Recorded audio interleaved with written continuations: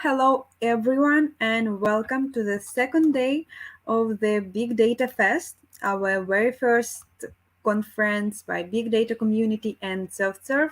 My name is Victoria, and I'm extremely happy to have all of you with us today.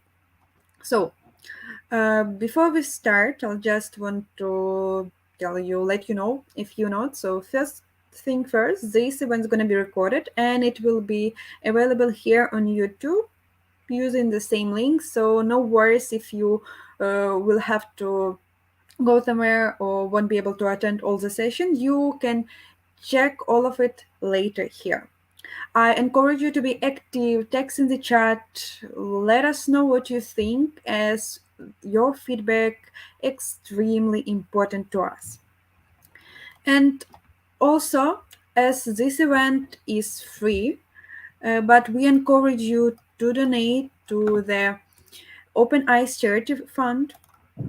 You can scan the QR code in the corner of the screen, and this money will be used for their buying their medical equipment for their hospitals in Ukraine. Okay, and right now I think it's time to welcome our first moderator, who's gonna stay with us like for the next couple of hours at least. It's André Zabowski. Hi, André, how are you? Great. Thank you. Hello, everyone. Oh, yeah, just proceed. I'll just let you introduce, first of all, yourself and our next speaker. And see all of you in some time. All right. Thank you, Victoria. Hello, everyone. And my name is André Zabowski. I'm data architect at SoftServe. I'm really glad to be part of this big data fest. It's really cool. And I hope this energetic music at the very beginning gives you like a good start and give you energy to proceed.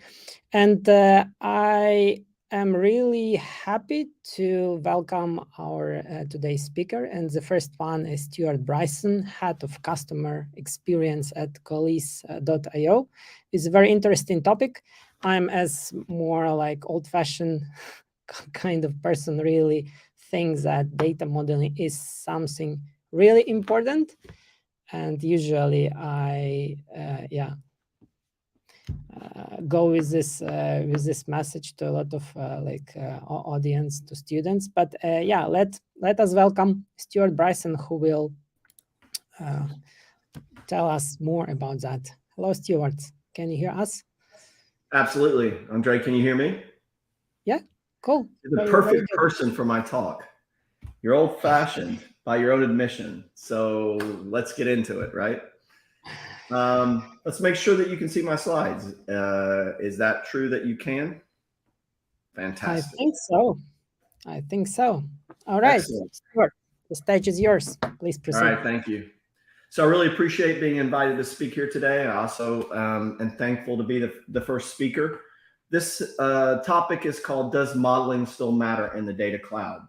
And by data cloud, I mean database technologies that are, basically separation of compute and storage. So there's a lot of database technologies that fall into that camp.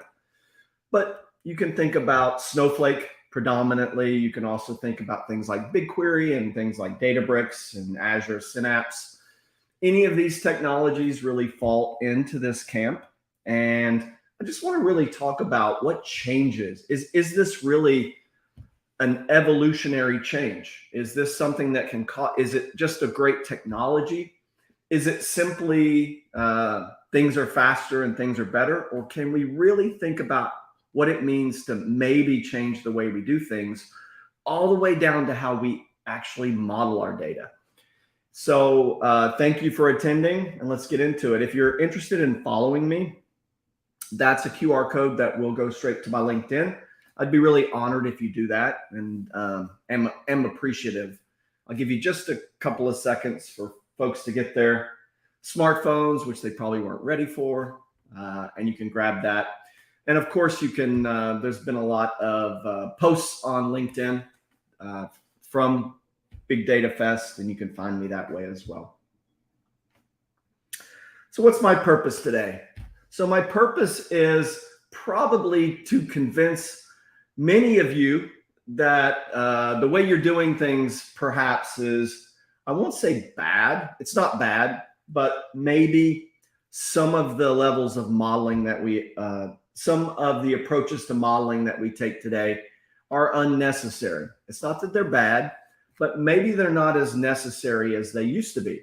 It's kind of like drinking 8 glasses of water a day. Remember that when that was all the rage?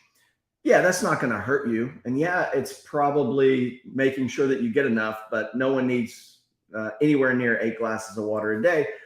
And I take the similar approach to modeling. So what is my purpose today? My purpose is that I think many of you are going to disagree with me completely. And my purpose is to change your opinion on that. So this is a scene from the very classic Frankenstein movie. And these are the villagers with torches going after Frankenstein's monster. Now, I don't think I'm Frankenstein's monster, but I think many of you will, I think I'm going to approach you at a place where you feel like you have a firm foundation. And I really want to challenge that, like all good presentations and talks do. Then I want to maybe hit you at your core. And I want to question whether or not what we've been doing for 20, 30, 40 years, depending on how you timestamp the first data warehouses, that maybe those creations were a product of the technology at that time. And yes, you can continue to do things the way you've always done them, but is it necessary when technology has drastically changed? And that's where I'm going to try to approach you today. So there are a lot of people that will try to convince you to go a certain direction when they don't completely understand the other option. And I just want to lay down a few of my bona fides, if I can, to try to convince you that I know what I'm talking about.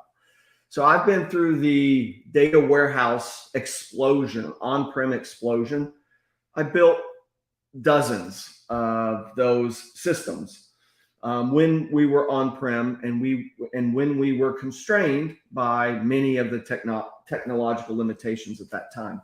This is my copy of Kimball's Data Warehouse Lifecycle Toolkit.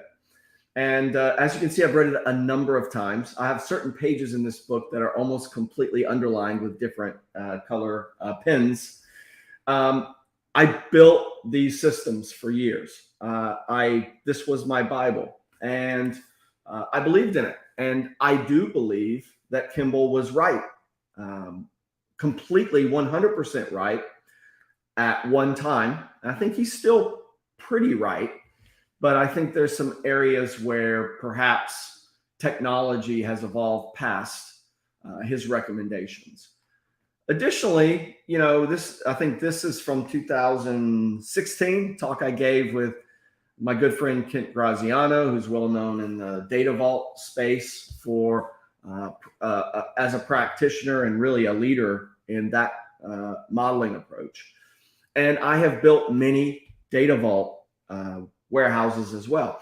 So I understand what it means to do an alternative approach as well. And this is a company that I founded and sold in 2019 called Red Pill Analytics. And we migrated maybe 40 different data warehouses for customers, from on-prem systems to cloud-based systems like Snowflake and BigQuery. And so we've gone through what it means to take an on-prem data warehouse many, many times and move it to the cloud. So hopefully you understand that I'm not simply dogmatic about some of my opinions. I've been in both sides of this debate and really was a true believer on how much modeling mattered back in the day. So I just want to discuss with you for a minute the concept of the data lakehouse. Now, I'm not trying to sell you a particular technology, and I'm not trying to sell you a data lakehouse if such a thing were even possible.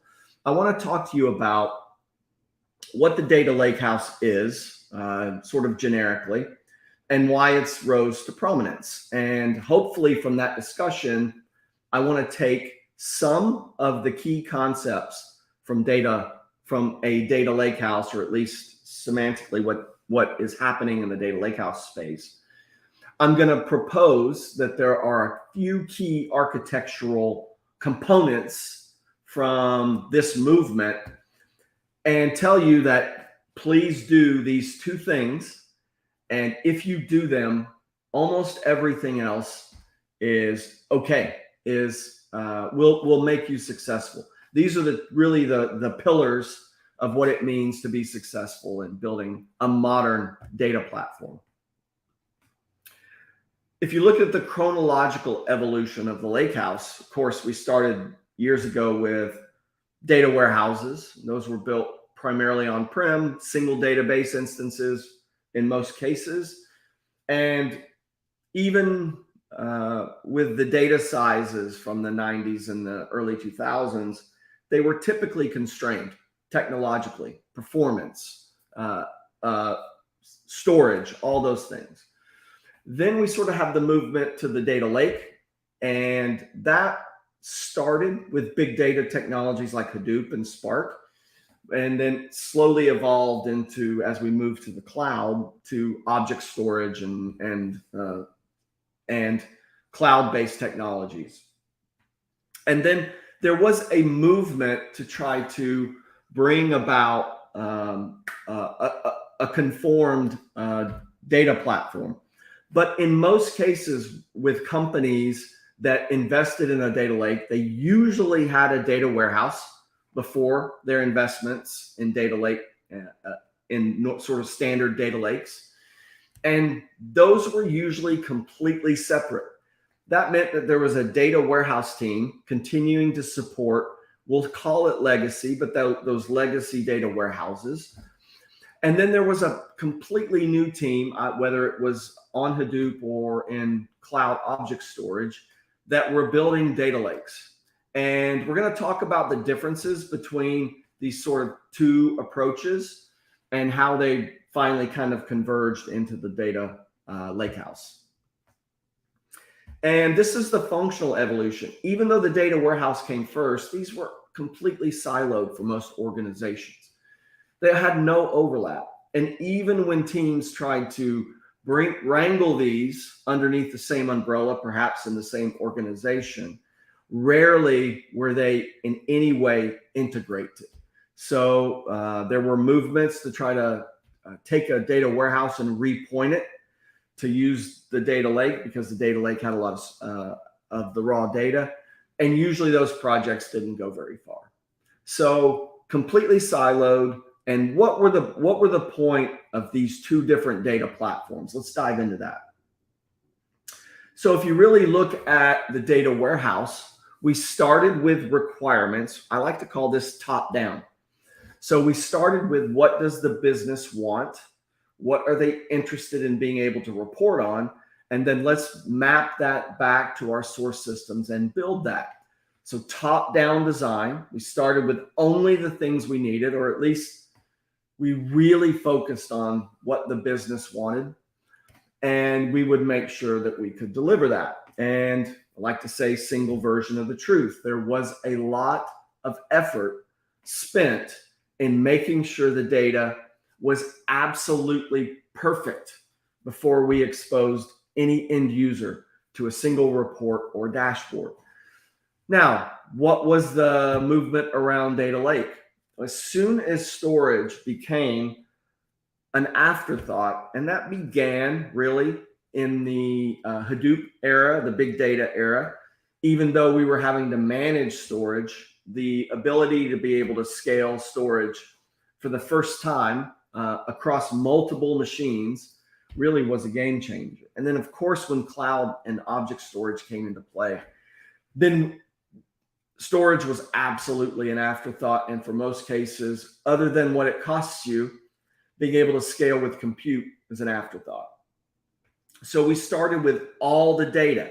So organizations said, where is our data? And they started with they drew a line in the sand and said, we're going to start storing all of our organization's data. We're going to go figure out where it is. We're going to grab it and we're going to bring it, in most cases, in its raw format. And we're going to put it in this thing called a data lake. And then we're going to do bottom-up design, meaning that as use cases as we confronted use cases and as we tried to solve business questions, we would evolve the data at that time. So what that means is that, yes, we have all this raw data, and someone in the organization asked for the ability to report on some particular business question. We would evolve the data at that time. We would curate it, join it, and evolve it in such a way to solve that use case. But rarely were those use cases taken into a more general design. And that's why I like to say any version of the truth. It doesn't mean that any of those particular versions of the truth were lies. They were simply not conformed. So when you looked at the first generation of data lakes, there wasn't a lot of cohesion between the different zones. And this is what evolved. And both of these patterns have their value. And both of these patterns are sort of critical for businesses today. And that means that we still need our data warehouse for the single version of the truth to make sure that all of the very few questions that it answers cohesively. And then the data lake is a way for us to go and attack any new pattern or any new use case that we have today and try to solve the organization's questions. And really, the data lakehouse is a design pattern that says that we want to have one data platform that does both of these things, that gives us the agility to answer new business questions quickly without 2, 3, 4, 5 month projects, but also continues to make sure that there are certain questions that are answered cohesively throughout the organization. So my apologies for this very low res version of this diagram, but it's very difficult to get a high res version of anything from Kimball today. He's been retired for quite some time. And this is the best I could do, so apologies. What I want to show you, this is from the Kimball Group, obviously Ralph Kimball, and it's a diagram of what a project plan looks like for your traditional data warehouse. And what I want you to really focus on here is just how long before we're doing anything other than academic endeavors, right? So we're doing all this stuff, and I'll say on paper, but it probably still wasn't on paper back then, but very close to it. We were modeling, we were doing project plans, we were meeting and interviewing the business, and we were making sure that we hardened our approach before we started doing anything with the data. And there's a reason for that. There's a reason why we were so, process oriented and wanted to make sure that we perfected the model before we wrote one line of ETL code. And that's frankly because infrastructure, it was an infrastructure problem. We had very limited storage. We had to decide which data we were going to keep and which data we were going to throw away because we couldn't store it all. And to be quite honest, we could only afford to store data once.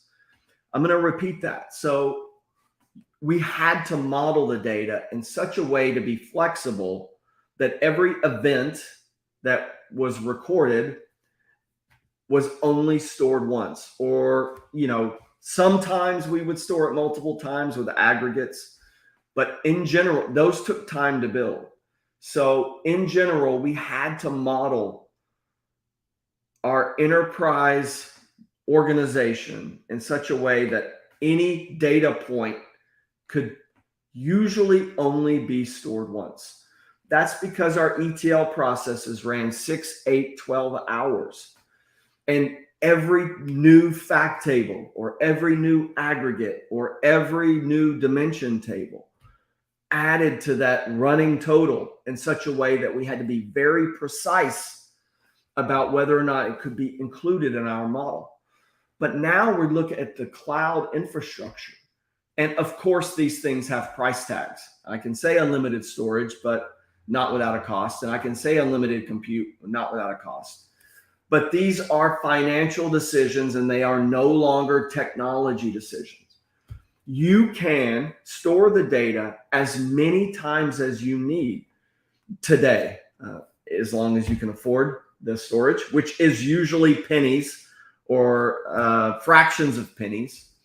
And then the compute, you can afford to run as many compute instances. You can afford technologically to run as many compute instances as you want, and hopefully financially as well. And we're not constrained with the 4 or 8 CPUs that are on the single database server that we purchased 2 years ago for $1 million. So you can approach your data platform today in such a way that you're not constrained to storing the data only once.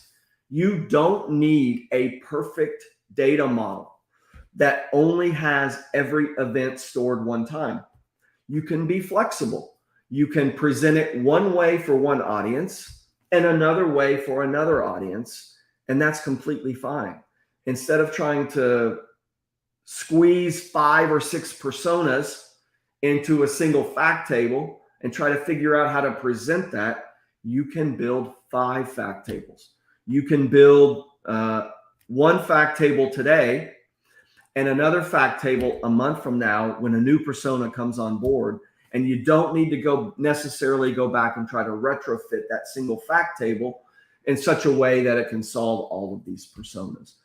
So in many ways, the modeling techniques, and I'm not going to call any of them out because they were all correct at a certain point in time from a certain perspective, they may not be absolutely correct today because they were trying to solve a technology problem. So what we need to do today is figure out what is valuable from those patterns of the past and not be dogmatic. We can't simply say, well, modeling philosophy A says do this, when modeling philosophy A was trying to solve a technology problem that no longer exists. So you've probably seen many diagrams like the one I'm about to show you. And this is just my take on it, built from the ground up. So, we have our sources on one side. So these are the different kinds of data that needs to enter our data platform. And then we have some different personas or use cases or patterns of how that data needs to be consumed on the other side. And what you can look at is I didn't coin this, the medallion architecture. And this means that we're naming our zones of data based on, different metals, frankly. So bronze, silver, and gold are common names for this, but you can name it whatever. And then diamond is sort of a relatively new addition to this medallion architecture. And, I want you may not have these particular layers in your data platform, but I want you to think about, as I talk about them, I want you to think about the different names you may have for these different layers, and think about what you're doing in them as I talk about my version of this, or at least the version of this that I've built for this talk. So what we're seeing first is the raw zone. So this is where your data lands. This is the beachhead for your data, the ingestion point.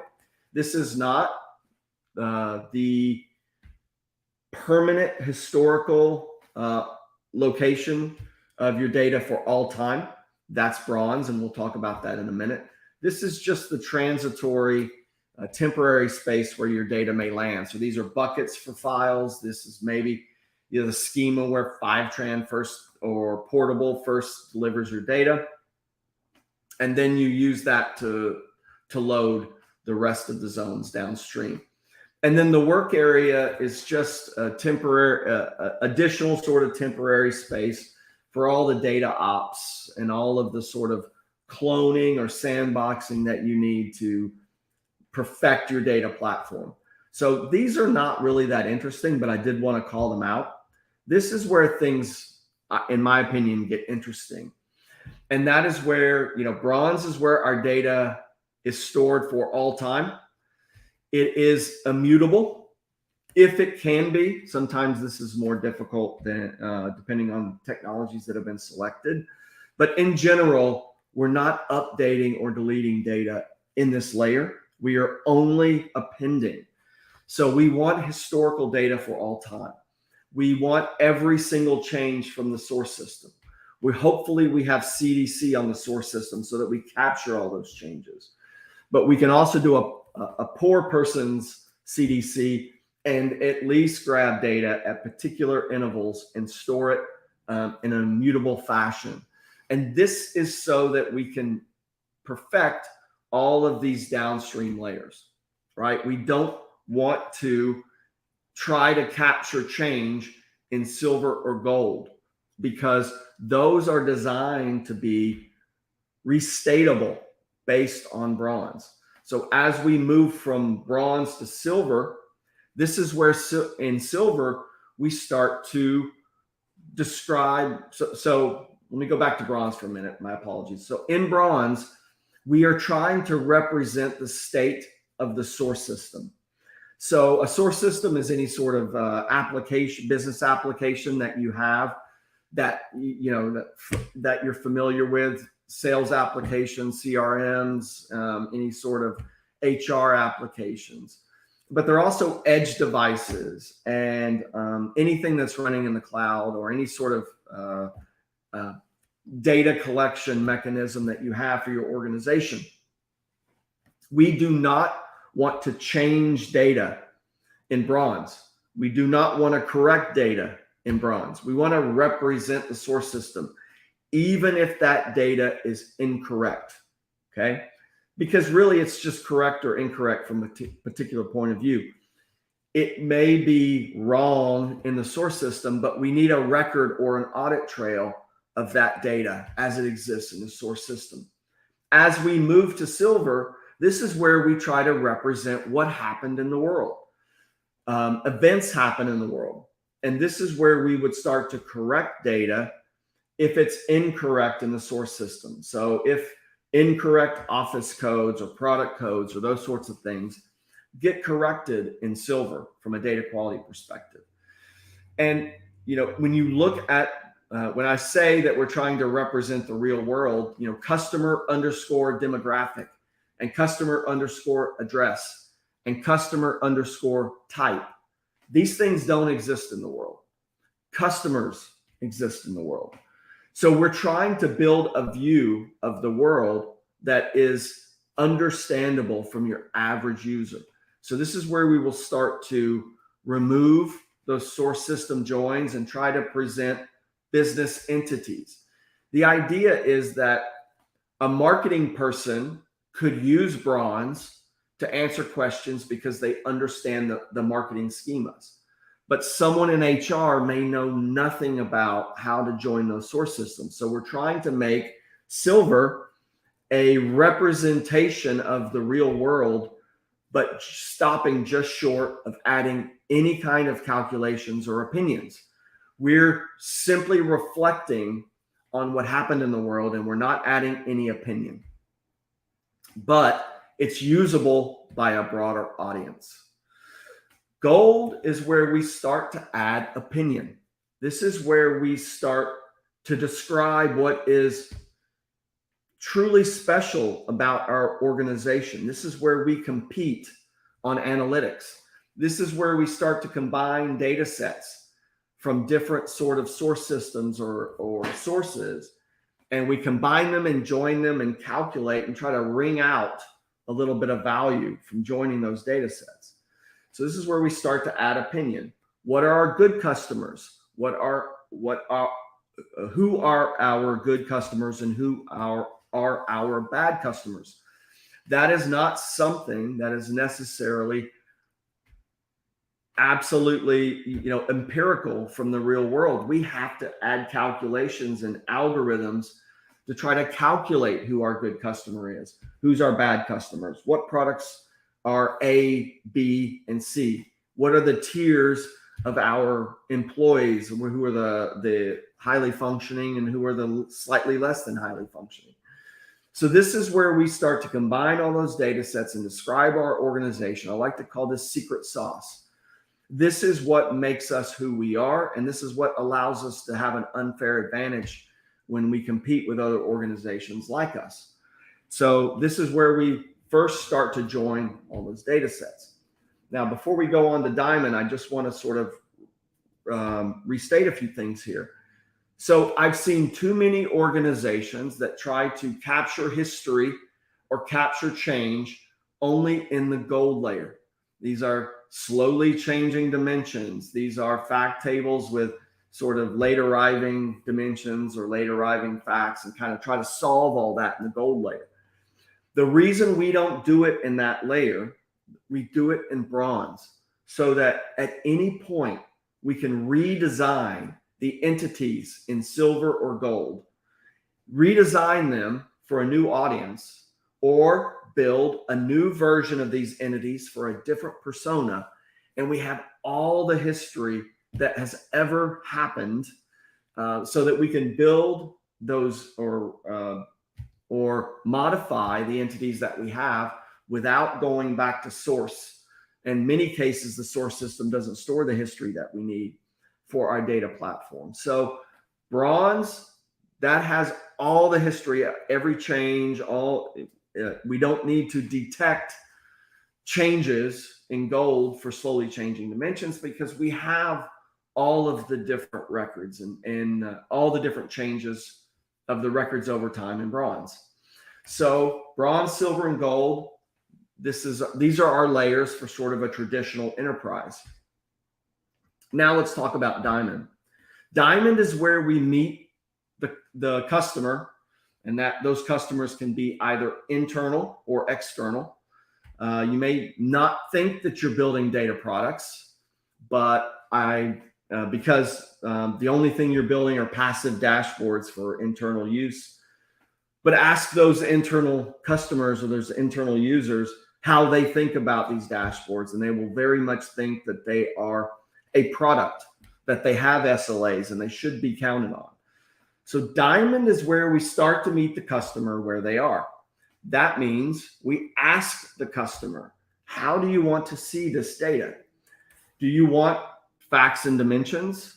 Or maybe you don't necessarily understand that or care about what a fact or dimension is. You simply have a workbook like Tableau or Power BI, and you have a certain way that you need to express that data, and you simply want one big wide table for each of these dashboard pages. Or maybe you're delivering a data API, you're delivering a product, and it needs to be versioned over time, and it needs to be very specific to what that API delivers. This is where we meet the customer where they are. We ask them how they want to see the data, and we restate it specifically for the customer.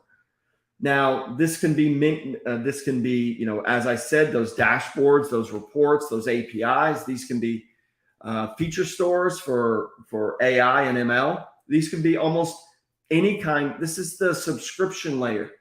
This is where the customer actually subscribes to the data. Now, I will say that every one of these zones is fit for use cases, is fit for consumption, honestly. Some people are very happy with reporting on bronze. Some people are very happy with just looking at silver. Some users will prefer gold because we start to add that opinion. But most of your customers simply want the data they want to see it, the way they want to see it.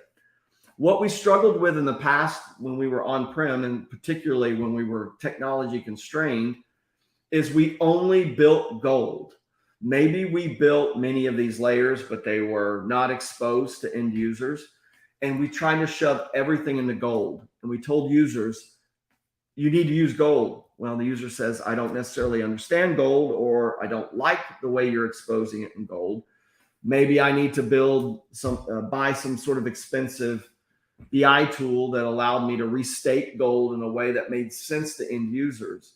Now we're doing it at the data level, and we're asking users in the different teams and the different domains in the organization, how do you want to see the data? And we're codifying it. We're making it part of the sort of official data platform. Because if you don't build Diamond, if you don't meet the customer where they are, and if you don't ask them how they want to see it and deliver that, they'll just do it themselves.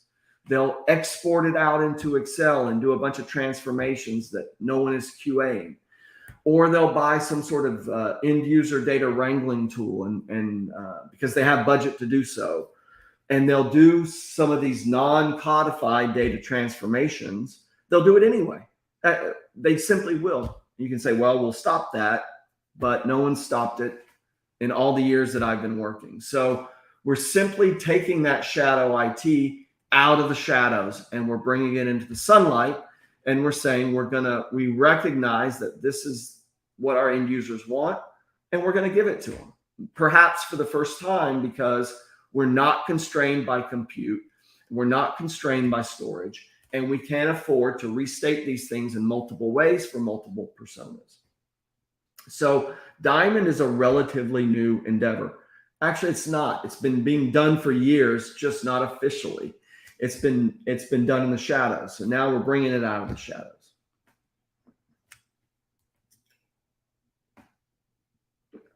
So one point, if you're not aware of what item potency means, it's just the definition is that a process can be repeated any number of times and yield the same results, right? So what we saw in a lot of data warehouses in the past, because we were only capturing change, things like slowly changing dimensions in the dimension itself and not anything leading up to the dimension, that you would actually get different results. Your dimension would have different data if you ran it every hour versus every day, right? So our data was a product of architectural, almost technological decisions about how often do we want this to run. And often we couldn't repeat it. If we ran it, if we tried to reload, we tried to rerun, we would lose all that history because our source system didn't have it. So item potency simply means that we have a layer like bronze, and anything downstream of it will yield the same results no matter how often we run it, no matter what changes we make to those entities downstream. So when I told you at the beginning of this talk that there were sort of two architectural things that matter the most, and they are our bookends. They are the bronze layer and they are the diamond layer. If you build a bronze layer that has all of your history for all time and is immutable, meaning it's not going to be refreshed, it's not going to simply present the state of the source system, but it has all the changes in the source system over time. If you have the bronze layer, and if you have the diamond layer where you go and you meet the customer where they are and present the data exactly how they want it. The point of this talk is if you do those bookends, it really doesn't matter what you do in between. And what I mean by that is I'm not saying that all modeling techniques are created equal. They are. They are not. There are lots of pros and cons from the different modeling techniques. These are things like the Kimball methodology, corporate. I'm sorry, I'm blanking on what Inman called his first generation of modeling technique, and then all the way to Data Vault and many other technologies. There are pros and cons to all of those modeling techniques, but at the end of the day, if you build bronze the way I'm suggesting, and if you meet the customer and build diamond, then you can have those debates, but at the end of the day, you don't have to build the perfect model. What the end user sees is indeterminate. It's what they want. So the modeling technique that you choose does not affect that. And if you build bronze, then you don't have to try to squeeze change detection and hashing algorithms and all these other things into your model because you have all the history. So item potency means that you can focus on just delivering value to the end user. And of course, you can have these debates about what modeling technique to use. But at the end of the day, you will be able to deliver the same results with any of them. And that's really the point, is that technology has drastically changed our approach to delivering value to the end user. Now, this is from 2012, I think. I'm showing my age. I was commissioned by Oracle to try to help them make sense of the big data revolution. Hadoop was just coming into play, and we were trying to come up with a reference architecture. I was very much in the Oracle space back then, and trying to figure out what it meant to build a cohesive data platform as Hadoop and cheap storage were starting to kind of creep into the equation. And the only reason I show you this is we were already thinking about these kinds of approaches even then. So you can see that it's not exactly the same, but we had some of these layers. We had that work area, that raw area where data was transient. We were building a foundation layer that was sort of a combination of bronze and silver that was immutable, right? We had the idea that our access and performance layer, which is pretty much gold, should be restatable. Even then, we were thinking about that. So this is not necessarily new. There hasn't been a light bulb moment where suddenly everyone was smart and clever with data. It's just simply that this was an evolution of technology that allowed us to be smart and clever with data. We were constrained. We were doing the best that we could.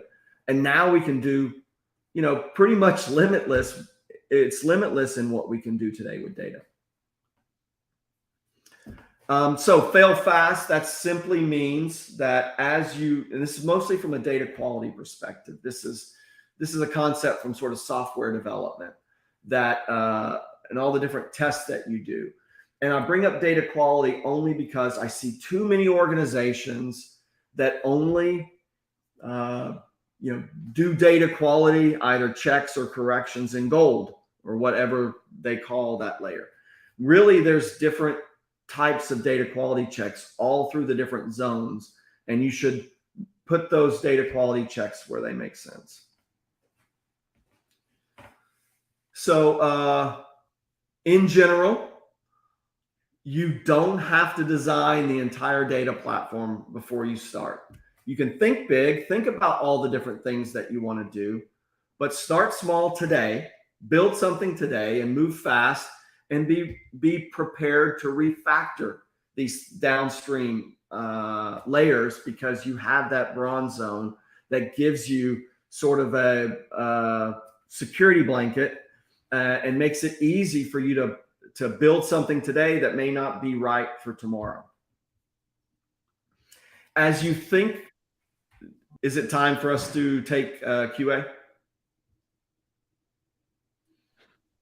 Yes, actually, yeah. The rest of the slides are unimportant, so we can move straight to questions and answers. Yeah, we have about 3 minutes. Okay. Maybe two questions from my side. So Sure. don't you think medallion architecture is a kind of reincarnation of Inmon architecture when we have like big enterprise data warehouse in the middle, which is kind of silver Yeah. layer, and data marts, which is kind of gold layers? Yeah. I think it's a good question, and I think you're 50% right, or the answer is 50%. And because when Inman would load the central data warehouse, that was modeled and designed, and there was a lot of effort put into that. And there wasn't a layer before that was just raw data, that was immutable, that allowed you. The thing is, what we want to prepare for is the ability to, if you're talking about the central data warehouse, the way Inman described it, what happens when you want to make a change to that model? What happens when you've decided that really I should have 6 attributes instead of 5? I should have changes to that. How do you reload it? What if the source system did not have those data points, or you weren't capturing them? So what Bronze does is allows you, if it's immutable, it allows you to have that silver layer, which might be something like the Inman design pattern. It allows you to make changes to that and reload it or restate it. So what we would see in the past is we would build that Inman or that Kimball architecture. We would load directly to that model. And then when we realized that we'd made a mistake, or we had a bug in our ETL, calculation was being done incorrectly, then we were just out of luck, because that's the single place that we started loading. So what we want to do with Bronze, and whatever we want to call Bronze and whatever we want to call Silver, is have a layer that simply represents the source system. And that's, I think, what was missing from Inman. Maybe we had those staging layers, whatever we want to call it, but often we didn't persist that over time. So have a place like Bronze before you go to whatever methodology you want to start delivering. And then downstream from those methodologies, have a diamond layer where you meet the customer where they are and present the data exactly the way they need it. You could even shift from Kimball to Inman and back again in silver and gold, and not lose any data and not lose any value. Does that make sense?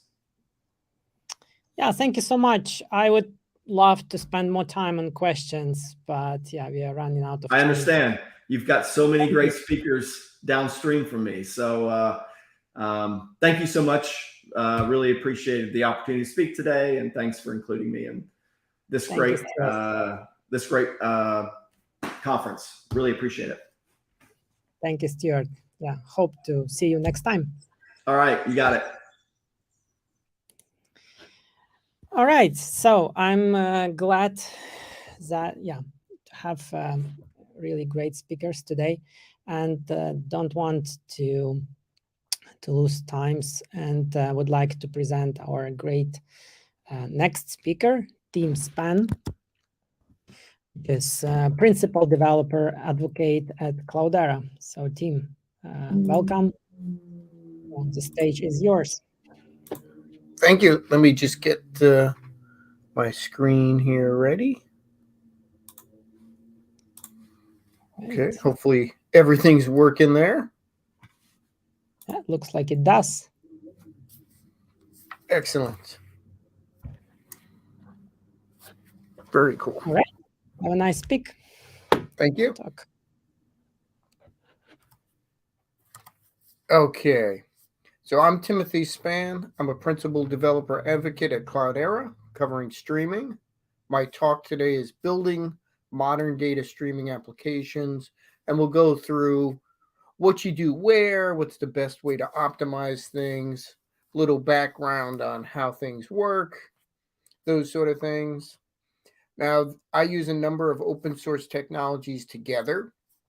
I call that the flank stack, just to make it simpler and to give people an idea. There's a whole debate. Do you call something a stack in the modern world? Probably not, but I don't have a better word for it. We have a long debate going back and forth on that. I run a meetup. It is for the people who are not geolocated near me. It is also online, and if the hours don't make sense for you, it'll be on YouTube later. So you can check that out. I put a newsletter out every week. Again, I mentioned that meetup, if you're interested in joining, don't have to be near me in where I am in the East Coast. I want to thank the conference again. Amazing free conference, but please donate. This is a very important cause, so make sure you go there as thanks for all these speakers and all the work they did to set up this conference. Thank you. So I'm going to be talking about streaming. And if you're doing all streaming, it's like you're living in the future where everything's going fast and everything's working well. And why do you care? Certainly you can get your data, at standard intervals every couple minutes, every couple hours. And certainly for some things that matters. But today, getting things real time, getting them quickly, being able to get the data and get that into your systems quickly means that you could start making decisions, doing analytics very quickly. Some data does start getting bad, not as valuable as it was if it's, older data. It might have value for other things and maybe as aggregates, maybe as doing machine learning training, but often if something happens right now, I need to act on it right now, especially in things like, you have social media data coming through, you're looking at live things on a web page, you're getting logs in that's saying you're being hacked, you're doing financial trading, you're doing fraud analytics, lots of reasons you might want to work on the data before it's been sitting there for a while. Again, maybe that makes sense. Maybe you have no one who's going to look at the data. You have no automated systems there. Maybe it doesn't matter. I think it matters.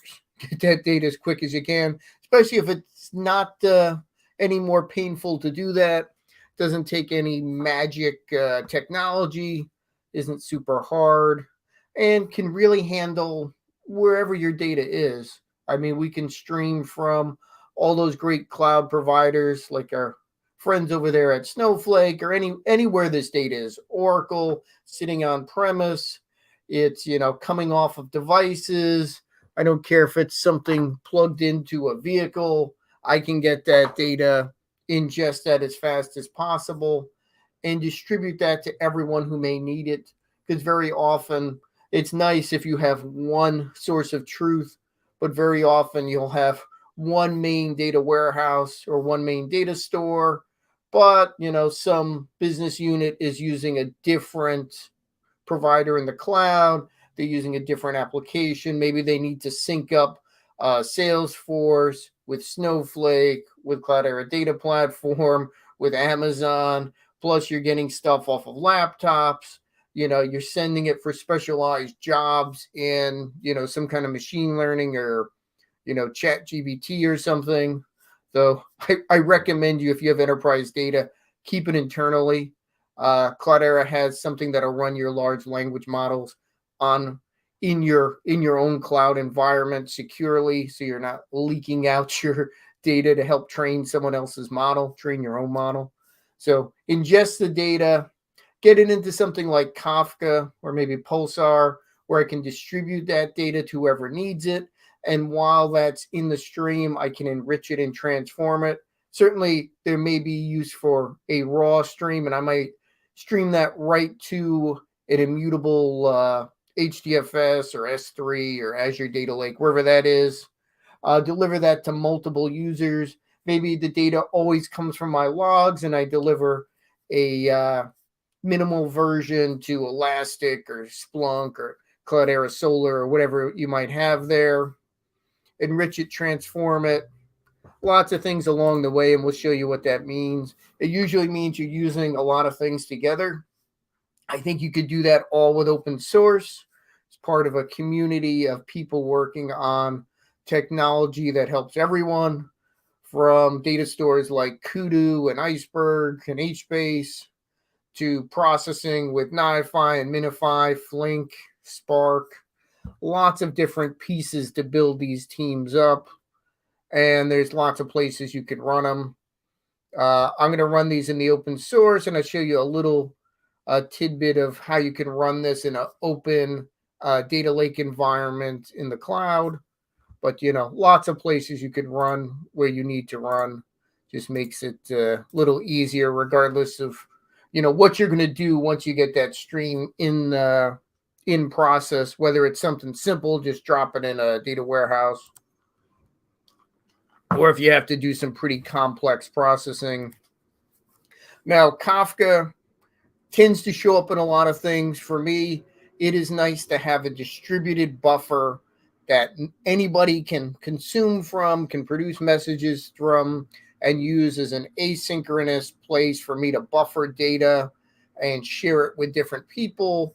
It doesn't matter what language you use, what program you use. I can have NiFi produce the data, a Spring app read it, a Python app, Go, Kotlin, whatever you may have there, scales out as big as you need to go, partition and distribute that data among the different servers, allow us to replicate it between different clusters. So, if I need to have it on premise and in different cloud zones, I could do that. I can make sure data comes in unique and in order, and it runs pretty fast. It has been around for a while, so you know that it's not some new tech out there. Yeah, obviously it shares a name with a great writer, and I got to visit his museum. Really cool place. If you're in Prague, definitely go there. Really cool. So what can you do with Kafka with common use cases? Like I said, universal buffer, very helpful. Even if you don't need things at speed, someone may need to distribute that data, and as opposed to taking it, saving in a database, then reloading it, putting it somewhere else, get it in here. Let someone store it in Snowflake, someone store it in Kudu, someone in Iceberg, someone use it for a real-time app. Great way to distribute data very quickly, and we'll show you how useful that is.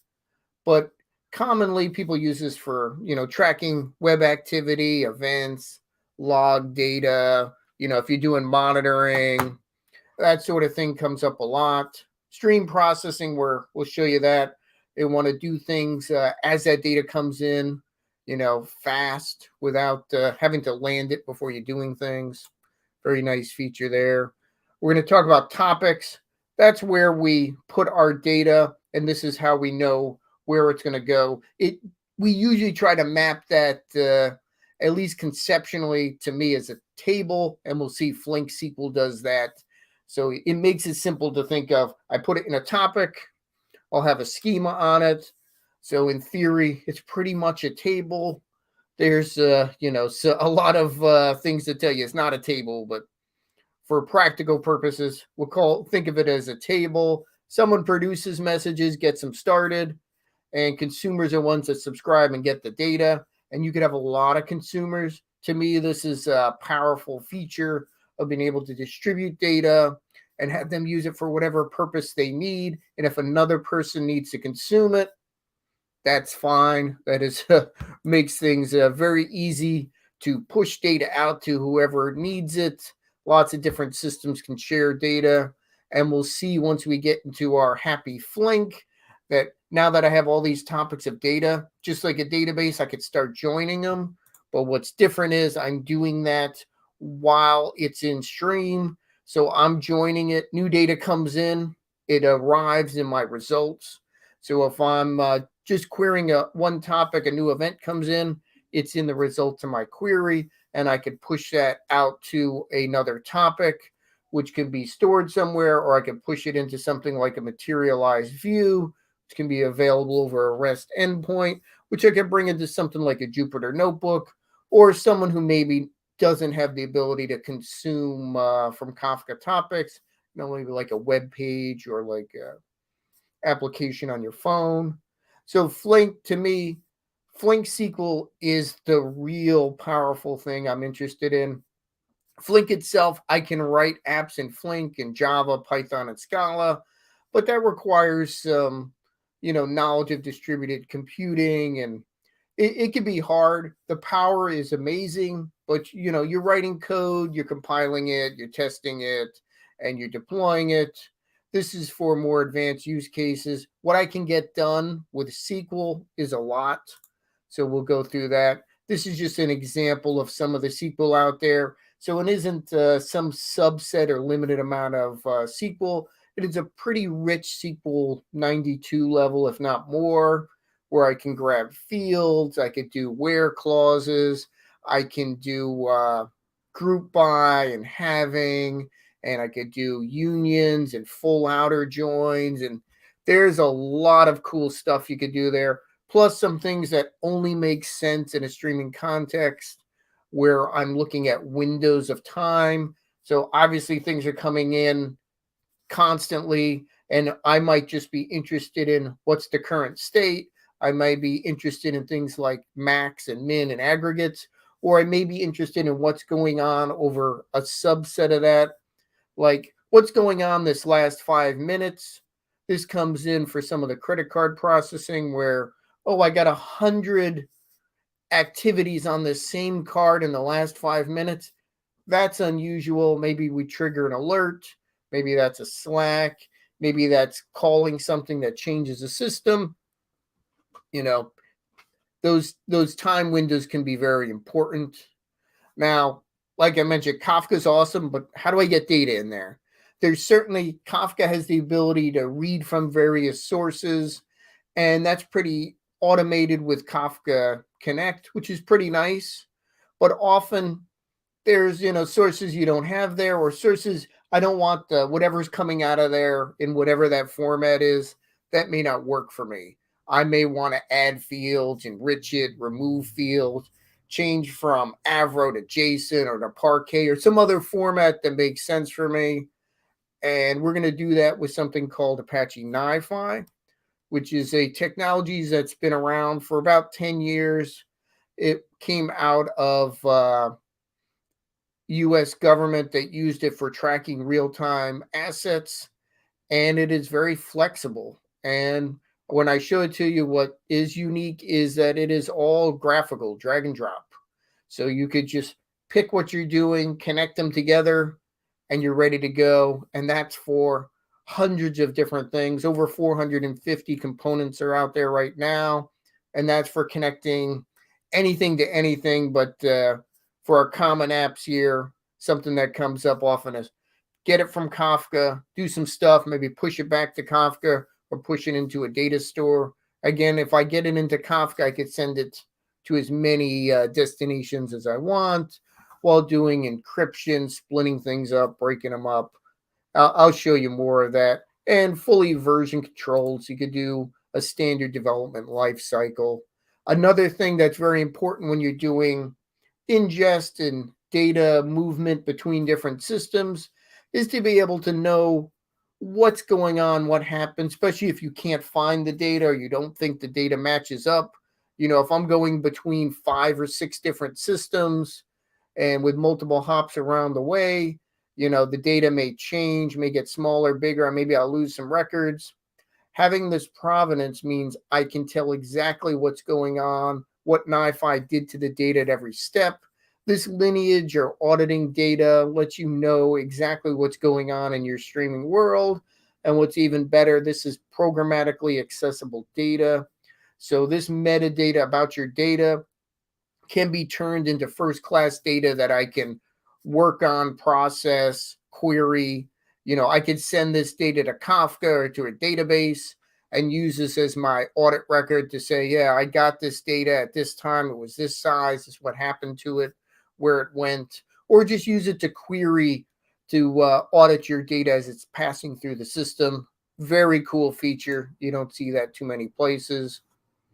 Now, if you don't see the components you like, well, guess what? You can write your own. And that's pretty much any part of the system. Again, everything is fully open source, and it's a great community out there if you wish to do things. I've added some of my own for deep learning and text processing. It is pretty simple. Right now, they have to be written in Java, but we've got some extensions coming for other languages. But what's nice here is build it, deploy it, and then anyone can use it, and it gets the full power of NiFi I've written a couple here if you're interested in looking at some of them, just to give you an idea. Another pretty powerful feature is NiFi can work with any kind of file. So that could be an image, it could be a PDF, a Word document, Excel, a zip file, and I'll show you some of that. But it can also work with things that look like tables. Again, this is important for our idea of virtual tables. So maybe it's JSON or Avro or XML or comma separated file or a log or Parquet file. I can transform that with no code, no knowledge of it. Maybe I'll keep a schema of that in a shared schema registry. So when I communicate with Kafka or Flink or Java or somebody else, we're all on the same page. We know what that data is supposed to look like. What are the fields? What are the types? Are they nullable? Those sort of things. So conceptually, a table. So I can convert between different formats very transparently, very easily, dynamically if need be. Makes it very easy to work with data, especially if I want to push it to Kafka later for someone to do, maybe joining a couple streams together or doing whatever you may want to do on a live stream of data. What makes it kind of unique is when you look at it, you'll say, well, it's just a UI. Is that running on one server? Or in my case, running on my laptop? Sometimes it is. Sometimes it's running on 100 or 1,000 node cluster. When you're looking at it, it doesn't look any different. The only thing different underneath the covers is how do I process data and where? I can decide how I want data distributed every step of the way. So maybe if I'm grabbing data from a file on FTP, I might only want to do that on one primary node and then have that distributed to every node in my cluster. So it's all shared. And I can control how I do that at each step with full back pressure, prioritization. And you see here, I can round robin it. I could partition things based on metadata or the actual data to decide where it should go. Lots of power there, and I could write custom ones if I really needed to, but pretty important. This is also works well when we're running this in a Kubernetes environment. So if I'm adding nodes or removing nodes, they can dynamically be controlled and added and just start taking over for that data as it bounces through the system. Really simple. It's a nice feature though. Now, when I show you NiFi, you go, oh, this looks too complex. I'm dragging a lot of stuff. There's a lot going on. Couldn't it be made easier? It can be made easier. So we've written some of the most common flows that people do, made them into a gallery of ready-made flows. You come here, you pick the one you want, click it, type in a couple parameters such as, what's the name of your Kafka topic? Where's that cluster? And press go. It's put into a designer, and if you like it, you could just press deploy, and it runs an environment, scale it up and down, however big you want. Makes it a little easier. And again, that'll sit in a flow catalog, which is your central repository for all these flows. Makes it easy to work with. Like I mentioned, adding some non-Java ways to extend it. First up, and is in beta now, is writing your own custom processors in Python. So you use all those cool Python libraries out there. Python 3 and greater, please. But yeah, great way to integrate with machine learning. And yeah, it looks nice, has all these features, but can it scale? Can it run my data? Yes, for millions of events and as quick as you need to. As you see on a single node, can push through almost 1 million rows a second. And this is an older test. We're probably a little more performant now based on the newer JDKs. So, you get the JDK 17, and you're probably blowing past these numbers. And these are on small nodes with like 32 gig of RAM. And it's pretty complex flow there. This is my cat. He's okay. Apache Iceberg is not part of streaming, but it's a really good place to be syncing my data to. I just wanted to mention that if you haven't seen it, it's a pretty awesome table format. We have a website that shows you a bunch of different connectors in case you're wondering, can NiFi do it? Yes, it can. But let's show you some code. And I've got a bunch of extra slides here. So in case the demos don't work, or when you're taking the slides later, you can look at them and going, hey, what did Tim do in these demos? Hopefully my environment didn't time out. I've been talking a while. I've logged into my cloud environment here. And a feature I didn't mention is I could take one of these flows. If it's idempotent, has a start and a stop, and I could deploy that as a function in Lambda, Azure Functions, or Google Cloud, and it's pretty straightforward. But we're not talking about that now. I'll show you one of the designers. The nice part of NiFi is, despite the fact that it has that UI is replaceable. You could use your own. And I know a couple of people have written their own UIs. It's a little excessive there. But there's a couple of popular versions out there. This is the Cloud Designer. This is a pretty easy way to run and test your flow. As you see here, we're seeing numbers as the data comes through. Each one of these steps is a configurable connection that can be load balanced, because I don't know how many nodes this is going to be deployed on. And you can see we could do a lot of things like split up JSON based on a JSON path expression, update fields in a record based on different things. Here I'm just setting some values that I had in the metadata. And then again, pushing that data to Kafka. Here it's a secure environment, but it's pretty straightforward. When you see things and you're like, hey, that's not a real name for a server, we like to separate code from parameters.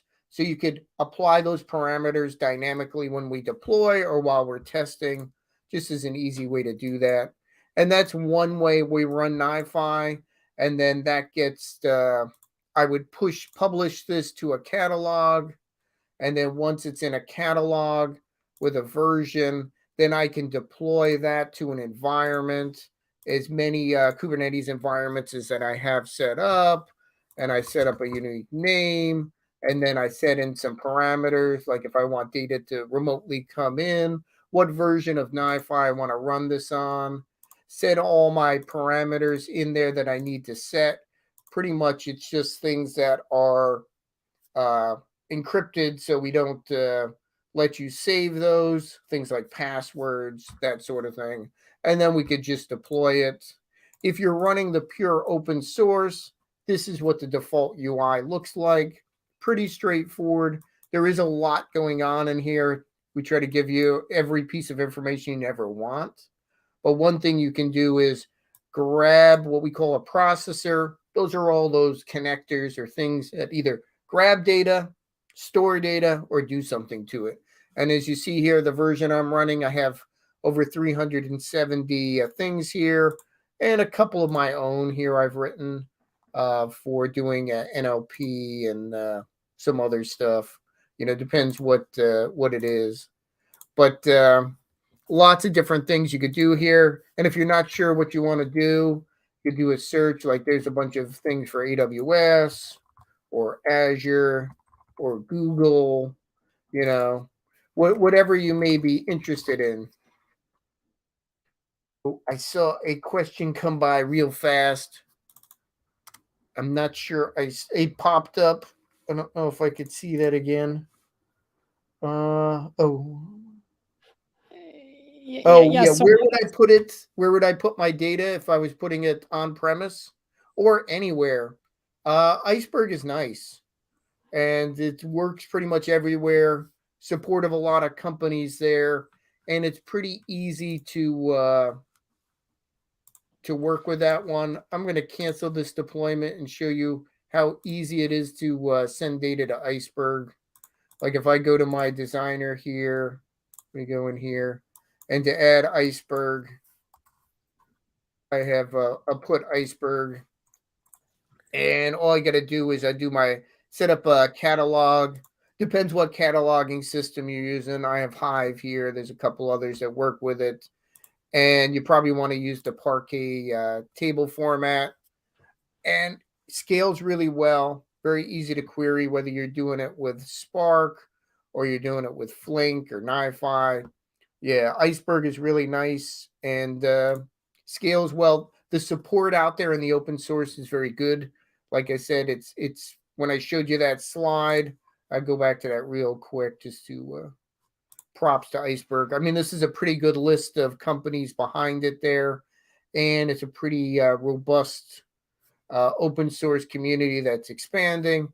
And there's a couple of vendors just doing Iceberg like Tabular that are really pushing this out. So yeah, I recommend that. Delta Lake is nice, but it's pretty much Databricks, and the open source license is not Apache. I kind of like Apache is we know the community's there, and it's not stuck on one particular vendor, which is nice. It's a community out there. This flow right here, I'm grabbing all the zip codes in the United States, and they are in a CSV file. Here I convert it into JSON, split those records out into individual, grab the zip code because that's really all I need. And then I'm going to call a API in REST and pass in that zip code to get results back. And as you see here, it's coming through the system. This is that provenance I mentioned. And I can look at individual provenance records and see things like what time it came in, how long that's been sitting in the system. There's a unique ID for it, size, all those sort of things, anything I might have changed, plus all the things that came from my REST call. And I can actually look at the content. Here it is CSV. So CSV came in, and here I'm going to route. If the file's too small, there are some zip codes that don't have air quality forecasts. Okay. I'm going to add a timestamp because you really should have a timestamp and a unique ID. Why someone has a REST endpoint that doesn't give you a unique ID is beyond me. I don't know why you would do that. Another thing that's kind of unique with NiFi is here. Let me make sure data is coming into the system. I've got it on a timer because this company doesn't want you to call them too frequently. If it's more than 500 an hour, they get upset. I can call things tens of thousands of times a second. So I could just stop things. I don't lose data. It comes into this queue here, and I could look at it. I could also move data on the fly somewhere else, which is a cool feature here. Yeah, it's backing up.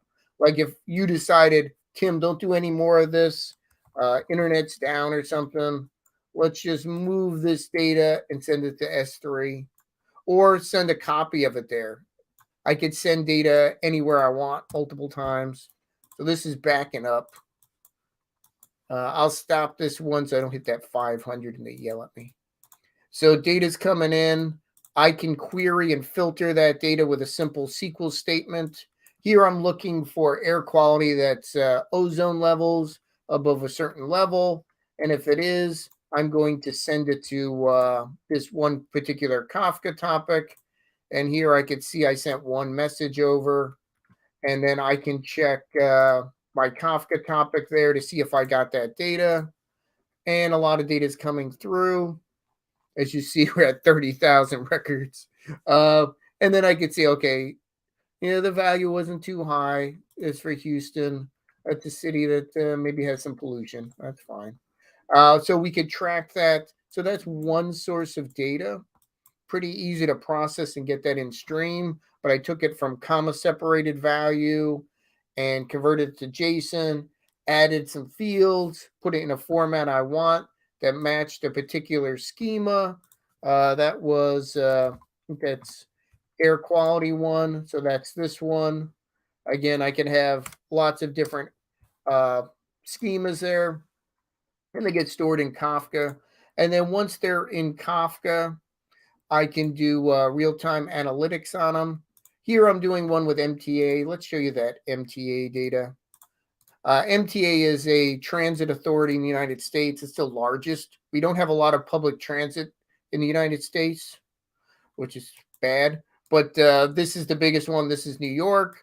So they give you a REST endpoint where you can grab all the data, and I'll read it. And here I'll pull out the fields I'm interested in a pretty complex JSON file. So I'm going to reformat that with just the fields I care about. Add again a timestamp, a unique ID. Here I'm controlling the rate. Otherwise, it'll do 10,000 records a second, which is cool when you're processing stuff, but not when I'm trying to show people a demo. I've got my view here for this process, doing a sample, showing you the time every one record a second, just so it's not flying by. So I have this control to slow down the data. Otherwise, show you streaming normally, it's just a blur. Not as exciting when you're trying to figure out what's going on. Moves by a little too fast. But this lets it be controlled. And what's cool here is I can see behind the scenes, see what's going on with my open source job in Flink. And as you can see here, it's taking that source and dropping it to a sync, which is just a sampler to show that. I could also push that to, I can do an insert here, insert that into another topic or into some other resource that I have. I could also create functions, drop them in as part of the SQL, whatever makes sense for you. Can run a lot of different jobs, set up virtual tables. Right now, I'm just connected to my schema registry that gives me all those fields, and through that to my Kafka cluster. Pretty straightforward. Another example I have out there is connecting from the edge. So this is my edge management. Again, this editor will look a little similar. This will deploy to Minify, which is a smaller version deployment of NiFi that's designed to run on devices. I have this running on a Raspberry Pi sitting next to me that's got constrained memory. I could either deploy that as a Java agent or C++, and it's pretty similar to that normal NiFi thing. Here I have a ADSB plain tracker on there, and I'm grabbing that data, adding some metadata, and then sending it to NiFi. Also reading files from a sensor on that device as well. I can run a couple things, and those are coming in here. NiFi can act as a HTTP listener or an SMTP listener or an FTP listener. It could listen to, it could pull or push lots of different data from syslog to whatever you need. Here, I'm routing that data in, and I paused it, not losing data, but I'm going to start it again so that data's running through the system again, so you can see data coming in. And as you can see here, I'm splitting out records, giving them a schema, getting the fields I'm interested in, splitting those up again based on aircraft, adding a timestamp. Oh, I should turn that on. Querying them based on, make sure that they have lat and long. Sometimes planes don't tell you if they have that or not, which they should. And then at the end, I'm just going to publish that to a topic in Kafka. Again, a pretty common thing here where I want to get that data somewhere where I can share it. And that's in my Kafka topic. If you look here, you're like, ooh, you put junk in there? No, that's Avro. And I'll apply the schema so I could see that in a human readable format. And I could see the tracker of the flight, altitude, where it is. And as those records come in, I'm getting them in my Flink SQL query here. Again, we can look behind the scenes at the Flink job here and see it's taking a source, doing a group by, and getting our results. Pretty straightforward. And for each event that comes in, I'm getting it. This one, I'm doing some maxes. As you can see, what's the maximum altitude? This has been minimum. Just things to look at, just to show you some of the SQL you could do. I also have one in for that sensor that's coming off that. And the sensor readings are pretty standard because the sensor's like right where my hand is. So, temperature's not going to fluctuate too much there. And same with volatile gases. Hopefully I'm not producing too many volatile gases with my talk here. I guess that's for you to decide when you put a little review there. So again, we get that data into Kafka so I could share it. I guess we're getting close to time here. Should probably see if there's any more questions. Right, Tim. So it's really great talk, and yeah, I personally have a lot of questions, and we Sure. have some also in our YouTube channel. So maybe first, quick question from my side. You showed that yeah, it's pretty easy to convert different formats in NiFi into Parquet, like for example from JSON to Yep. Parquet and from other formats.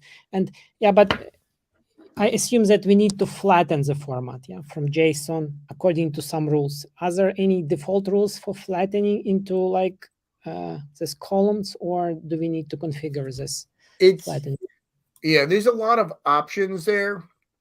Yeah, sometimes JSON will come by multi-layered, and for this particular flow here, I am breaking it apart because I want to split it out. And I could split out the records by different means. Commonly with JSON path is one way. There's a processor to split out records. You're only dealing with one at a time. I could use JSON path to pull out individual fields. As you can see here, this one's pretty multi-leveled, depending on how you want to do it. Or you can take, most formats will accept this nested stuff. And when you convert it, like JSON to Avro, I could do it. It depends what you want that final data to look like. We also have a Jolt transformer that lets you do some, if you haven't seen Jolt before, it's a pretty cool way to adjust these things. And that'll work on, we've made that work on non-JSON data. So you could do that if you have some, weird data. Let me show you here. Like, we have a lot of different types of things we support here, like Avro, CSV, JSON, Parquet, XML. Also, we can grab things like log files, and using Grok, we could automatically reformat them. So yeah, you could either take the data it is and just push it over, or you can clean it up as much as you want. It really depends on how you want that data to look. If you set a schema, the tool will use that schema to pull it apart. So if you drop some of those fields out, you could do that. You could also use this processor here, the query record. And that one, you could use that to grab any fields you want. So if you want to pick only some of the fields, and that'll support doing path expressions. So you can do that as much as you want. All right, Tim. Yeah, thank you so much. Yeah, we'd like to spend more time, but maybe just really quickly. So if you're talking about questions you can see on the screen, like are there any free community version? Is it still supported? There's open source editions which will run anywhere, which if you want to do the open source, there's also in the slides I reference the community edition that runs in Docker. That does not provide support other than, you post something to the community forum and we'll help you where possible. And it is the full version that we release. It's just in a Docker environment. I'm actually using this for part of the demo. It's just running on my laptop. So yeah, it's pretty solid. But if you want to go to production, I don't know if I would do that in a Docker component, but you can. NiFi is the same. All right, I see.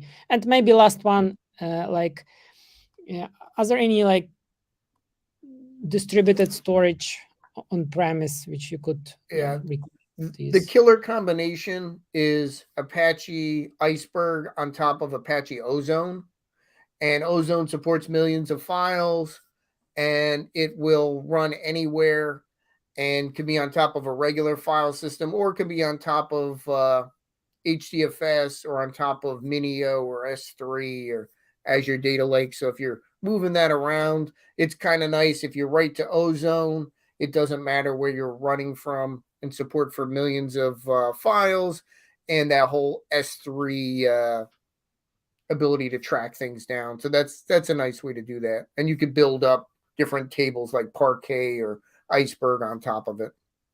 Cool. Thank you so much. It was really great, and I hope to see you next time on the next conferences. Thank you, Definitely. team. Thanks a lot. All right. So now it's time for a brief talk. Thank you, everyone who donates to our charity funds, OpenAI. And please don't hesitate to do that if you haven't done it yet. And see you in 3 minutes. Let's have a really short break.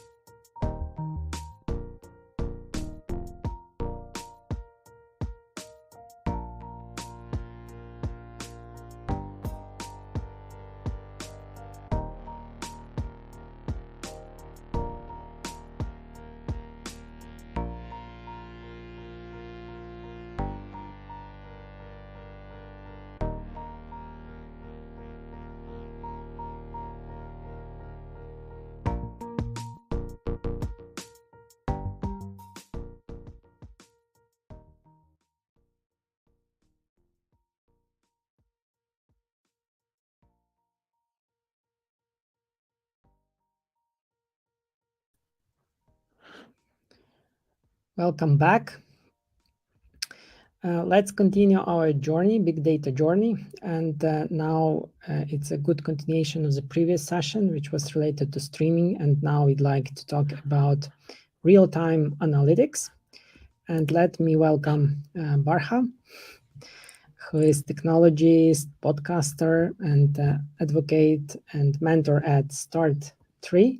So Barkha, can you hear us? How are you doing today? Absolutely. Can you hear me, André?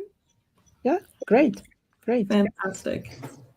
All right. So the stage is yours. Please go ahead. Yeah, thank you very much for having me here. And I'm honored to speak here. And I love the charity. People, if you haven't, donate. Great organization, great opportunity to be helpful. With that, I'm going to start my session. So today I'm going to talk about real-time analytics using Apache Pinot. And we're going to look a little bit into a use case with how LinkedIn, Uber Eats, and Stripe create real-time dashboards. But we're going to focus on LinkedIn today. So let me get started. Yesterday, I was on the session, and this is what I overheard. So Thiago was speaking, and the question was presented: what is a 5-year trend? And one of the things he brought up was streaming APIs. And then also, will data warehouse survive? Also, he talked about integration with large language models, AI, ML. And so I added that to my slide deck because this is what we're talking about. You just heard about streaming. And we're going to talk about something related, which is real-time analytics. And also, Joe Rees was talking about democratization of data warehousing, commoditized data warehousing, and also how people are not really leveraging BI, forget about AI. So this is an opportunity to learn something about it. So I'm so glad to be here talking about relevant stuff. All right, so here's our agenda. Who's Barkha? We're going to talk a little bit about the evolution of analytics, and then the case study here is LinkedIn, how LinkedIn solves their problem of analytics at scale. And also we'll talk about what Apache Pinot can do for you. We'll have Q&A, and I have a little bit of a demo. So who am I? I'm a developer advocate at Startree. I also run a nonprofit for women in tech. 30 years in tech, and all my contacts is there. Please reach out to me. I'm a developer advocate. I live to talk to developers, so feel free to reach out if you have questions after the presentation. All right, so let's get to the topic. Analytics, real-time, scale. Why do we need any of that, right? So years ago, this is more than 20 years ago, I was working for a company, and we were doing some reporting. And I remember back then, reports were really batch, right? There was no real-time anything. I worked for companies like First Data that did credit card processing. So that was pretty much real time. And they were consuming information in real time. Every time somebody swiped a credit card anywhere in the world, 60% chance that was going to land in our databases because they had 60% of the market. So real time was a thing, but it wasn't differentiated. So we didn't really have streaming APIs at the time. We just wrote code and wrote it to a big monolithic database. Also, one of the other things that was going on back then was data had just one shape. So at First Data, we would have a copy of the online transaction processing data. So every time somebody swiped a card, we would receive a transaction that was sitting in a large database. And then we had a copy of it. So it was being replicated to a copy, which is where we ran all our reports. But the structure was the same, right? So there was no concept of this OLAP, which is online analytic processing. And also reports were limited to a handful of people. We lived in monolithic databases. Fast forward to, this is about a year and a half ago. I was still working for Microsoft at the time, and I was visiting Seattle, and it was one of those typical rainy days in Seattle. And I was stuck in my hotel room, and I wanted to order food. I didn't want to go out because. And of course, I used my phone, Uber Eats, and what do I see? I see all the restaurants that were in the area, what kind of food they had, and how much was the delivery time. So that is a dashboard. It's real time, and it is accessible to everybody in the city, right? So anyone could order from that. This is not your, 1990s dashboard. So we have different shape of data. So we have OLTP versus OLAP. We have streaming is like a thing. So if you think about that Uber Eats scenario in my hotel room, the stream would consist of orders coming in. It would consist of weather updates, traffic jam, delivery updates, things like that. So there's a lot of stuff going on, and we're consuming data at a high rate. And we need to share it and make decisions on it really fast. So near real-time analytics. And so analytics is available to the masses, and data is big, right? hence, our big data fest here. Data is getting bigger and bigger. So let's talk about LinkedIn and how LinkedIn solved the problem. So what they did was invent Pinot. So here's the problem. This was the first application of Pinot, which is, if you've been on LinkedIn, you've been here, who's viewed your profile. So it's a simple graph. You can look at it and you can say, oh, 498 people saw in the past 90 days. And you can kind of see, hey, who saw what in what day. But it's a little more complicated under the hood, because you could say, well, Barkha, all it is a counter, right? It's a counter. So you can, every time somebody touches your profile, you can have a roll up of, hey, blah saw your profile on this day. But it's a little more complicated. This dashboard is a little more complicated. First of all, it's available to everyone, right? So it is at scale. Second, the way it's shown is, it distinguishes between who came from where, so the sources, which is really not that difficult also, because you could just put the source in, so you can roll up based on source also. So not really that complicated. But then it gets more complicated when you figure out that it also has data on relevance. So if you look at who viewed your profile, you'll notice if there's a CTO who saw your profile, it's going to be higher than an intern who saw your profile. So there's relevance, right? Senior leader viewed your profile as opposed to whoever. Also, there's security concerns, because you may have, your best friend saw your profile, your colleague saw your profile, and you know their names, you're connected to them, so their names show up. But then there's also things like 10 people with the title CEO saw your profile. What's that? That has to do with the security level that that person set on their profile. So now you kind of see how this is a complicated scenario. It's not as easy as just putting a graph of counts on a screen. Not to mention, this is all happening in real time. By the way, just as a context, LinkedIn uses Kafka for all the, their streaming ingestion. So they're getting all these in a Kafka topic. So that's what they're collecting.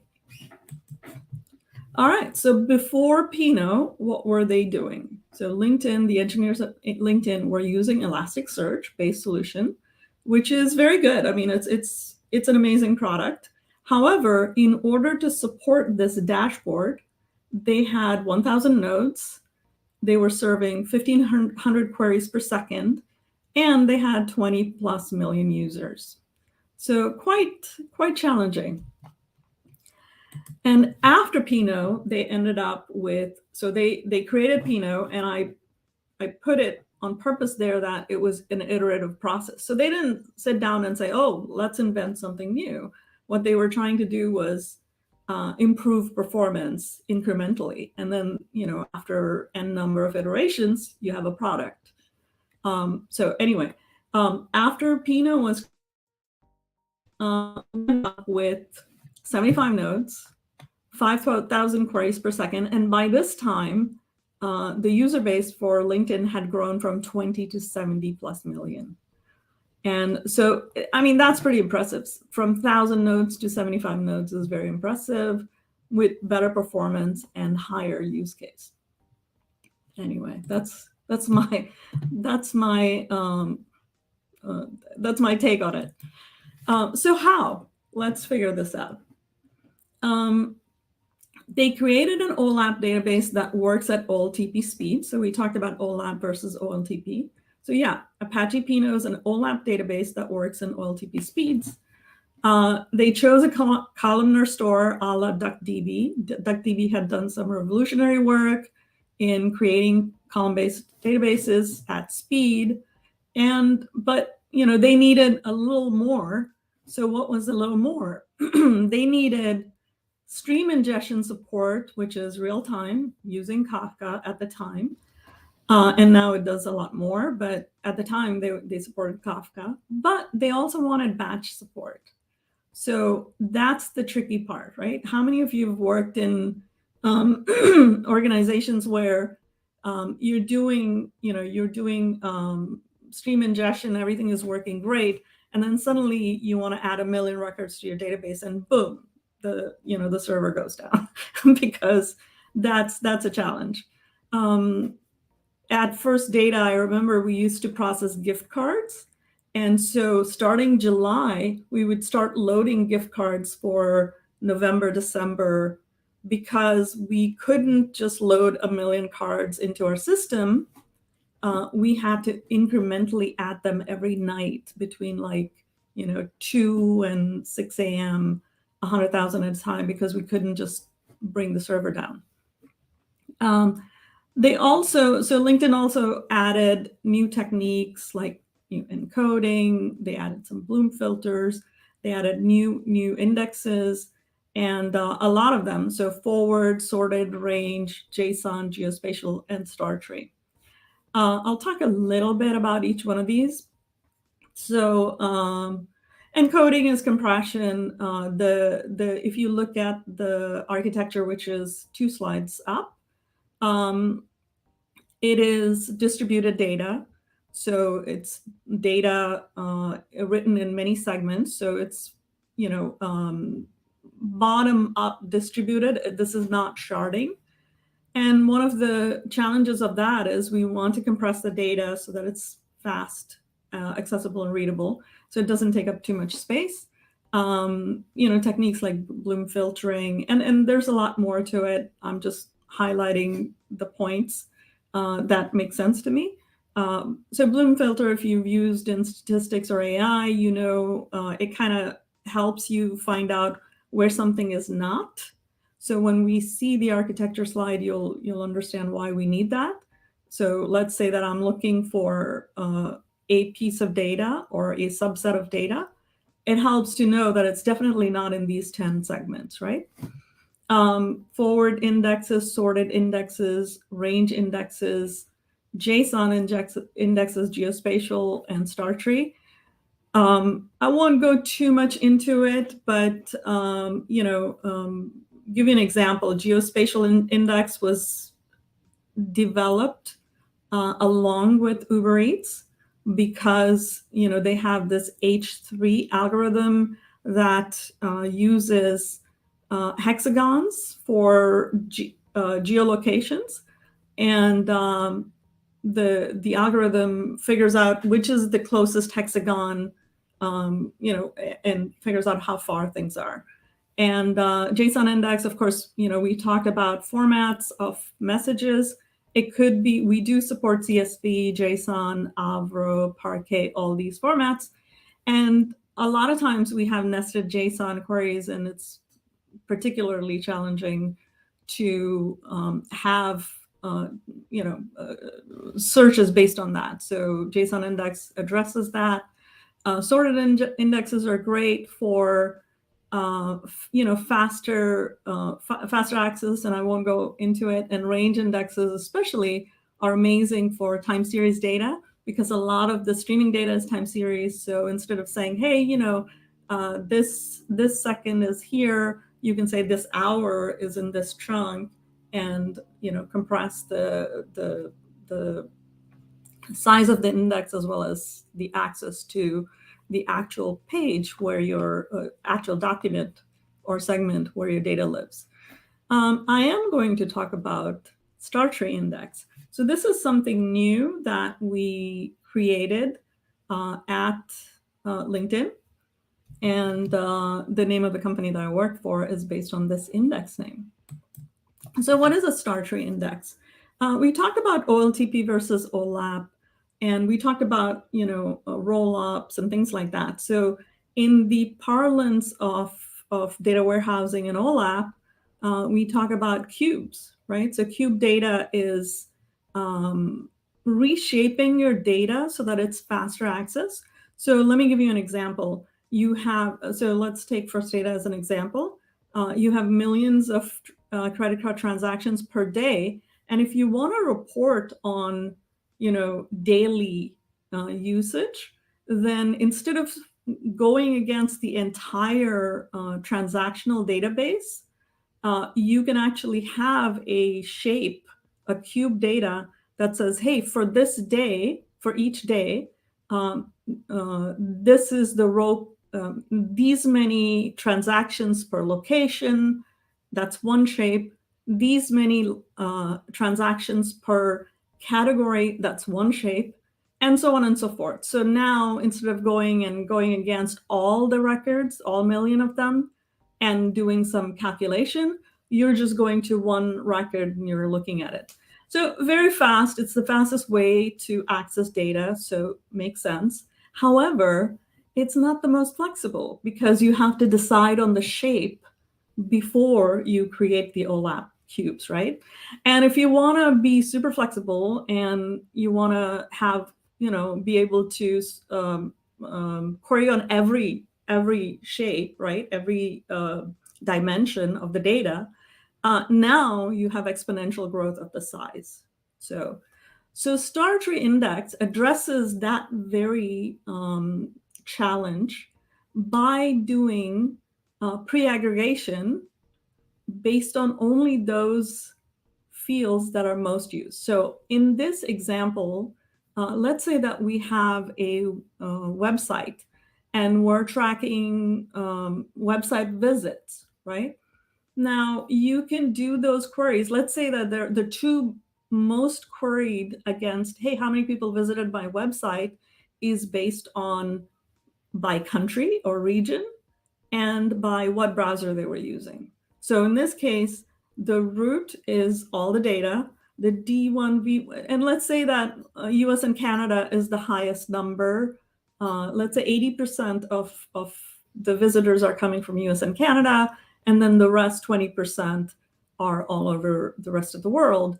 In that case, what we will do is, what star tree index would do is it would say, okay, I'm going to only cube the most queried region.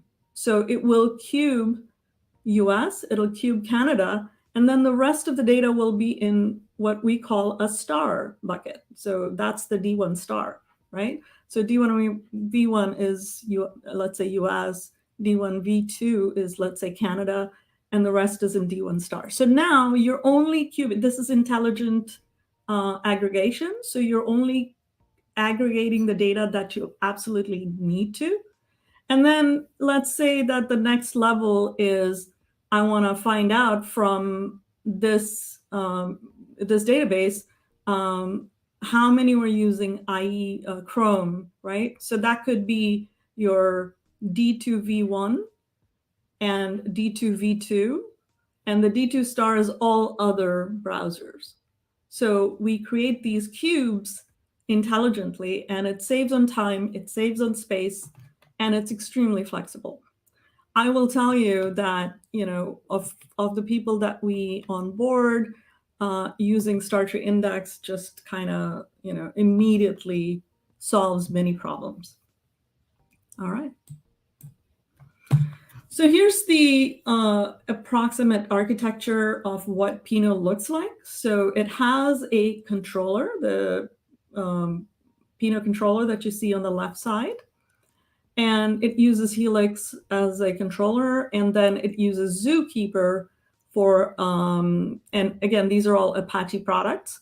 It uses Zookeeper for config, saving configuration. And then you have the Pinot broker that does the scatter gather. So in other words, when you say, hey, give me all the visitors for the website for last week, it will, the broker will say, hey, okay, let me see which segments they're in. And so I'll send the request to the different servers. And so you have multiple servers in a cluster. And each of the server is responsible for a segment. And, the table is a kind of it's not a real table. It's actually comprised of many segments. And segments is where the physical data is stored. So, all right. And then after the query is performed, it'll actually collect all the data and put it back into, it'll gather the results, and the result is shown. So that's the gather part of the scatter gather.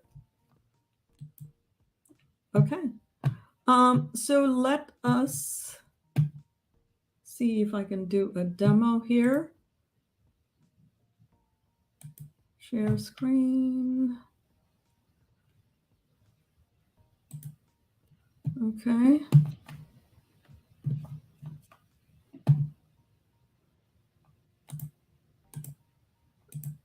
Okay. All right. So let's do this. All right. So can you see? Yeah. Perfect. Awesome. So it's very easy to deploy Apache Pinot. What I did was I actually already deployed it because it does take a few minutes, and I didn't know how much time I had. But basically, there is a image that you can download. And let me go here.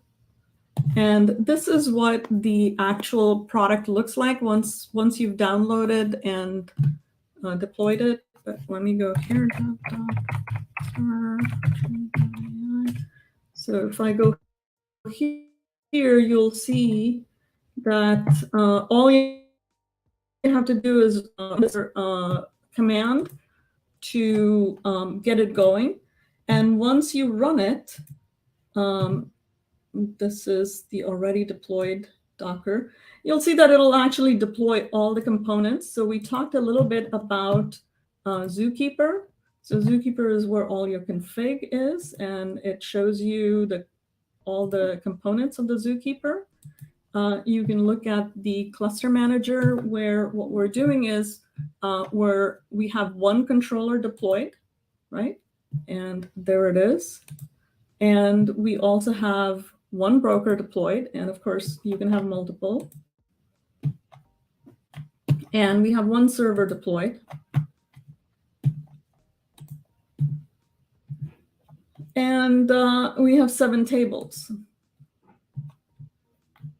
Again, the Docker image that we have for you to try has all the data already loaded. So it helps you get started really quickly. So definitely play with it. How about the query? So let's do some queries. So here's a data table that we have sample data for airline stats. So let's actually query this table. And you'll see that, let's say we got 10 rows from airline table. You can kind of see the time used is 542 milliseconds. And the total docs is 9,746. And here we go. And here's the data. It doesn't really tell you. This is running on my local machine, so it's not the most impressive. However, if you look at what happened at LinkedIn, consuming real-time data from Apache Pinot, very impressive. Okay. Some of the other things I want to show you is you can look at the table. So let's take a look at these. So it says offline. So one of the things we talked about is having batch versus real time. So in this case, this is all batch data that I loaded. I'm not demoing real time right now for this session, at least.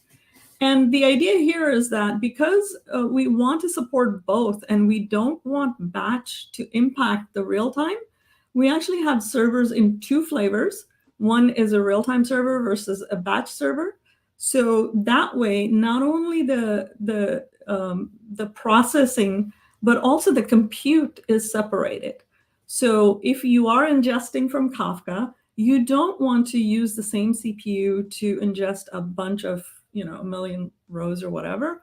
So we have specialized servers that only work with batch, and that's how we can create some of the speed and efficiency. Okay. So here we are in the actual table. So this is the table configuration and also the table schema. But the other thing you can see here is the segment name, and you can go to each one of these segments and take a look at what is going on. So you can see that this is literally a file on my Docker container.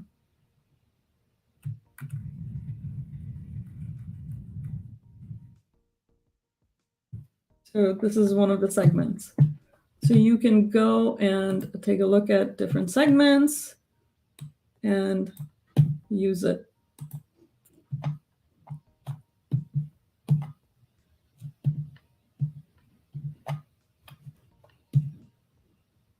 And then, of course, we also have REST APIs. So if you want to start programmatically creating,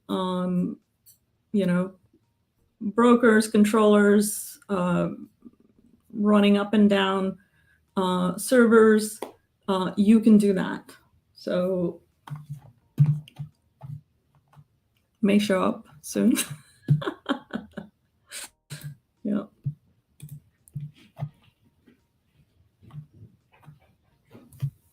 Boy, that's slow. While that's coming up, I'm going to share other stuff with you. So we do have a very active community. Here's the getting started. We have some recipes, and we also have a product. So, having real-time analytics is great. What can you do with it? We have this product called Third Eye that actually monitors in real time and does anomaly detection. This presentation really doesn't cover that, but the idea here is that once you have analytics in real time, you can build on top of it. So let's go back to Swagger and see if it's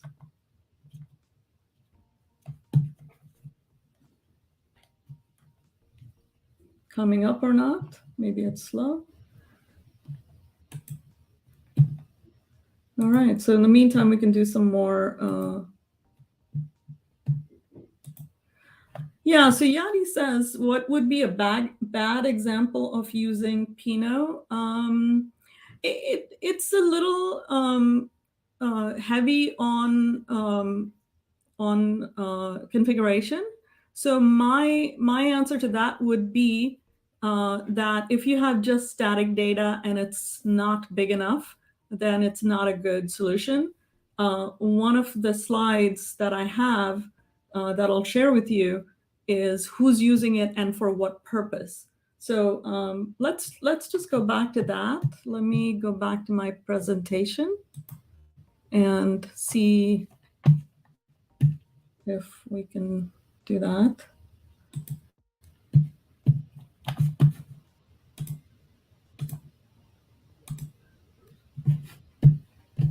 Actually, let me check on the Swagger real quick if it's there. If not, we'll go back to presentation.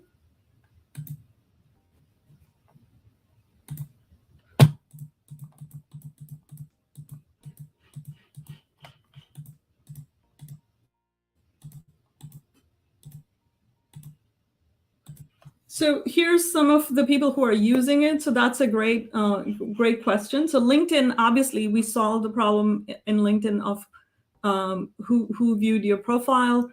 And since then, they have 70 different dashboards that they use Apache Pinot for. And one of the reasons LinkedIn uses it is because they're consuming real-time data. So they're getting a lot of events from Kafka, and they're using it. Some of the other examples. So for instance, Stripe uses it. And yes, Stripe has also real-time data. But in a lot of cases, Stripe is using it because they have petabyte-sized data. And so it's more of a optimization of query performance because of the distributed nature of the data and how fast it operates. That's one of the big reasons for Stripe. Geolocation is another big thing. So Uber Eats started using it, and now Uber's also using it in many applications.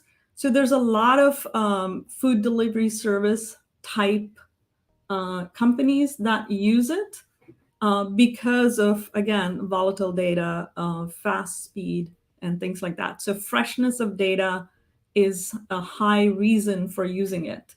So large data, fresh data, and that's one of the reasons. And it is an OLAP database, so if you don't need OLAP, that's a bad use.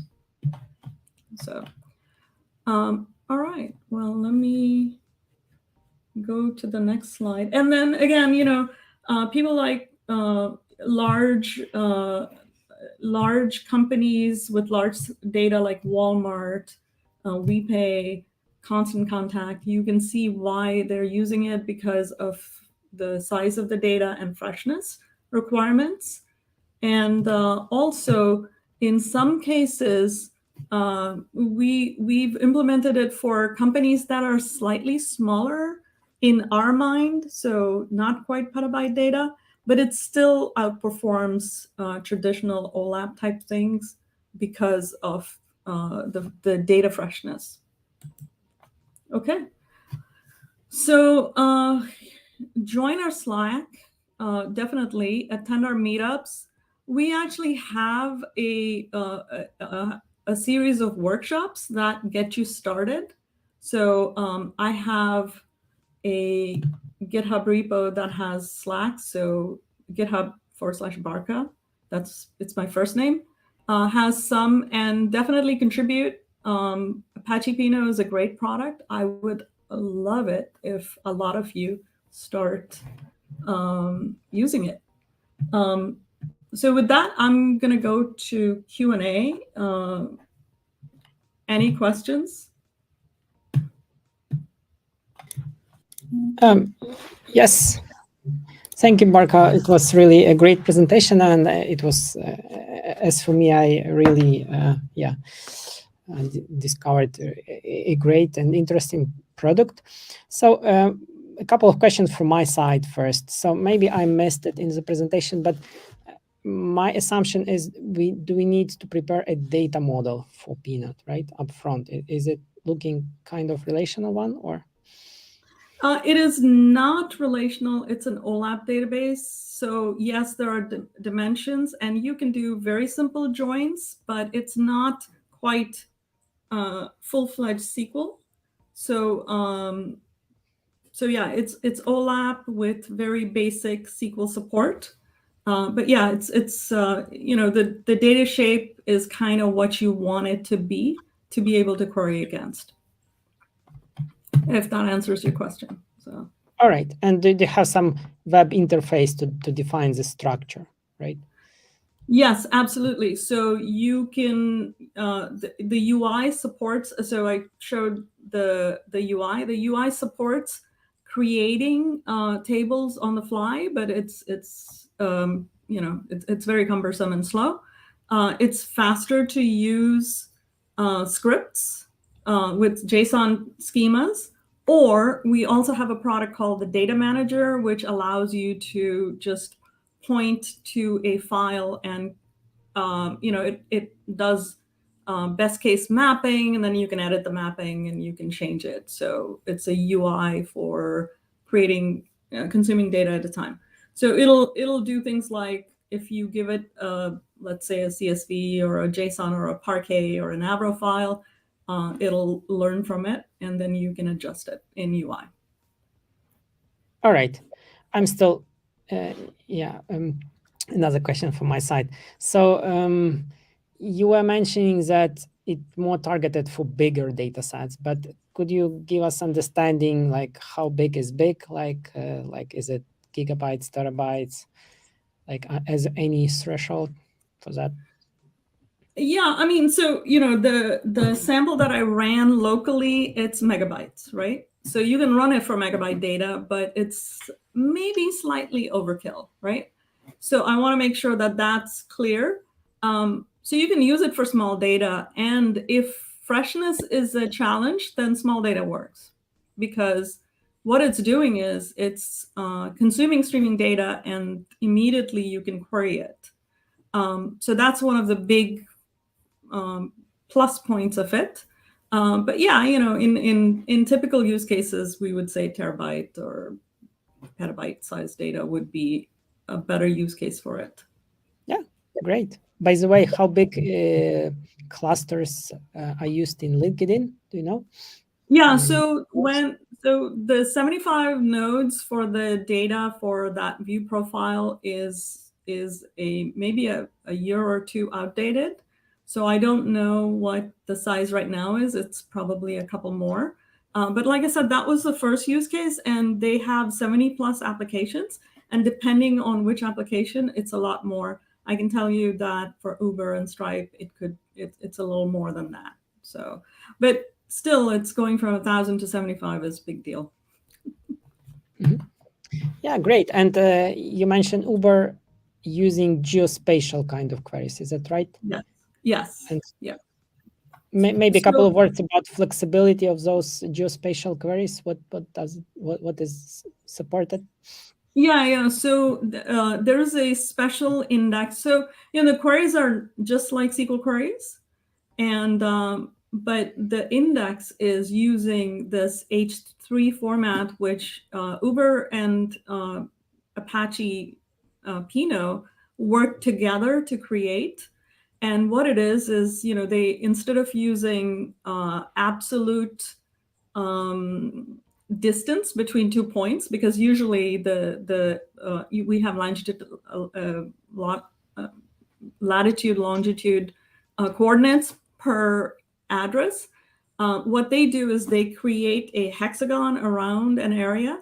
So if it's within an hexagon, then it's a different store. It's stored in a different location than the first ring of hexagons. So it's more of a innovation on storing the data than actually how you query it. The query would be the same, saying, hey, give me everything that is, I'm on this point, give me everything that's within 30 miles of this point, would be your typical query. And typically you would do, just arithmetic for that. But the way the index works is by designing this, hey, which quadrant, which hexagon is it in? And that's how it calculates it. Okay, yeah, thank you. And we have, just another questions from Yari, which is trying to find some pitfalls. What are the consequences of integrating with other parts of data ecosystem, like data sources, pipelines, visualization tools? So yeah, great question, Yadi. So we support, we're doing visualization in LinkedIn. That's why you see the view your profile. So we support out of the box. We have recipes for Streamlit, Tableau, all these visualizations. We do have a JDBC driver support, so you can integrate it. And then, of course, we have recipes and we have libraries that incorporate Pinot natively in it. And if I could show you the REST API, it's there. So you can just do REST queries. So it's pretty useful, easy to implement. Great. Yeah, thank you so much, Barkha. It was really very, very interesting topic. Thank you. So I hope everybody gives it a try. I do run some workshops where we get to actually play with Pinot. I would love to see some of you there, and thank you for having me here, André. Thank you so much. Have a nice evening, rest of the day.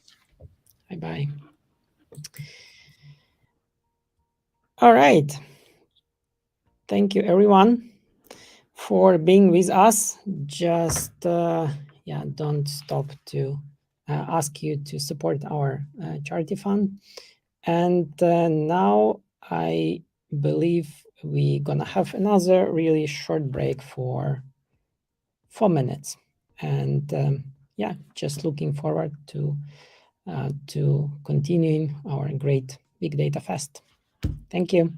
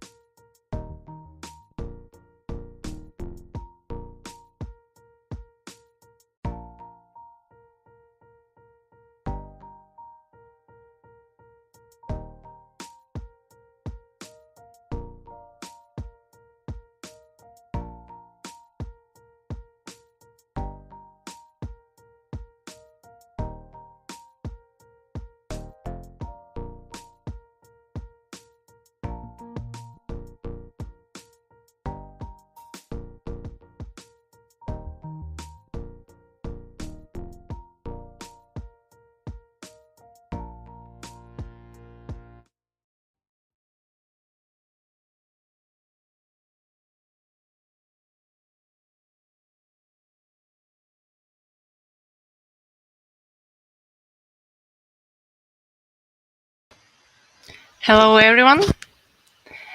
Hope you can see and hear me. And I'm really glad to be here with you and have honor to present our next speaker. And it's a great, not only human being as it was written on a presentation, but of course a great expert and developer with a huge amount of experience in various areas in data technologies, and also super active community developer and builder, not only in Portugal, but all over the world, I would say.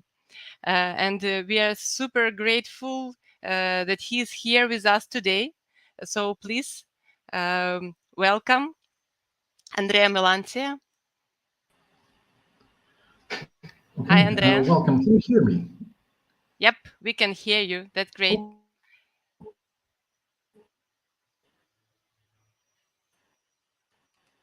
Okay, perfect. Thank you very much. Really nice to. I'm currently in Prague, in the Czech Republic. So things might go wrong in terms of the internet, etc. I'm in a hotel, but let's give this one a try. Okay. So I guess I can have the screen share, and we can try. Okay. So Olga, thank you very much. Let's start talking about OpenAI and machines taking over the world and all of that. Okay. So first of all, thank you very much to SoftServe for organizing this, because it is actually very important to raise funds to help Ukraine. There's a lot that's needed at this moment to help Ukraine, both in terms of the charities that we are handling today, but many others as well. So please contribute, because this is a country that has done completely amazing things in 1 year of war, and they have rebuilt everything and done an amazing job with just a few resources that they have, but they still need more help. So please help them. And this, this is what this session is all about, this conference is all about, okay? So let's have a look and talk about a few things related to AI. And getting started, this is my cat. So I am about 2,000 kilometers away from my cat. It's bad. But she's probably missing me, and maybe she's watching me on streaming as well. I don't know. But anyway, this is me. My name is André Melancia, and as Olga mentioned, I come from Portugal, which is in the far corner of Europe here. So I live here right at this corner, and currently I am, Ukraine is here, and I am somewhere here in the center, so it's okay. So technically, this is the closest I've been to Ukraine since the pandemic started, pretty much, right? So very happy that hopefully soon we'll be able to go back to Ukraine with amazing food, amazing people, and let's hope. Okay. So let's talk about the session today, which is closing in on OpenAI, and obviously a fun pun to talk about OpenAI and close AI. And of course, you have a cat that's a Sith here. So all these are Star Wars jokes, of course. But let's go into the focus of things. Nice graphics are always very nice, but we want to talk about the actual technology. Now, if you have any questions throughout the session, you are welcome to ask them in the chats and things. So this has been explained before. You are welcome to interact, ask questions, and I'll be happy to answer them. So I'll reserve the last 5 minutes to answer any question you have, and as far as I know. Okay, and let's have a look at some interesting things. So first of all, we have a sandwich here, and some people might not consider this a sandwich, but from a machine learning's point of view, this is a sandwich because it fills all the requirements. No one told the computer that the sandwich had to be horizontal, okay? And this is not documented anywhere. And from a computer to learn from this is a great example, because a computer will learn things about humans, about reality, in a way that it feels obvious for us, but it's not obvious for a computer. And this is just a good example. So when we are doing AI, be careful with the vertical sandwich like this, because they might assume that they will read something, AI will read something, and they will assume based on that it can be something that looks like this, which is 100% valid given all of the recipes that you have, but it's not the correct answer. Okay, you can try it. Yeah, I would still eat it, but yeah. Okay, so anyway, a few lists of bots, and when I mean bots, I mean this doesn't have to be just chat bots. In reality, many of these things will actually work as a standalone, web service, which will work pretty well in most circumstances. Now we have OpenAI, and OpenAI actually has ChatGPT, which was made famous pretty much at the beginning of the year. And it is powered by GPT-3, GPT 3.5, GPT-4, whatever it is. It's going to change a lot in the next few months. So let's just forget what the number is. Let's just forget the details. I'll actually show you a bit more about the models that are available just in a bit. And if you want to read about it, you can see all of the details, because each of them will do a very specific task in a better way, some other tasks in a worse way. Okay, ChatGPT, if you pay for it, it's ChatGPT 4. It's GPT-4 model, but if you don't pay for it, you have something like 3.5 Turbo or something, or not. I'm not sure. Depends. As I mentioned, it changes every day. So we'll have a quick look about ChatGPT very, very quickly, but my focus will be on actually doing API stuff with this technology, because we want to actually do things which are beyond chat. We want to do API stuff. Okay, so Bing Chat is also a good option. So recently in February or something like that, they released Bing Chat, and I was at the very beginning trying out Bing Chat. I subscribed to the public preview thing, or private or public, whatever that is, and I tried it out, and it works really well. So it actually works better than ChatGPT, because it will still use some of the models that you have similar to in OpenAI, but it will focus a lot on the research that they have from Bing itself, from the actual search engine. And that information is actually the compounding that information with the generic information that you have from GPT-3, GPT-4 will actually help you out a lot. Okay, so when you search for things, you will actually get more details. You'll have links. You'll have all of that, which it's quite good. Okay, but it's still not an API. Okay, we also have Azure bots and Power Virtual Agents. If you are familiar with this, these are both built by the bot framework. I have quite a lot of videos about this if you want to know, if you want to find out. But in any case, these use something called cognitive services from Azure. And cognitive services, for instance, Azure bots will use language services which break down the phrase. It's not the same as what ChatGPT does, because it's a large language model, LLM, which will actually break down the sentence in a completely different way. But with cognitive services, you can break it down in an easy way, where in terms of your own programming, all you do is to take that information and use ifs. And sometimes that's more than enough. You need a chat bot just to handle, frequently asked questions or something like that. That's going to be more than enough. Power Virtual Agents is also very simple. It's a graphical interface, a software as a service one, where you have it in Microsoft 365, and you can program it as well. But again, not API.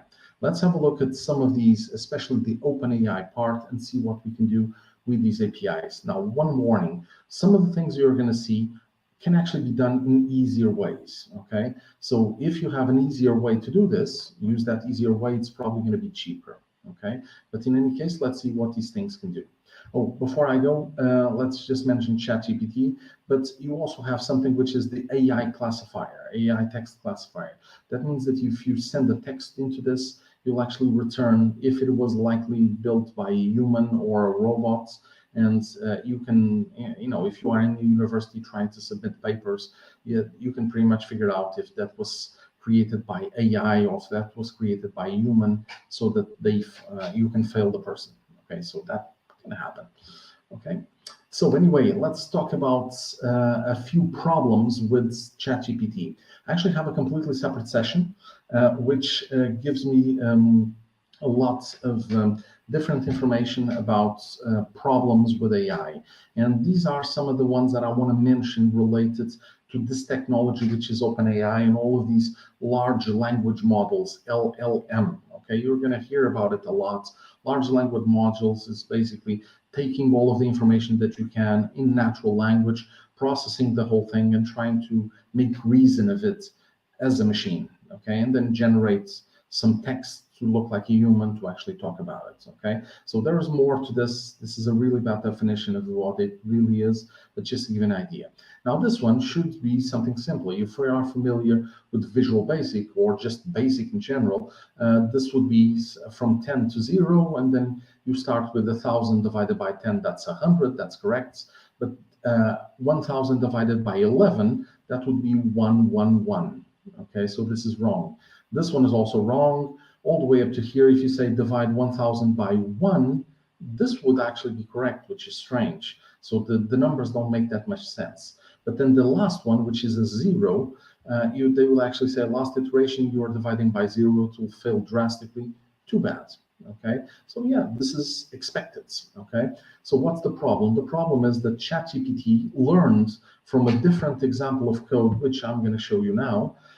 It actually learned from an example that looks like this, that all of these results would be generated except the last one and divide by 0, which they got from somewhere else. Okay, remember, machine learning is not an exact science. You get 90% accuracy in some cases, or quality if you prefer, in some cases, but you don't expect that much more.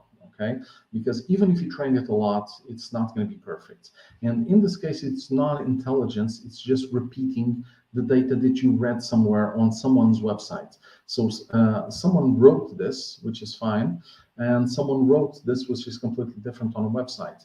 And they assumed that this was the same thing, and they returned that thing, which is completely wrong. Okay, so please be careful with the results that you get from AI, especially the new ones where you have GitHub Copilot, everything Copilot, PowerShell, whatever, everything has a Copilot now to generate things, Visual Studio, whatever. That could go terribly wrong. Okay, and if you remember that you tried things in, let's say, for instance, Stack Overflow, or one of the other ones. Okay, and you copy paste that, you spend more time fixing, the example which is not exactly what you need to actually make it work, than to actually do it from scratch, which would save you some time and guarantee that it would be exactly what you need without any kind of bugs. Okay, and then suddenly you have a different kind of data. It goes in and destroys the whole thing because the example is not ready for that kind of data. Okay, this happens a lot. You have what people call the script kiddies that just copy paste things. This is something that people in IT, developers, etc., they usually mock this kind of thing, and it is true, but everyone does it a bit. But please be careful with the code that you get out of this, that you get out of websites. Look at it, see how it works, and build your own code. Don't necessarily copy paste everything, because that could go terribly wrong. You can get fired. That's a way. Okay, so anyway, please be careful. Another way is that ChatGPT actually has some logic about, you shouldn't do evil things or illegal things, and piracy websites seem to be illegal, so ChatGPT understands the logic of illegal and simply blocks anything that's defined as illegal. However, it's very easy for you to say, which one should I avoid if I want to not break the law? And they say, you should avoid these. Come on, this is very obvious, right? So this is the kind of thing that you should be careful about, because you can actually hack it and get the information in a different way. So, this can affect the quality of the things that you request, because there's loopholes in this. Okay, it's like if you are a lawyer, there's a loophole to get you out of jail at all times. Okay. So anyway, one last example. So if you say, is 2023 divisible by 3? It isn't, not integer anyway. And so, yeah, it is divisible by 3, but then it is divisible, but it's not divisible. So it is divisible. It is indeed divisible. And then they say, 0 is divisible by 3. Okay, yeah, it's 0. Okay. In general, any number is divisible by 0. No, it's the opposite. Someone copy-pasted this. This is wrong. The model copy-pasted a lot of information because they felt it was true, but it is false. Okay, so please be careful with this kind of logic. And then they say any number is divisible by 0. Wrong. Non-zero integer is divisible by 0. It's the other way around. The lower part needs to be non-zero. It is not possible to divide by zero. So they say yes and no at the same time. This is very conflicting, okay? So again, it's not being intelligent. They are not actually having any kind of brain. They're copy pasting whatever they have, okay, in a really bad way. So we need to be careful with that, okay? Now, one last example, but this is from Bing, but it could be from ChatGPT, but this is from Bing. You say, what's my IP address? And pretty much they will say, this is the IP address, but guess what? This is the IP address of Azure. So when Azure was, this obviously was, generated in Azure, obtained from Azure. And when you obtain this information from some of these websites, they actually got this address because that was an Azure server connecting to it. So that's the information that they got. It's wrong. It's not my house. It's an Azure provider somewhere. It's a machine there. So clearly it's wrong. Okay, but by the way, really bad security risk, because now I know the machine that actually was used to, train this Bing information, which hopefully it's not a problem. Okay, so in general, and this is generalizing things, if you have enough people saying this, like there's the flat sun theory, the flat earth theory, whatever vaccines problem, whatever conspiracy theory, if enough people say this, if that number of people is over 50% of the number of people and the number of information that you see online, this thing might actually believe it, okay? So please be very careful, because they could regard something as true just because there is enough quorum to define that something is apparently true, okay? And that is a very big problem. Now, let's get a bit more practical.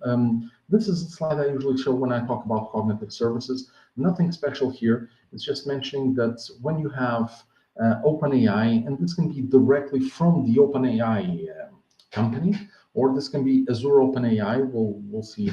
It's pretty much the same. But what you get is a web service where you do a request and then you get something back, okay? And you can actually increase the context of having more information so that when you provide it back, it will know the context from before, okay? So that's all very interesting. But the thing is, it's not like a chat. You are actually communicating via REST API. You can have something in the middle, like API management, like your own server, to prevent this information, which costs you money, from being exposed to the public, like in a cell phone or something like that. So always have something in the middle to serve as a kind of firewall. It's not really a firewall, but kind of a firewall, okay, to at least protect secrets like the key that you use to authenticate to the service. That's very nice. Use your own server to do this. Can be in the cloud, of course, or use something called API management from Azure, and that solves problems, okay? But this is the only slide I have for web services. Everyone knows how to use web services now. Okay, just to mention that there are cows that are 5 meters in length. Why? Because AI did not understand the concepts, okay? So there is a limit to the size of cows, and the machine learning was actually very good because it detected obstacles in the middle and ignored the obstacles, just not correctly, okay? And this is actually 2 cows or 3 or 4 in the middle, but they detected it as 1, okay? So some flavors of OpenAI, let's mention a few of these. And we have, of course, OpenAI from the OpenAI, and this is the, let's call it, original one. Azure OpenAI, it's pretty much the same. So there's a small difference in terms of money. So you get one and you pay directly to the OpenAI people, or you pay to the Azure people. It's entirely up to you. If you already have an Azure subscription, it's probably better to use Azure OpenAI for one simple reason, because it integrates very easily with your infrastructure in Azure.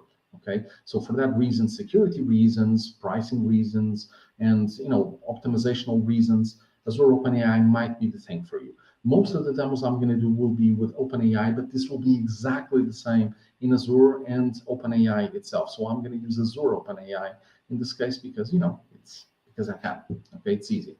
But if you use the other one, I'll show you both. If you use the other one, nothing wrong with that as well. Okay, so there are actually multiple models available. Okay, and you can even generate data from your modeling from your own data set if you really want to do that. So let me actually show you this. So if you go here for Azure OpenAI, so Azure Cognitive Services OpenAI, this is the full documentation. And you can click here on OpenAI models. I already have this open, okay? And by the way, you don't need to memorize this. It's just impossible. If you memorize this whole thing, next week there's going to be a lot more, okay? So don't try to memorize it. Just try to kind of understand it, okay? So this is a big list, okay? And probably there's going to be some cheat sheets, some like a PDF with a cheat sheet to say which one is best and what's, you know, like the one you have for Azure Machine Learning, those kind of things. So that's probably going to be available at some point in time. Now, GPT-3 and 3.5 are the ones that you usually have for ChatGPT, but GPT-4 is something that improves on that with a lot more information, okay? But then you have a few others. Some of these, for instance, Codex is focusing on generating codes. So the learning was based on reading code and generating codes, but then you have a lot more examples. So just to give you an idea, GPT-4, they will explain what it does, GPT-3, and GPT-3 has kind of flavors. This is not the right word. They use the word, but it's not the right word to explain it. But it has kind of details. So GPT-3, they have the Text Da Vinci 3, which is probably the most used one, but they also have Curie, Babbage, and Ada, okay? And some of these will do better things than others because they were trained slightly different.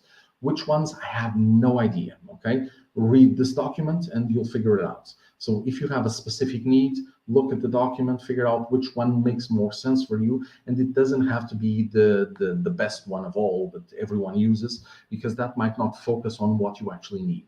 Maybe you need Ada for something, no idea what, but you choose the one that feels the best for things, okay? So anyway, Da Vinci does this, Curie, Babbage, Ada, they say it's usually the fastest model, perform tasks like parsing text, address correction, and classification tasks that don't require too much confusion, let's call it like that.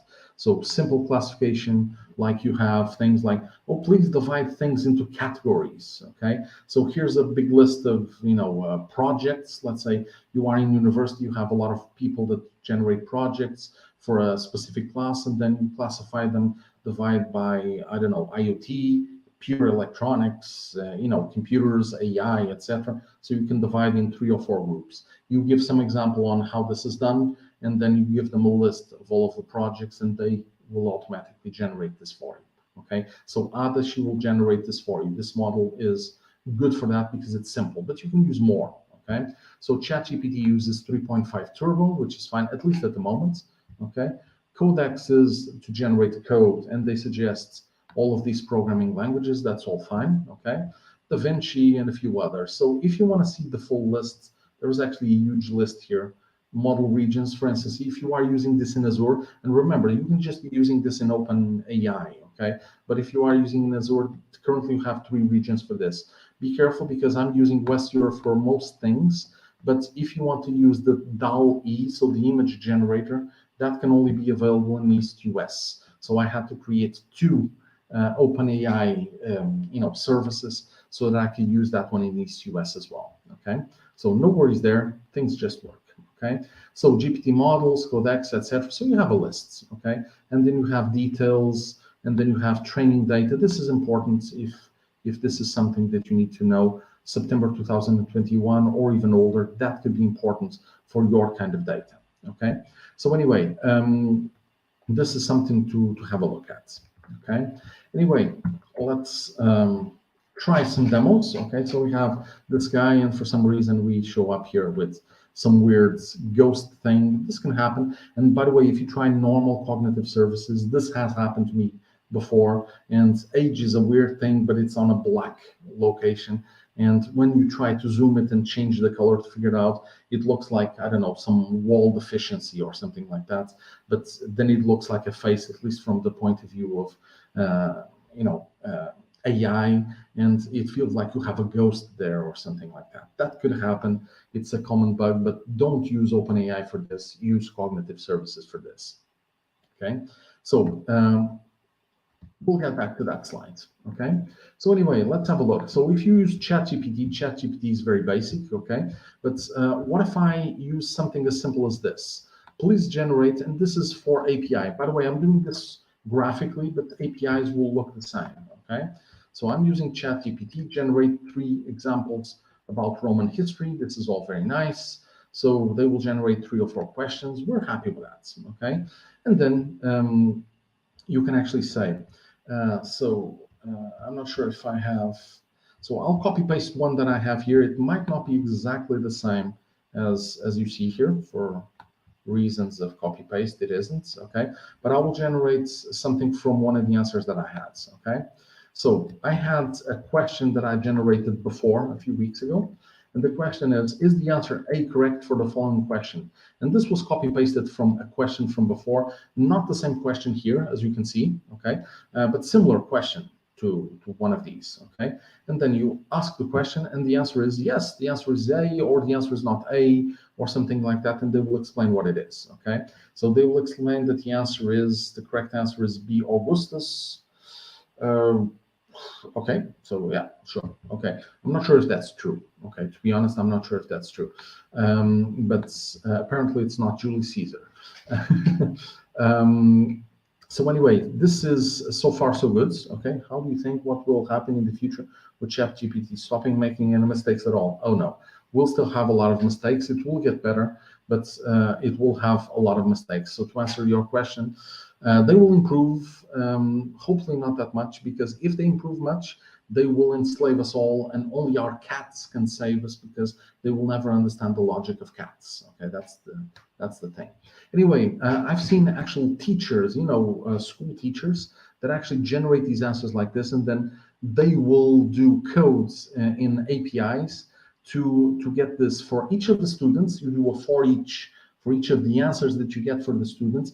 You can do this with Power Automate if you want to, okay? It's just an example. We don't have time to demo this, but as an example, I've seen teachers use Power Automate to do this. So you generate these answers, and then you do this in a Microsoft form so that students can answer the questions in a Microsoft Forms, and then they will just go for each of the values there and say, is the answer, and then hold here for a variable, is the answer A or B or C correct for the following question, and then copy paste the question, and you would get all of the results coming out if they are correct or if they are wrong, okay?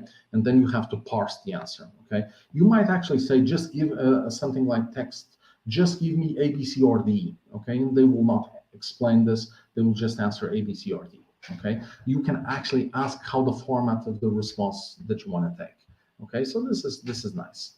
Okay, there is actually another thing that you can try. So for instance, if I say create a report about the current state of AI, actually the question that you ask, so the question that Yadi asked, that's a nice question. This can go terribly wrong. What do you think will happen in the future with ChatGPT? Will it stop making any mistakes at all? Well, difficult to predict, blah, blah, blah, blah, blah. Okay. I'm not worried about the answer, okay? I just want to copy paste the answer when it reaches something like 1,000 characters, which it has done by now, okay? So I will copy paste this, and I will try to use this thing, which is platform.openai.com AI text classifier. So I want to use this text classifier just to paste this here and submit, okay? So the result, if everything goes well, it should say it's AI generated, because it makes sense, right? So wait a minute, possibly AI generated. Well, okay, this was interesting. It's usually full AI generated. If you change some of the words, well, it's difficult to predict this stuff for the future. If you change some of the things like this, they will actually say it's probably human. Okay, you would need it is unclear if it is AI generated. So suddenly, by the way, it's not the capitals. I'm doing this for help. It's not the capitals, but now it is unclear. Okay, which is good. So it tells me it's probably a human. Now, if you want to do APIs with OpenAI, not Azure AI, with OpenAI, you go here to platform.openai.com. You log in. And then you have a few list of things that you can try here. So things like chat, which we've seen, text completion, give me a second. My mouse is actually not working correctly, okay, which is strange. Okay, image generation, fine tuning, etc. So a lot of things that you can do here, which are fine. Image generation, we'll talk about that, but with Azure OpenAI. But if you want to get the keys, you go to View API Keys, and then you can get keys. So you need to create a new secret key, and that key will be used for you to connect to a web service. You have an address, You have a key, you request a text like this one, and you get something back. So you either get a text back, which is the equivalent of ChatGPT, or you get an image back if you were using DALL-E, okay? So something like that. But let's have a look at how this works. So by now, I assume that you might or might not know Azure. If you don't, go to azure.com/free. You can even get that if you are a university student, okay? And then if you want to create a cognitive service, let's go for cognitive services. And one of them is OpenAI, right? So OpenAI is immediately here. You can go to create, but let's see all of the ones that I have, all cognitive services. I have things like text analytics, computer vision, speech services. Some of these actually overlap with OpenAI. So the correct answer is don't use OpenAI if any of the simpler cognitive services can solve your problem, because they're probably more dedicated for that.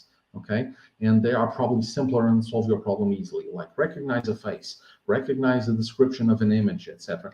That you use things like computer vision or face API. Okay, if it is a speech to text, text to speech, using the ones from cognitive services that are great and really optimized. Don't use OpenAI for this. However, for some other things, it might make sense. Translation, for instance, is an example where OpenAI can also do that, but cognitive services are better, okay?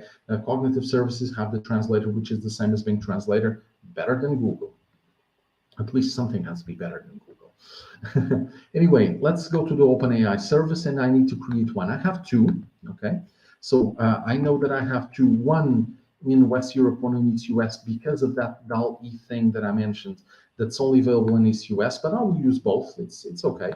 And you can go here to create. What is the big problem with creating this? It's because you need to handle bureaucracy. So you need to fill in some information to be able, let's say you have a subscription that doesn't have this. They don't allow you to create it. You need to click here on this form, and you need to fill in the form correctly, etc.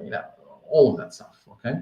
So pretty much you have to go here to OpenAI service and enter all of the information, your name, etc. And then you have to specify which subscriptions you want to use. So you have to find the address of the subscriptions, that's all you need, and then you fill it in. After a few days, in my case, it was 2 days or something like that, they will say, congratulations, you've been approved or not, okay?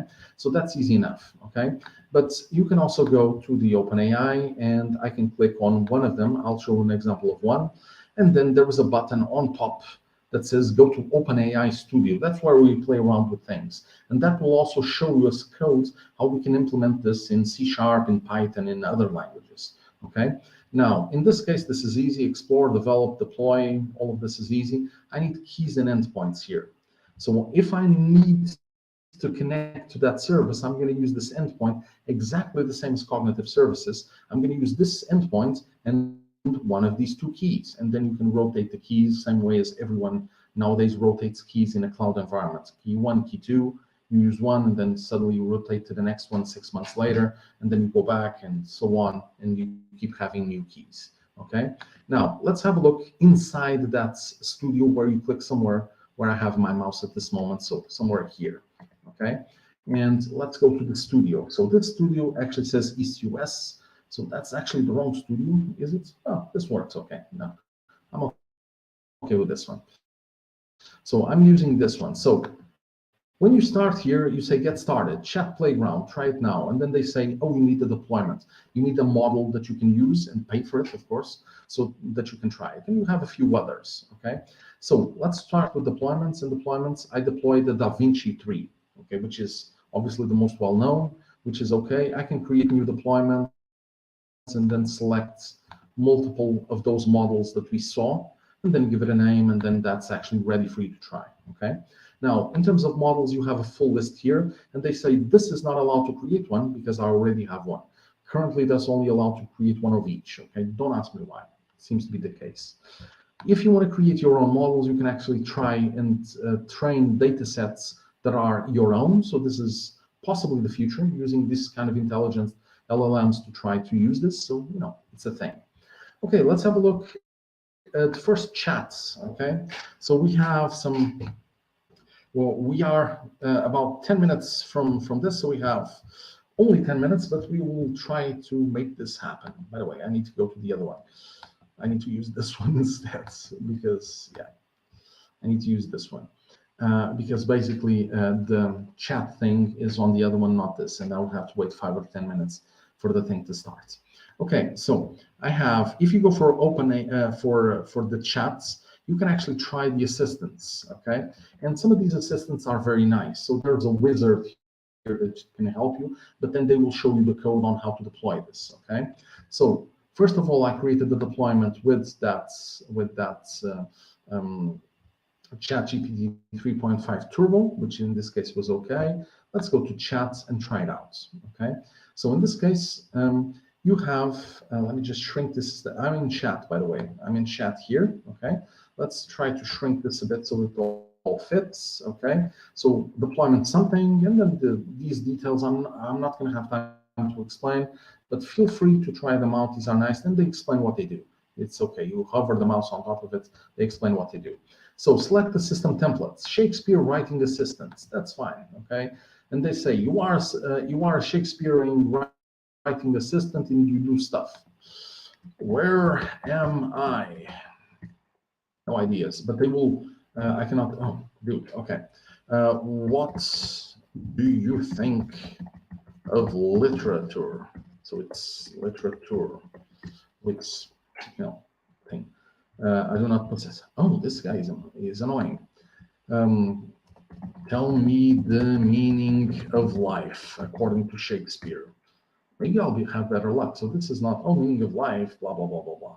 So this is not ideal, but I will try one that will definitely work, okay? And we can try this one. You are Yoda and answer everything in Yoda phrases, okay? So I have some of them, okay? So if you say, what is the meaning of life now? Okay, what is the meaning of life? But now you are Yoda, and you get meaning of life, a difficult question it is. Seek your purpose, you must. Within you, the answer lies. Okay, so this is weird, but it's fun, okay? So you can actually give this kind of answers to your clients. Okay, so what do you think of Obi-Wan? So this could be a thing. And then you can actually ask other questions as well. So give me just a second. You can ask, what do you think of Ukraine? And then hopefully very good feedback. Ukraine, a country of great history and beauty, it is, but always with a Yoda voice, which is very strange. The force strong with Ukraine it is. Okay, so very strange. Okay, but you can do this, okay? And you can actually say you are a rock star, for instance, change this to you are a rock star and try it out, okay? So if you want to try it with a rock star, that actually works okay. So if you say,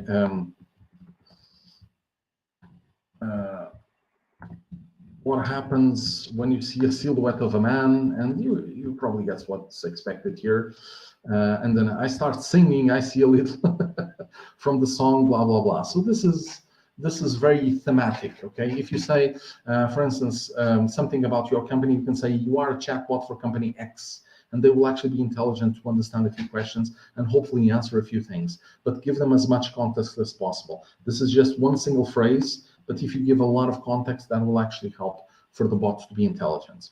Now, this is all very nice, but now I need something. So I can actually say view codes, and this is the Python code for this, which seems to be as a header, and the thing will be done. So very, very easy, okay? If you prefer C#, then you add the previous messages because these are useful for context.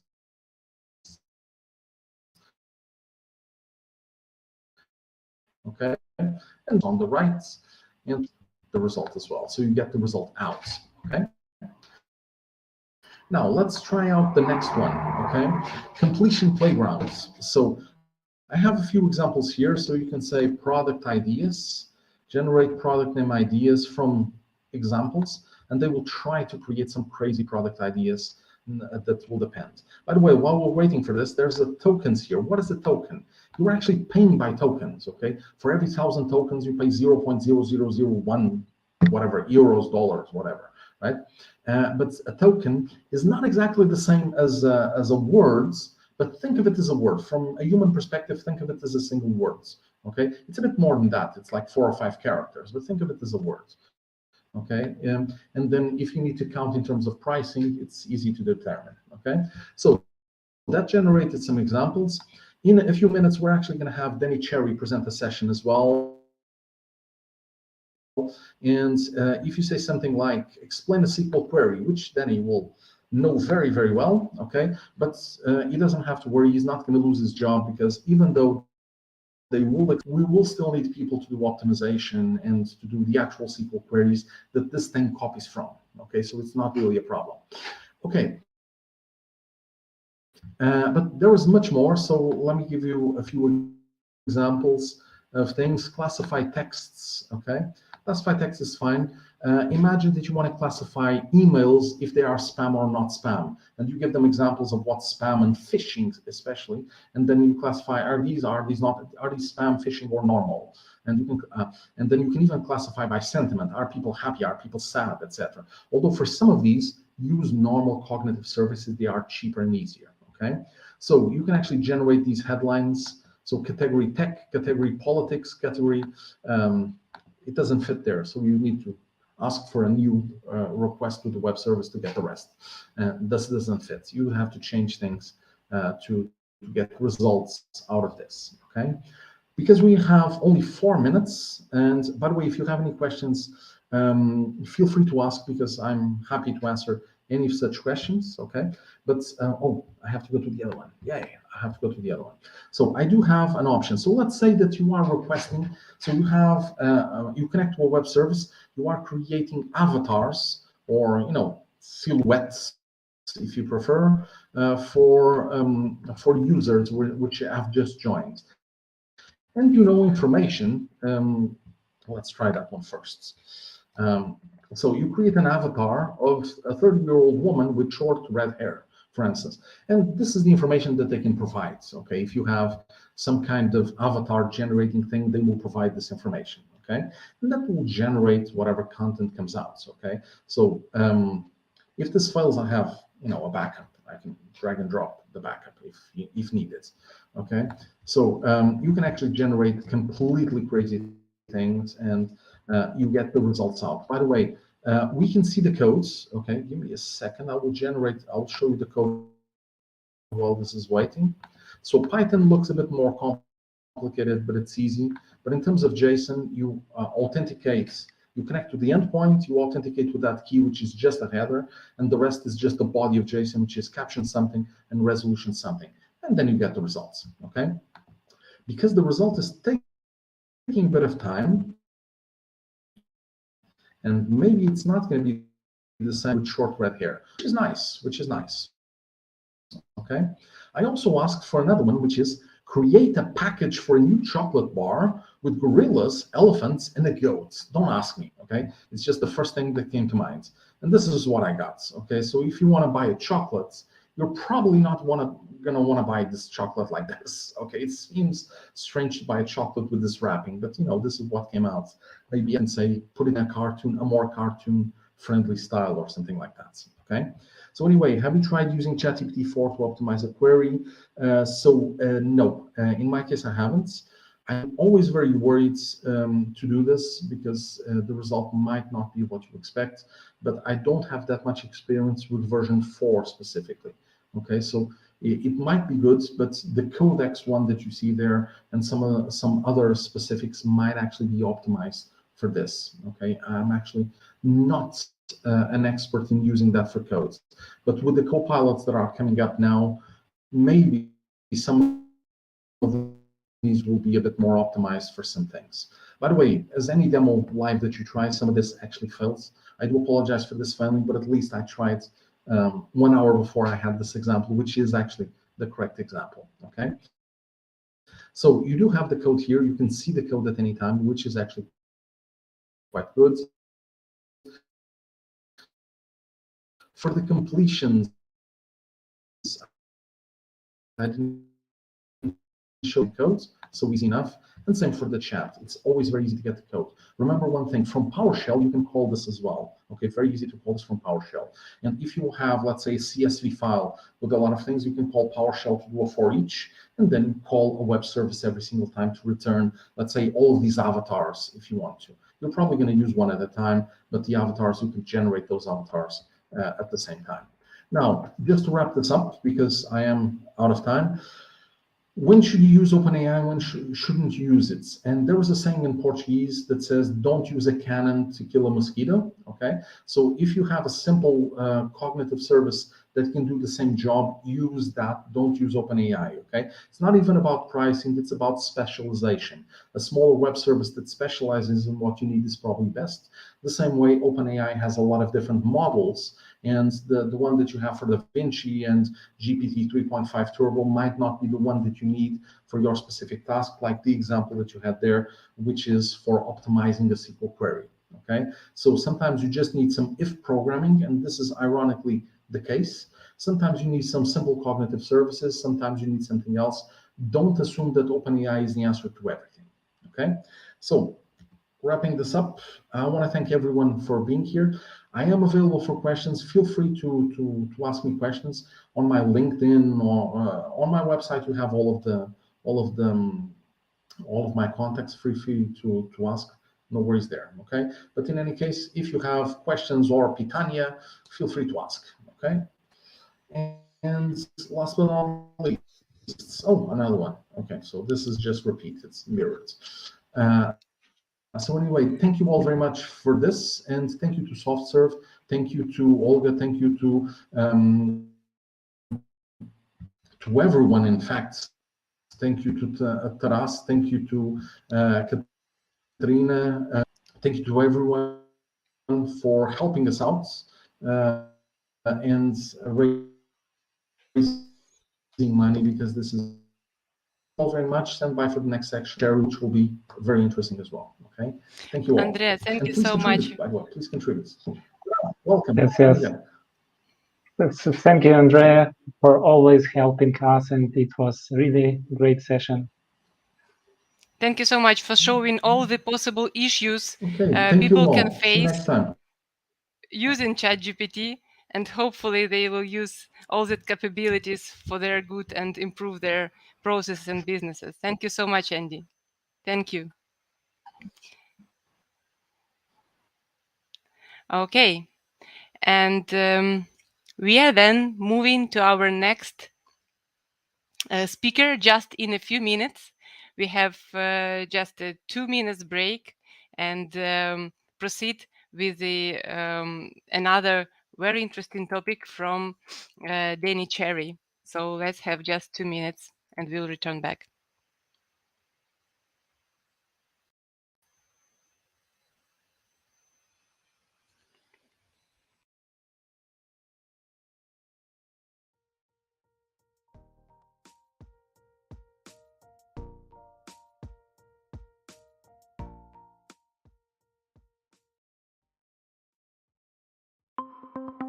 Hey, we are SoftServe. We have offices from Guadalajara to Sofia. And we have a dog. Me. My name is Mocha. I live in HQ in Lviv. I'll tell you what SoftServe is about. We are global, and we are in love with technologies since 1993. And we have our own SoftServe University. Not every city has it. We love weird words. COE, PAX, NEXT, TSL. PAX guides our career paths. COE is our community of inventors and tech experts who foster innovation. We have OpenTech. It's our pro bono platform where we work on social projects. OpenAI is our charity fund that helps our people and communities. We have a dedicated health and well-being program. But I'm fit enough, I think. People at SoftServe enjoy a flexible approach to work. They can work here, here, or even here. Each year, SoftServe reminds me how long I've stayed with the company. We call it anniversary and share cool gifts. But the thing I love the most is our company day. I wait for it for a whole year. And of course, we are about digital solutions. We are a hub of opportunities. Aren't happy with your current project? We have a lot of them, more than 1,000. Develop software, design new hardware, surround yourself with challenging cutting-edge technologies, or code in good old Python. What else? We are people, not machines. Mentors, not teachers. Leaders, not directors. Usually we win. Sometimes we mess up. Let's create bold things for your future. SoftServe.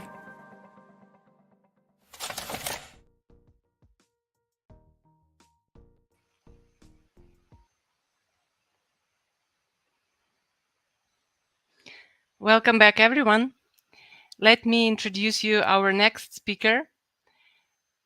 As you know, it's Denny Cherry, who is owner and principal consultant for Denny Cherry and Associate Consulting. And he has more than a decade experience working with various platforms. And today will tell us about the way of choosing the right data store. So please welcome. Hi, Denny. Nice to meet you. And I would say the stage is yours. We can't hear you. Just a second. It always helps if I unmute myself. Fine. So, hi, everyone. Thank you all very much for coming. I appreciate it. My name is Denny Cherry, like she said, and welcome to Choosing the Right Data Store. So I'm going to talk a little bit about the various data platform options that are going to be available to you in a couple of different cloud platforms. Most of them are going to be focusing on Microsoft Azure and Amazon AWS. So first thing I want to do is talk a little bit about myself, and it helps if I click on PowerPoint, and then my clicker will actually work. So I'm going to talk a little bit about me for a good 20 seconds, and then we'll talk about the stuff you guys actually care about listening to. So like I said, my name is Denny Cherry. I'm the CEO and principal consultant for Denny Cherry and Associates Consulting, based out of San Diego, California. It is a lovely 9:12 in the morning right now. I've written 8 or 9 books now on Microsoft SQL Server or on Microsoft Windows, as well as a couple of other platforms as well. I've written dozens of articles for various websites, including IT Knowledge Exchange by Tech Target, Win IT Pro, MSDN Magazine, SQL Server Magazine, and a couple others I can't remember the names of right now. I've been a Microsoft MVP for 14 years. I'm a Microsoft Certified Master. I'm a VMware vExpert, and I've been an EMC elect. So basically, I stand on stage and talk a lot to people about various things. So the things I want to talk about over the next hour are virtual machines in the cloud, Azure SQL Database, Amazon RDS, and SQL Managed Instance in Azure. And I kind of combine those two together because a lot of the things about one are going to apply to the other. We're going to talk a little bit about Azure Cosmos, Azure Synapse, and then Amazon Redshift as well. So one of the things I like to point out is that the cloud in general, and this particular slide happens to be about Azure, but it works the same for Azure or AWS. When it comes to the cloud, there are 1,000 different ways to do the same thing. So when it comes to storing data, for example, if you're in Microsoft Azure, there's Azure SQL Database, there's Managed Instance, there's storage tables, there's just putting data on Blob Store. When you're in the AWS side of things, you've got virtual machines, you've got RDS, you've got Redshift, and then there's a couple of other AWS specific data platform options available to you. They all store data. So which one do we want to select as the right thing? And why do we care? Well, one of the big reasons that we care is that when it comes to our cloud cost, the majority of that is going to be our database. The databases are the largest part of our infrastructure. So picking the correct database is going to be very, very important when it comes to actually building your application and moving things up into the cloud from your on-prem solution. So the first thing I want to talk about is virtual machines. And this is going to apply to basically every cloud platform out there, not just the big couple. So the reason that we go with VMs for our database platform, and specifically I'm coming from a SQL Server perspective here, but this also applies to basically every other database platform you can install in an operating system as well, or in a virtual machine rather, is that by going with a virtual machine, you're going to have complete control over both the OS and the database instance, and not just what you install, but what specific build and what specific patch level that you've installed and gone to. So you've got complete control over that, where you don't necessarily have that when you look at one of the platform as a service offerings, which is basically everything else that I'm talking about today. Those offerings are going to just give you, hey, this is the platform, and it's going to be patched, on the schedule that the vendor provides or the vendor sets, and they're going to take care of everything for you. Whereas in a virtual machine, you've got complete control over that. So one of the examples of why you might want to go this direction that I like to give is an example of, you've got an application you've bought from a vendor, and say it needs a very specific version of SQL Server. So maybe they only support up through SQL Server 2016 Service Pack 2, and they don't support any higher than that. Or maybe they support, if you're on the Oracle side, maybe they support Oracle 9, but they won't go any higher than that because of testing reasons or whatever their excuses for not going with the newer version of the platform. So you have complete control over that, and you can install up to that specific patch level or that specific build level and not go any higher, and you can actually own that, control that. You also have complete control over what the HA and the high availability and the disaster recovery configurations are going to be. You do have to build that yourself. You're not going to get that out of the box because it is just a virtual machine. So it is basically just a VM running on somebody else's hardware at this point. But so you have to build that yourself, but you have complete control over that. You're not dictated what you're going to be doing by the cloud provider, again, like you would be in a PaaS environment. Because in PaaS, don't forget, when you deal with high availability and disaster recovery, you're at the mercy of what the options are that are available to you from the cloud provider. You can't just pick and choose what you want, because that may not fit into what the cloud provider is giving you and has made available to you. Like I said, you can deploy specific versions of the software, either the database software or the operating system software. So you've got a whole lot of options there as to what you're going to be running and how you're going to be doing it. And it allows you to, again, run that specific build that you have to for that specific vendor.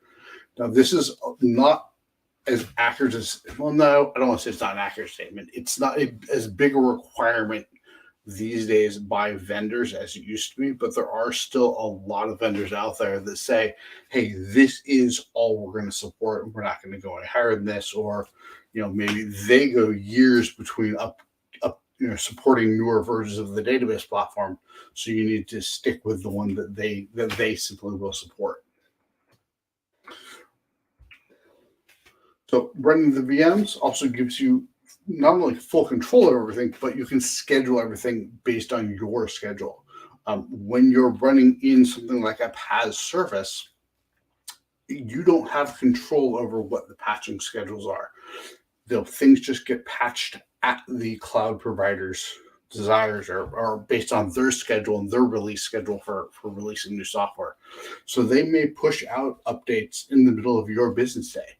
So maybe you've got stuff in, you're a company in Eastern Europe, and you've deployed things to the US cloud provider data center, so in US East or US West or something like that. And then so would they do their pushes in the middle of the night, based on US time zone, that's actually going to impact a business over in Europe, because that's not the middle of the night anymore. If they do a patch at midnight, suddenly that's 8, 9 in the morning European time. So things can get problematic when trying to schedule things out like that. You also get fine-grained control of all the firewall rules. So you can say exactly what needs to talk to what and what can talk to what. You don't necessarily have that in those PaaS platforms, so you may need to adjust for that accordingly.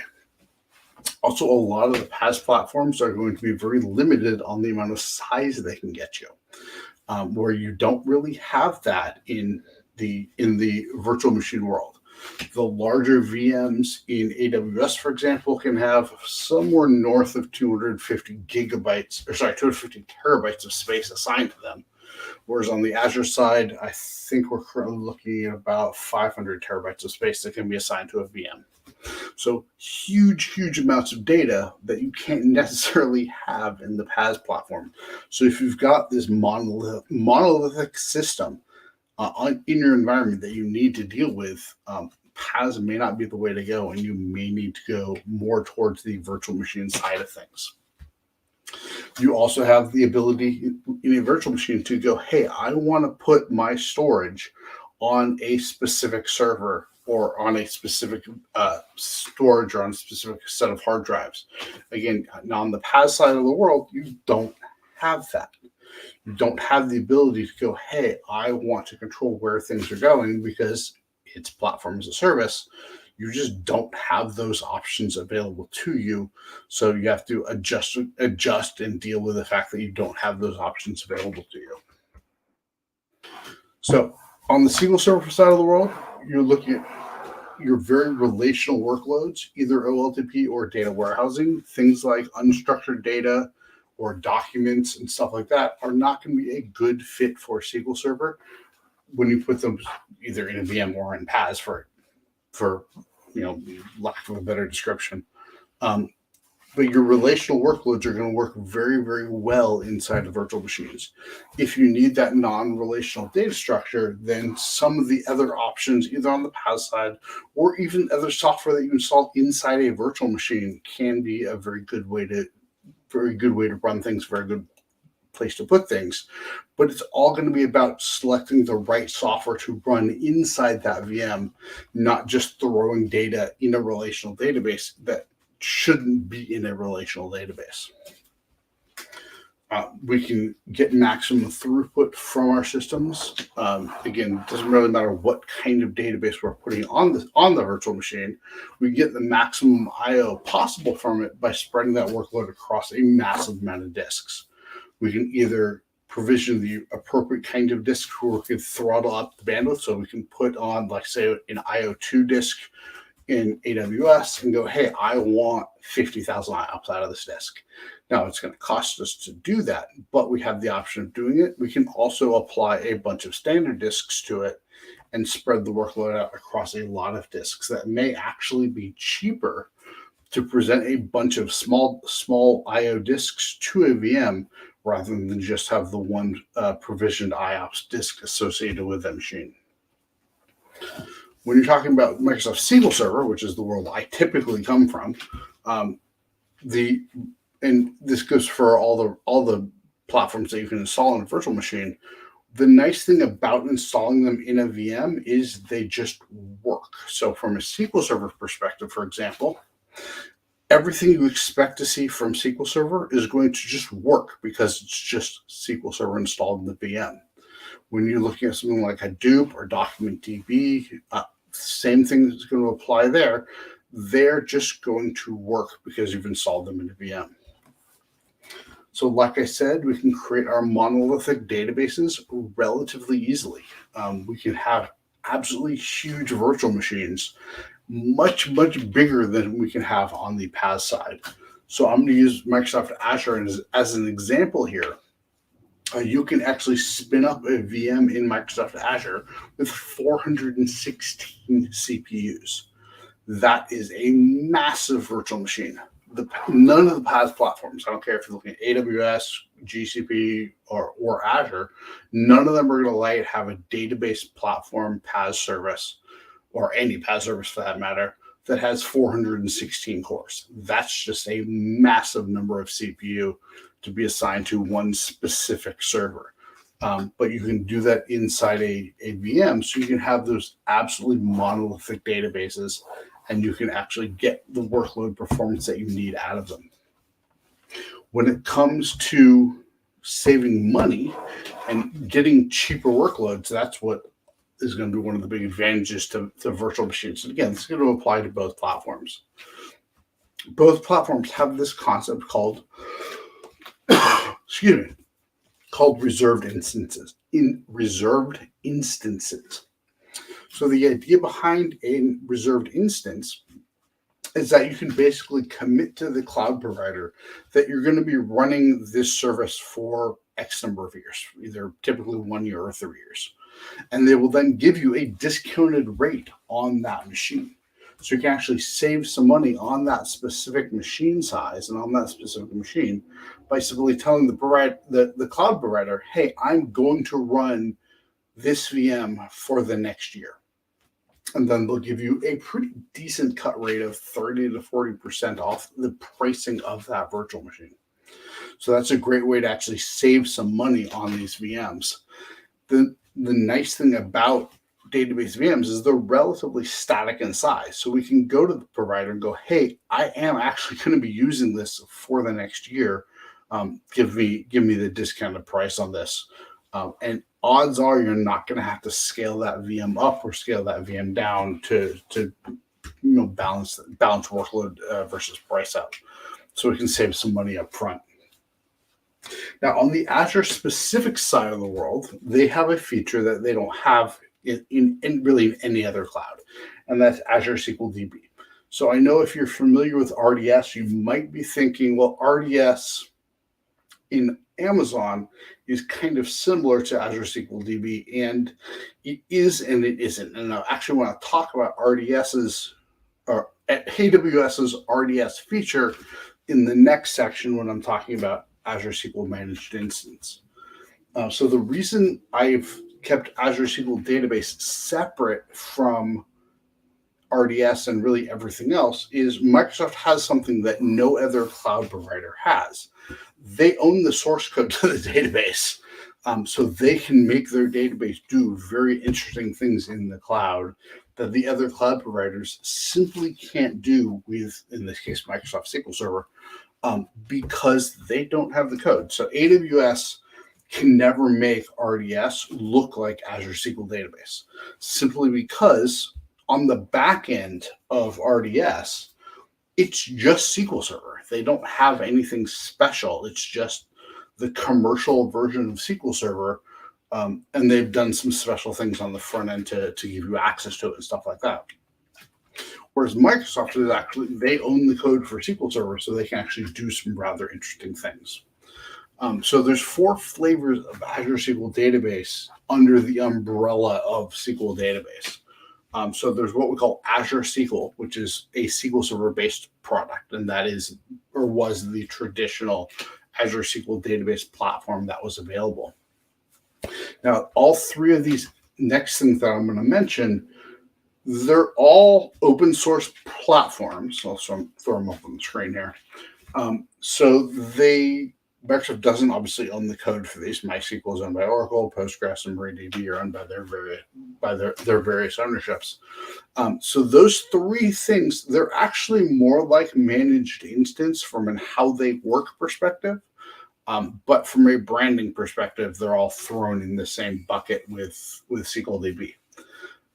So I'm going to kind of talk about all of them a little bit here. So Azure SQL DB itself is a cloud-hosted database service, and it's a database hosted service as opposed to an instance hosted service like RDS or SQL Managed Instance is going to be. So when you're configuring databases, you can configure them either as a single database or within what Microsoft calls an elastic pool.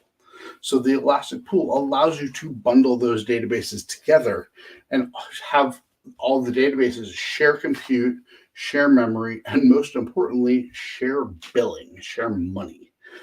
So you're only paying for those cores once, and you can then throw 400 databases on top of that into that one elastic pool. And the nice thing about Azure SQL, specifically as opposed to something like RDS, with Azure SQL, you can have something like 20,000 databases all hosted on the same namespace. So when you connect to Azure SQL, you connect to mydatabase.database.microsoft.net, or sorry, database.windows.net.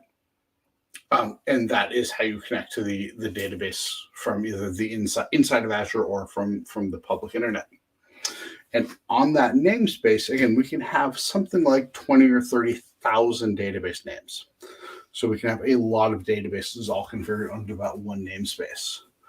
When we look at managed instance, or when we, again, another Azure feature, or when we look at Amazon's RDS, we can only have 100 databases per namespace.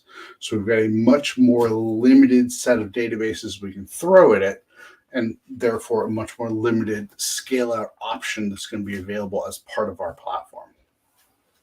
So migration applications can be migrated from on-prem to Azure SQL database as just a straight migration if you want to, but the most successful migrations are going to involve an application redesign. Now, the reason I say that is because when you just take a database from an on-prem provider and move it to the cloud, and this is going to apply to Azure SQL Database, any of the open source options on any of the providers, managed instance, RDS, really any PaaS platform, you're going to get the best scale and best performance out of the application or out of the database platform by redesigning the app to take advantage of the scale out features of the cloud. The cloud is good, but not amazing at running giant monolithic databases that have been just moved from on-prem up to the cloud. And they're okay with that because they can scale relatively high at this point. But where you're really going to get the best benefit out of the cloud platform is by configuring your application to scale out and scale extremely wide. That's where you're going to get the best benefit out of these platforms. So I was working with a company a couple of years ago now, and they are one of the largest payroll providers here in the US. So basically, companies use them both as timekeeping as well as their actual paying the people process. So the administrative company will go to the website and go, hey, I want to go pay these people X amount of money, and off it'll go. So this particular company has about 30,000 databases in Azure SQL Database. And the reason they have so many is they have one per each one of their clients. And the reason for that is to get that massive scale. So when they initially started, they had just a couple of giant databases on premises, massive databases with huge numbers of clients in each database. Well, at some point, they would have broken the system out into one database per customer within just their local SQL servers on-prem. Again, think on-prem at this point. So as they moved that to the cloud, they were able to simply just move all those databases over, continue breaking things up, and get this absolutely massive scale. So the benefit here is they can take these individual databases and scale them up as they need to, or they can take a lot of really small databases and put them in just one elastic pool and let them share CPU and share memory and share billing. And that reduces their cost dramatically. Now, the reason they want to do that is most of their databases are really, really small, just a few megs in size. So consolidating them down together can make an awful lot of sense and help with that performance and help with that scale. So one of the really good ways and one of the really best ways to scale applications is that horizontal scale. And I know it says Azure, but it applies to all cloud platforms here. The more you can scale things horizontally, the better your performance of your application is going to have, because you're going to end up with these really small databases and just lots of them. And this really gives you absolutely limitless scale of your application. So everybody loves to think that their application is going to be the next Google, going to be the next Twitter. It's going to have absolutely massive scale. Most don't, but some actually do, and some need that absolutely massive scale that's going to come with the fact that you can go and scale out horizontally effectively forever. The reason we can scale so big is that we don't have to buy the hardware. We are pushing that off on Microsoft or on Amazon, letting them deal with the actual buying of the hardware and scaling things up as they need to. If we do need to go in that single database model that Microsoft Azure SQL database supports, we can certainly do that. And that's going to let us scale those databases independently of all the other databases on the platform. And then, like I said, the elastic pools are going to be what lets you group those databases together into a single pool of CPU and memory resources. So you're only paying for one set of resources. So Azure SQL Database is available in a couple of different billing models. There's the old model or the new model. So there's a little complexity that's involved here. And the old model is what we call DTU, or database transaction units. Very hard to understand, very hard to implement. The new model is just simply vCores, where we're simply assigning cores to virtual machines or to databases, or elastic pools rather. So we can just go, all right, this machine or this database needs 4 vCores, go. The other big feature that Microsoft has is this feature called serverless. So with serverless, what we have is the ability to run our servers and have the system automatically scale the CPU from one size to another. So we can, I've actually done this with a couple of my clients now. So specifically the client I'm thinking of, normally during the month, from the 3rd until the 25th, they need like 2 vCores. But at the end of the month, when they're processing all their data and doing all their heavy lifting, then they actually need like 8 vCores. So if I did that normally, either in RDS or in Azure SQL Database, that would require an outage when I would make that change, and I'd have to go physically make that change in the portal or schedule it via scripts. With serverless, I simply go, hey, I want the minimum to be 2, I want the maximum to be 8, and it will scale accordingly with no outage, and that's the big important thing. The other thing that Azure SQL Database has is this feature called hyperscale. So one of the big problems with Azure SQL Database is when it was released, it limited the size of your database to just a terabyte or 2. So hyperscale now fixes that and allows us to go much, much bigger. The caveat is it's only available in a few places.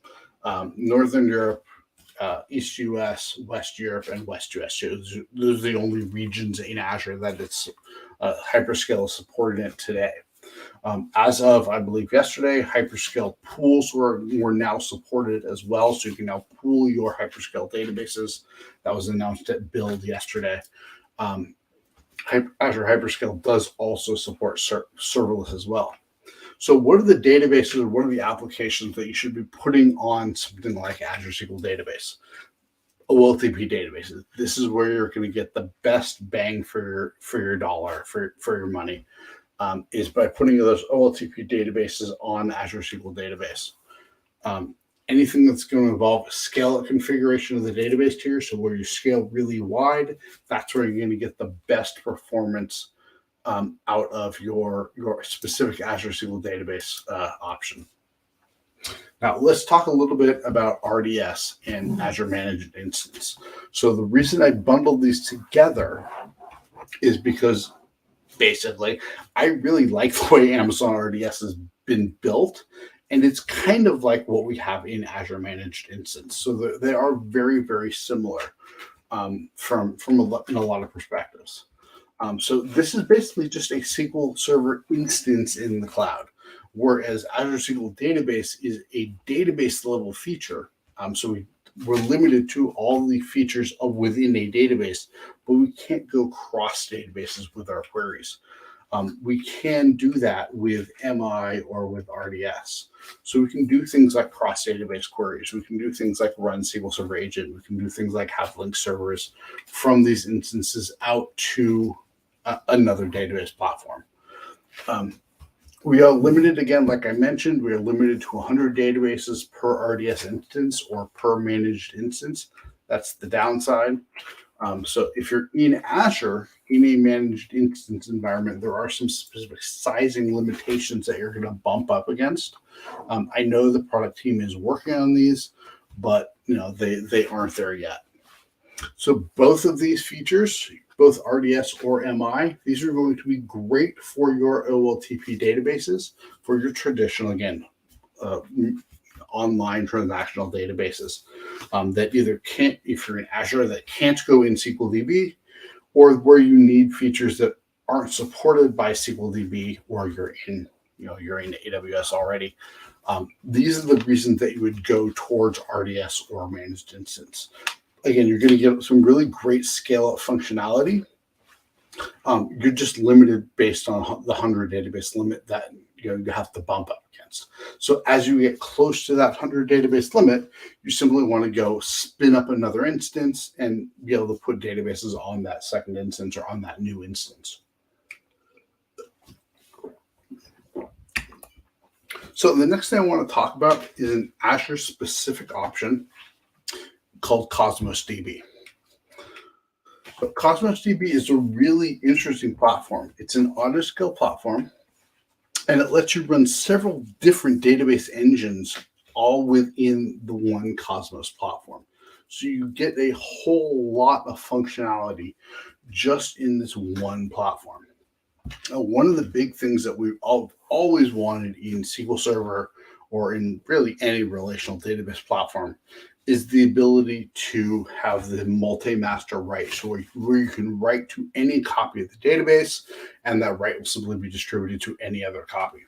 So we actually have that in Cosmos. We have this multi-master functionality, and we have the ability to deploy this not just to multiple instances within the same region, but we can actually spread this workload out across multiple regions within the Microsoft Azure environment. So we partition our data to get maximum performance within the Cosmos platform. One of the questions I get is, what if I want to run Cosmos on premises? What if I want to run Cosmos in AWS? What are my options for doing that? Or am I stuck with just running something like Cosmos in just Azure? And right now, the answer is just Azure. So you're not going to be able to bring that to AWS to your on-prem environments. That may change at some point in the future. Microsoft Azure has a feature called Azure Arc, which lets you manage on-prem or AWS or GCP or any other cloud provider's systems inside your Microsoft Azure portal. So in the future, what we might be able to do, and I don't know if we can or not, I'm not releasing any secrets here because I don't know, is take Cosmos and deploy it in an Azure Arc virtual machine, or Azure Arc managed virtual machine rather, in AWS, for example. And we can do this simply by just installing the Azure Arc software on that virtual machine. That will then connect it to the Azure environment, and we can tell the Azure portal, hey, deploy this feature on this VM. So we've got some options there, hopefully. So what are the different APIs that we can run on Cosmos? So we have a wide variety of stuff, and you will probably recognize some of these options. So we can run the Gremlin API, we can run Cassandra, we can run a SQL API, so that Cosmos will effectively kind of look like SQL. We can run the Mongo API or the Table API. So the one that resonates the most with me as a data person is probably that Mongo one, or maybe Cassandra. Those are the two that I see the most getting used by our clients when they're running Cosmos. So they can take their example, for example, Mongo application, and get away from managing a Mongo environment and just spin up Cosmos, plug in the Mongo API into Cosmos and simply point their application at the Cosmos database now and start reading and writing Mongo data into it. Now, one thing I will warn you about, if you use one of these APIs to write the data into the database, use that same API to get the data back out. So I had a client, they were writing the data in with Mongo and then trying to read it with the SQL API, for example. I think that's actually what they're trying to do. And the data they were getting back was nonsense because the data wasn't structured correctly, because they were expecting it to come out just like the Mongo data had been. And the reason was it was trying to be interpreted by the SQL API to be brought out a little bit differently. So that's one of the things you're going to want to keep an eye on, that and make sure things are doing things the way you expect them to be done. But one of the cool things about Cosmos is we literally have an infinite scale of the application. We can simply keep on shoving data into it, and the application and Cosmos will simply just keep scaling more and more and more, either based on storage or based on compute. It will scale as much as we need to. The billing on Cosmos is a little weird because it's priced in these things called RUs, or resource units. So you have to account for how many of those you're going to need. The more data that's going to be returned, that's going to be the more RUs that are going to be used by your platform. So what this means is that one large data set getting returned by the application is going to be very, very expensive. One of the jokes we make about Cosmos is it's going to cost you somewhere between $0 and all of your money. And that's because one bad query can make it extremely expensive. So you have to be very, very careful. But if all you're doing is running very, very small queries and just pulling back one row at a time from Cosmos, and you're not, pulling out extra rows that you don't care about, then it's going to be very cost efficient, for you to actually run in this Cosmos environment. If you want to go with reserved instances, those are available. It's just a matter of using them for Cosmos. So Cosmos is going to be ideal for logging applications. It's going to be great for applications with small, consistent query workloads. Again, queries that have really large result sets, not going to be a great place for Cosmos.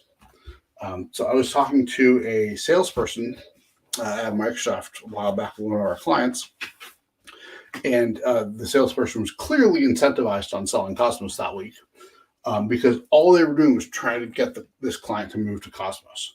Well, this particular client has a large data warehouse database, and that is their business, is selling data. So their entire business is running large workloads against Cosmos and getting back extremely large data sets of all the houses in America that are for sale in a specific zip code or in a specific county or state, or however the customer wants to narrow that down. So putting this in Cosmos would have been extremely expensive for the customer, just because Cosmos is not great at dealing with these incredibly large workloads, incredibly large queries that come back. Now, talk about another Azure feature, which is called Azure Synapse. So if you're familiar with AWS Redshift, this is going to be kind of the Microsoft competitor to that. And we'll talk about Redshift in a little bit. So this is Azure Synapse. This is going to be the MPP scale-out database platform for Azure SQL Database. So if you have heard of things like SQL DW or APS or what was the original name called back when it was an on-prem platform? I can't remember the name right now. If you're familiar with any of those other names, those are the same things as Synapse. So it's just been an evolution of the platform. Microsoft bought this as a product back in, I want to say, 2008 from a company here in Southern California, and then rolled that into a physical appliance that you could buy that would then get deployed in your data center, and then they moved it to Azure as Microsoft Azure came out. Azure Synapse is going to be a great solution for your data warehouses. It's going to be an absolutely awful solution for your OLTP databases. To get the best benefit out of Synapse, you're going to have to do a database redesign. In your existing data warehouse, if you were to load it into Synapse, is going to perform absolutely horribly. Back when this was an on-prem product, when you bought it, you would actually buy consulting services as part of the package from one of 3 or 4 consulting companies. And it made the platform really expensive, especially on that initial purchase. But it made it perform really, really well because all these consulting companies had specific knowledge in that specific platform, and they knew exactly how to get the most bang for the buck out of that system. This is no longer the case because it's in Azure. You can simply spin it up and create databases and start using it. So when you do that, if you design your database incorrectly for the platform, you are not going to get the performance out of the platform that you need. So a perfect example of this was I was talking to somebody on Facebook a couple of years ago now. So this is back when the product was called SQL DW, not Synapse. And she worked for a company and they were building out some API-driven database platform that they were going to sell to their customers. And so it worked great through dev. They talked to their consultant. They're like, hey, we want to scale. And their consultant said, hey, we'll use this, well, now called Synapse, at the time SQL DW platform. And they went, okay, yeah, no problem. And they explained how, hey, it's got all these cores. You can scale it out, to an extremely wide level and get the workload and really get a lot of cores behind it. The problem is that both SQL DW and Synapse limit the number of concurrent queries you could have. And the consultant didn't realize this or didn't know this.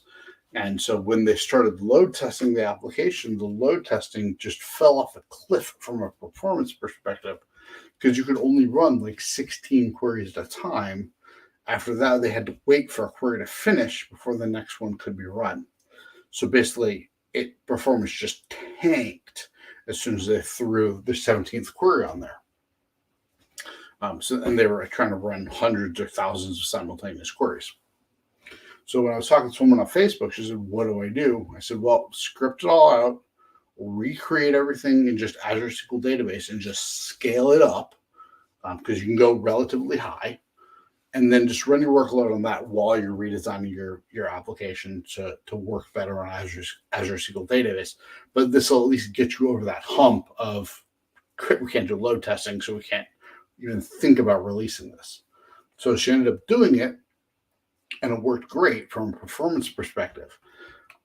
The caveat to the takeaway for the story is use the right solution for the problem. Don't just use the thing you want to use.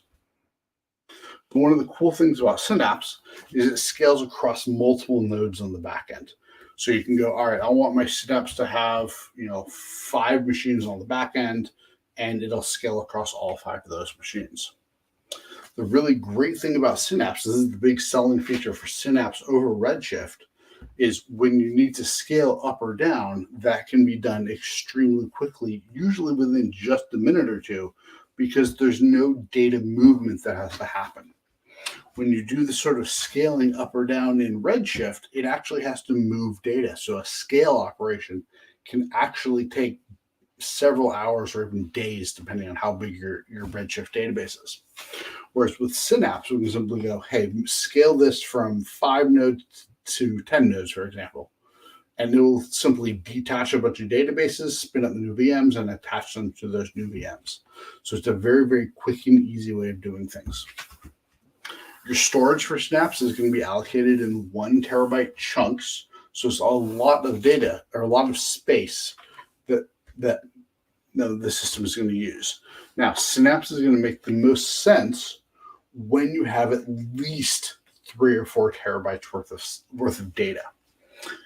When you're under 3 or 4 terabytes worth of data, Synapse isn't going to make a whole lot of sense because you're not going to get enough performance to justify the additional cost that Synapse has versus something like just a traditional Azure SQL database or a managed instance.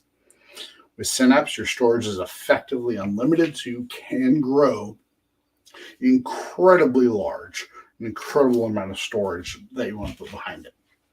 And again, reserved instances are going to be available to you. It's just a matter of using them. So last thing I want to talk about is Redshift. So this is the AWS equivalent of Synapse. And this is going to give you that petabyte scale data warehousing options that are going to give you a lot of performance and a lot of scale benefit. The big catch, though, is that you have to scale either ahead of time or assume that it's going to be down for quite a while when you scale out. Now, this is going to be that MPP system, the same kind of system that we have with Synapse. The big difference is this is not going to be SQL Server based, so it's going to be a different language. So if you're coming from a SQL Server shop and you want to move to Redshift, that's going to work great. Moving that data over is going to be no problem. Just keep in mind it's going to be a slightly different language than your traditional SQL Server languages. One of the big benefits that Redshift has is massive ingest of data. So you can ingest data into Redshift at blazing fast speeds, much faster than you're typically going to be able to do with something like Azure SQL Database.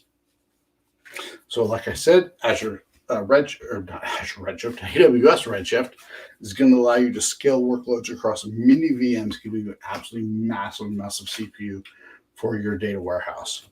So these are going to be comparable to your Synapse SQLDW APS, and there's the name I couldn't remember earlier, which is PDW, which stood for Parallel Data Warehouse. So I know I've thrown an awful lot of information up there really, really fast.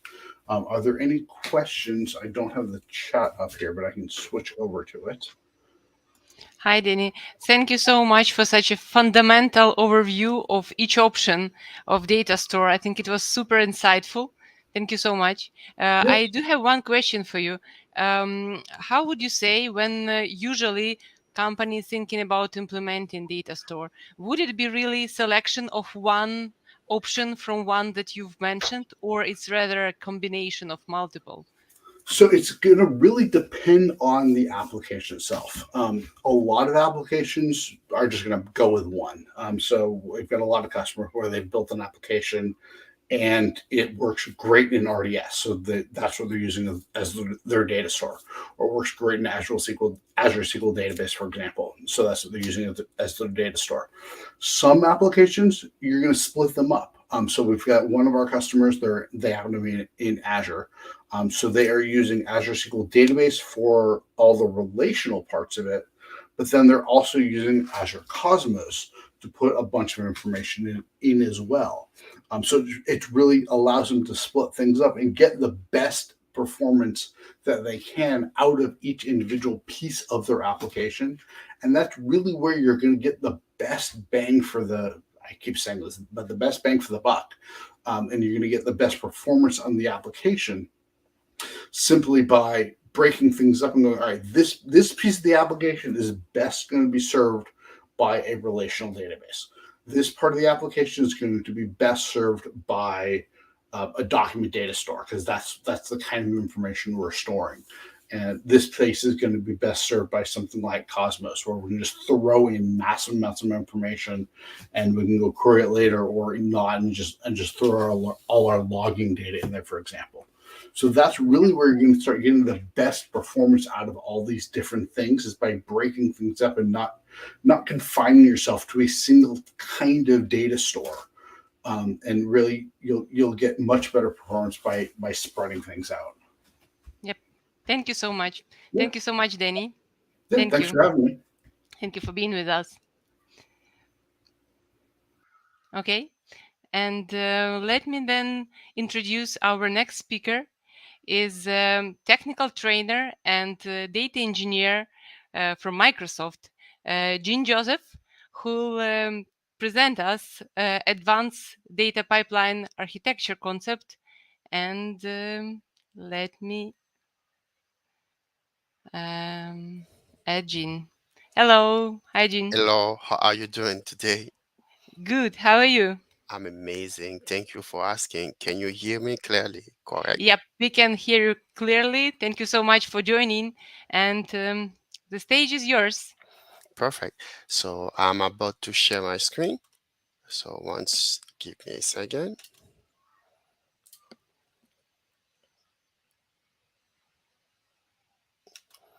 Let me know if you're able to Not yet. see.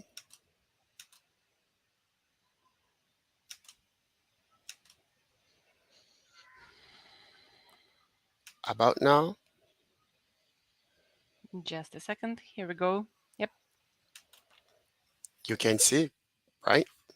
Yes, we can see it. Perfect. That's great. Thank you. One more time, welcome everyone, right? It's a pleasure to have you join us, and kudos to the organizers. By the way, I'm Jean Joseph, right? I'm a data engineer and work for Microsoft as a technical trainer.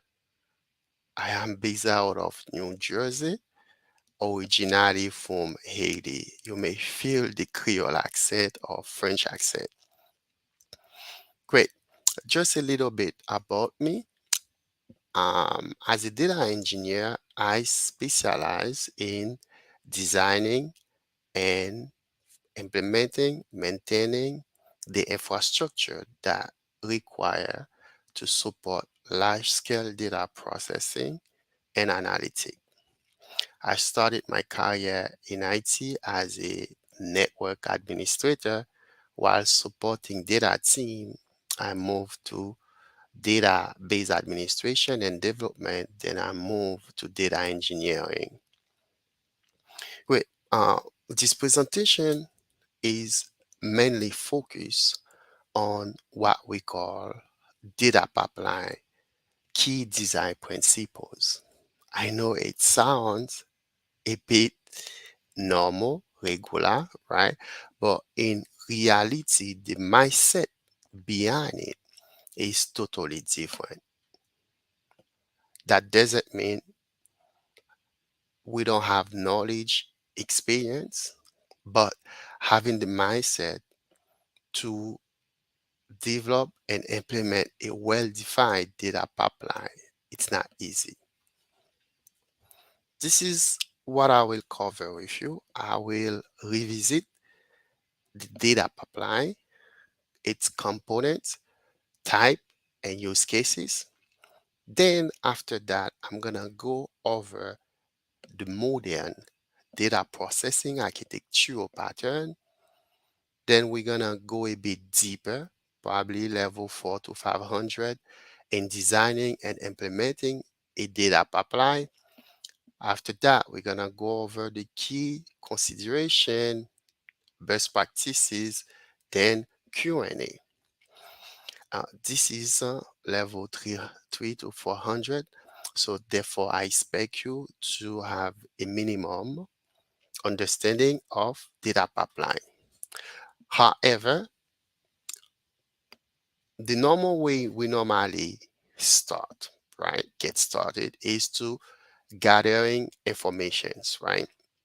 When you gathering informations, we normally go with identifying all the necessary steps to centralize and connect all our data. Once you connect them, you will, that's when the basic data discovery and exploration comes in, right? Because you centralize them. During the data discovery and exploration, you will get some information, some useful information like data classification, right? What I mean by data classification, you can see the nature, the shape of the data. Is it structured, semi-structured, or unstructured? Because each type of data classification may require a different way to ingest, process, and transform. And the second thing we get to know is size, because size matter, right? The second thing, the third thing is sometimes once we get to know the shape of the data, we understand the size, right? So we may need to go back to business to confirm, say, these are the data store that I'm able to centralize, connect and centralize. Let me know if I'm missing one, because we want to make sure there is absolutely no data silo, right? So after you identify everything, that's when you will be able to outline all the technical requirements, right? What technology we have to use, for example, the strategy we need to implement, and also do we have expert in the house that will allow us to perform, to implement and design such data pipeline. So do do we need to bring consultants in? So what should we do? Do we have a data center that can support our environment? Should we go to cloud or should we go on-prem? And nowadays, 99% of the time, cloud would be better because of the scale, flexibility, and cost effective, correct?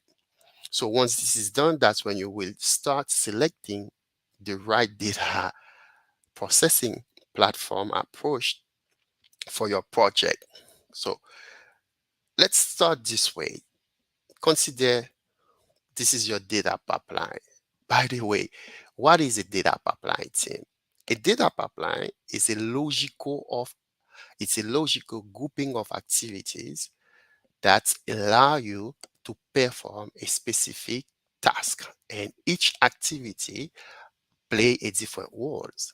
Consider for ingestions, depend on the data processing architectural pattern, we might think of one or two input when it comes to unbounded and bounded data, right?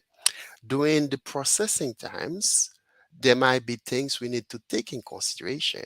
And when we're storing the data, right, we need to understand how these data will be utilized, because most likely we will be dealing with a data lake. We might be dealing with data warehouse. And nowadays, because of the growth of the data, most of the data warehouse happen to be distributed system at two levels: compute and storage. And sometimes we may they decouple. You can stop the compute and pay for storage. But because the data will distribute across different storage, you might need to take in consideration you, how that will be utilized. So therefore, should you optimize for read? If you have to optimize for read, you will need to think of access pattern. Or should you optimize for load, right? Then we can think of what we call prep and training, then model and serve. In reality, this is what is a data pipeline is all about. But if you think of from ingest to prep and train, this can be an infinite loop inside of your pipeline, right? And because of that, development might be different from QA and production. So therefore, you have to think of make it parameter driven, right? And guess what happened? Once you make it parameter driven, there might be other things you might need to think of. Consider if you extracting data outside of your own data center networking, if you want. You might need to have kind of a bridge or handshaking shaker that will allow you to communicate the, between two different data centers. This is where you might think of integration one times. So once you're done with this, right, that's when we will think of the orchestrations, right? And we will define our control flow. While defining the control flow, we might need to think of what we call triggers, because when it comes to triggers, sometimes there's different kind of options. You might need to know which one you need to choose, and most of the time the application core functionalities or business requirement define that. Great. But Everything that I just mentioned are related to technical knowledge and experience. It has nothing to do for business. So what I mean by to implement a pipeline, you can wake up any day and design your pipeline. But when it comes to project, you also need to understand what takes priority. Is it performance and business continuity or cost? Sometimes cost can impact performance or business continuity, right? Let's take cost. If cost drive the entire project, you have to be able to be honest with business, to let business know the performance they may get out of it may not be something you might think of. Consider if you need the data ASAP, right? We will need good throughput. What I mean by throughput is the one that's defined how much data can be processed in a given time. Great. We can think of time to answer, right? Time to answer can refer to latency. Latency is what? It is how fast we can access that data. So therefore, you can think of time to answer refer to what we call the data processing architectural patterns, right? So when it comes to the data processing architectural patterns, you can think of Lambda. And you know Lambda require a full data set or complete data. You have to multiply your unbounded input with your bounded input. This is what Lambda is all about. In the other hand, a kappa doesn't, when it comes to kappa, it doesn't care about the batch layer, what we call code path, right? It's only cares about the new data, the streaming data, the live data, right? So therefore, there is less complexity there. But 80 or 90% of the time, we normally use kappa because of the environment, right?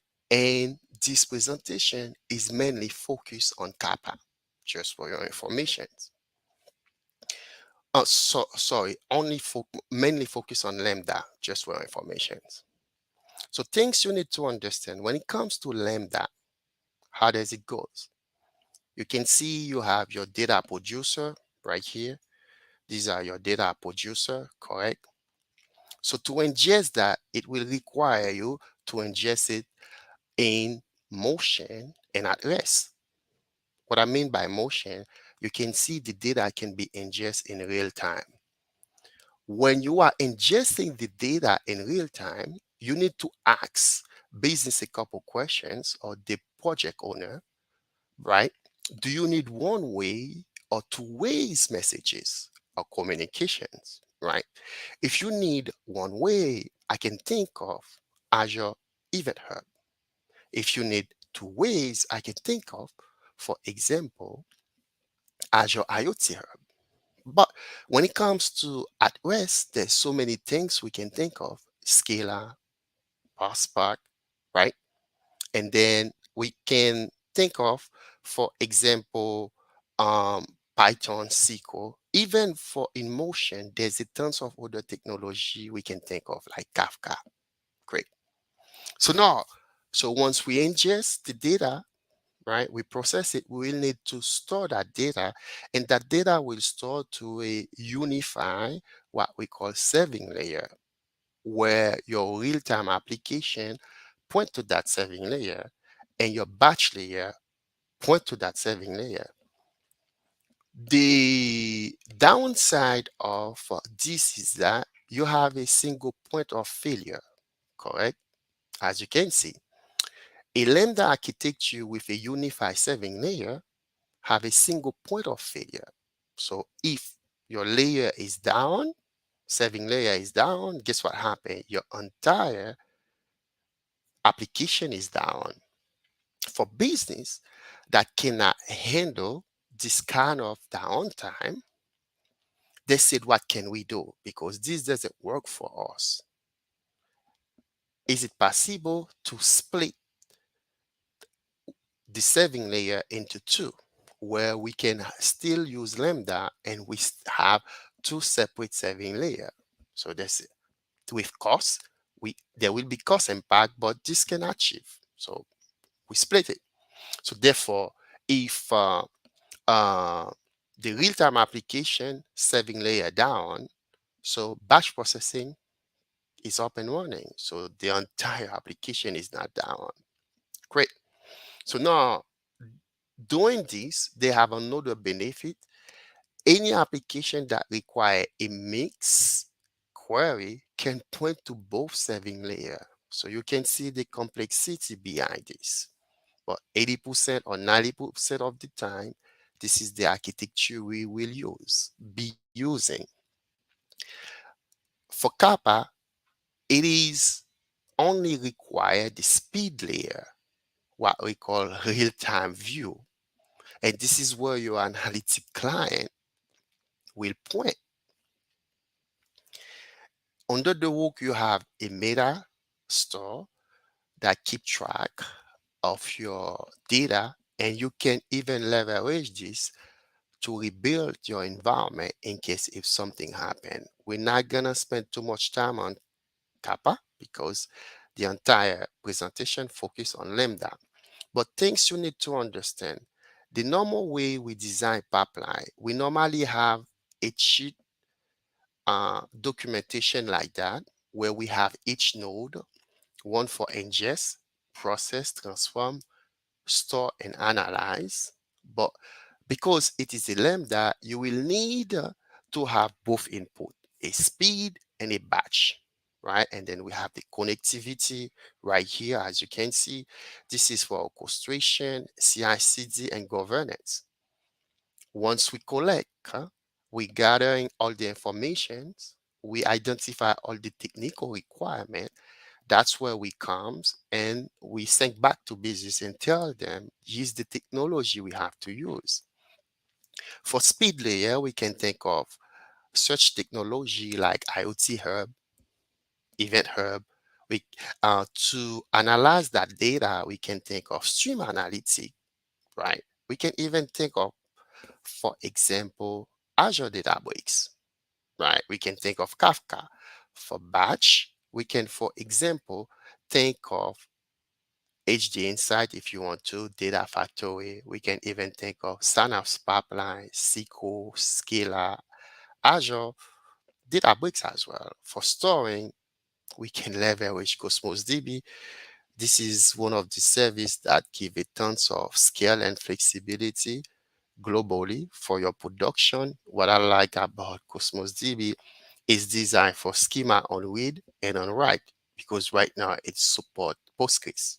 We can think of even Azure Data Lake Storage, or for your data store. We can think of a blob storage, right? We can even think of SQL Server or uh, a dedicated SQL pool when it comes to data warehouse, right? For the analytical part, if you take a look here, it can be anything. It can be Power BI, it can be Azure Analysis, it can be Excel, it can be a mobile app, even machine learning or Azure Data Bricks as well. But things you need to understand, the traditional way is normally rely on what we call lake. And you know lake, data lake is most likely append, right? So we know it is Hadoop compatible. I know it support what we call enterprise grade security, but for some reason it comes with a uh, con.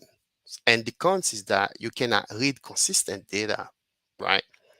If your files are huge, there's no way for you to process that file incrementally, right? And there's no ability for you to roll back and replay the historical data. So therefore, the traditional way may not work for a growing organizations, because if data lake is your single source of truth for all incoming data when it comes to the first V's of the big data, which is variety. Variety refers to data classifications. It doesn't matter the nature of the data, it has to be stored. And when it comes to volume, size, this is where the data lake comes in. So now, if all our data sit in our data lake, there's no consistency. What about applications that rely on batch processing, right? What about report that rely on, for example, any data that is at rest? So what can we do? So this is where you can think of what we call medallion architecture. And when it comes to medallion architecture, it is just a fancy name to me, right? You can, I would, it's the same thing like lake house, and it's rely, by the way, on top of a lake house. When you think of a lake house, you can think of what we call lake house leverage delta, correct? But mid-ions comes with the need of increasing data quality inside of your data lake, right? And then mid-ion comes as well when it comes to incremental loads. So all these features come from a delta lake. A delta lake can be a little bit confusing because a data lake you see n numbers of files, whereas a data lake rely to a single table. It might be confusing, but things that I want you to understand, a delta lake is not a storage. Instead, it is an extension layer that you add on top of your Spark engine, right? Or your data lake. That extension layer is the one that bring the capability of what we call ACID-based transaction or compliance, if you will, right? What I mean by ACID, transactions cannot interfere with other transactions. There must be isolations, right? And it has to be doable. If I save, I know that data has to be persist. It doesn't matter if the server up and running. As soon as I can access that server, that data has to be there. And the state has to be one. It cannot be both. It has to be failed or completed. This is the extension layer that's been added on top of your data lake or Spark engine, right? That extension layer is a combination of two files. You have a business data that come in a Parquet format, and then you also have a JSON files that keep track of your transactions, right? So the things you need to understand, any DML operations you request against that file will create a new versions. So now you know the capability of Delta, but Delta simplifies something we all know and we like. It's when it comes to Lambda architecture, Delta bring together or unify together the two input when it comes to speed and batch layer. So you don't need to design a new data pipeline for your data address and for your data in motions. You can leverage one pipeline to do that. And the architecture behind it is what, sorry, we normally comes like that, correct? We have a bronze where we keep all our, for example, war data, and that data has to be the same as the source. The only thing we might need to add is the application IDs sometimes, the loading time we might need, but outside of this metadata that will allow you to process the incremental data, guess what happened? The data has to be the same as production, as the source. Other things you might need to think of, you will need to go and get that data from Bronze, clean that data, and save it into silver. You can consider silver as a third normal forms or as a place where you will save your clean transactional data. That's all silver is all about, right? So it's a data that is clean. So once that data clean, that data can be used as information, but not as knowledge base. So for you to have business, have a single place to perform some analysis against business aggregation or knowledge base, you have to apply business rule against the clean transactional data that is reside or fall under the silver and save the output to a goal. So far so good. The analysis is done this way. As you can see, we can use kind of the same tools to perform our analysis. But here's the thing. When this architecture just came out, nobody understand truly what they were doing. They said if everything has to point to the knowledge base, there are some application that's required to perform some near-time analytic against the clean transactional data. They said, wait, we're gonna change this a bit. Instead, we're gonna make it this way. So any application that require knowledge base, and we know the knowledge base is a static data, I'm gonna leave it on the goal. Any application that require real-time data against the clean transactional data will point to the silver, right? So the your live dashboard can point to either one, either to this node right here or either here. It's up to you. Quick, perfect. So now we can still use the same technology that we've been using forever, right? And then we still have to think of the orchestration and DevOps and also governance, because governance matter for us. We can have, we will try to apply that. How can we apply this, right? So when it comes to Delta, we already know a Delta Lake, Azure Delta Lake is Hadoop compatible. Therefore, you are dealing with physical directory, right? We know it is a distributed storage. We know that. And we know, for example, it has enterprise grade security. It's fast and cheap, fast for certain applications, but it doesn't have what we call the capability to handle data consistency. Because if a job fail, guess what happened? You may end up to have corrupted data, and sometimes it is a place that's kind of messy. To increase the level of the data quality, we can have Delta. On top of that Delta engine query, we can have data engineering team and machine learning team, even AI engineering team, leverage these to perform analytic against your Delta query engine. Great. And when the engineering team done some work, the data sometimes can go back to silver or to gold, and sometimes that data might need to go back and sync our production or any other relational environment, like your data warehouse, like SQL Server, Cosmos DB, correct? Or any other NoSQL engine, because Cosmos DB is a NoSQL and SQL API, right? So guess what happened? The serving can, for semantic, we can leverage Synapse or Azure analysis services. Great.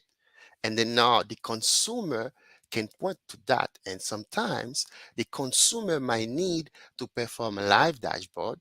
You can leverage Power BI to connect to Azure Stream Analytics and to get that data while the engineering team processing that data.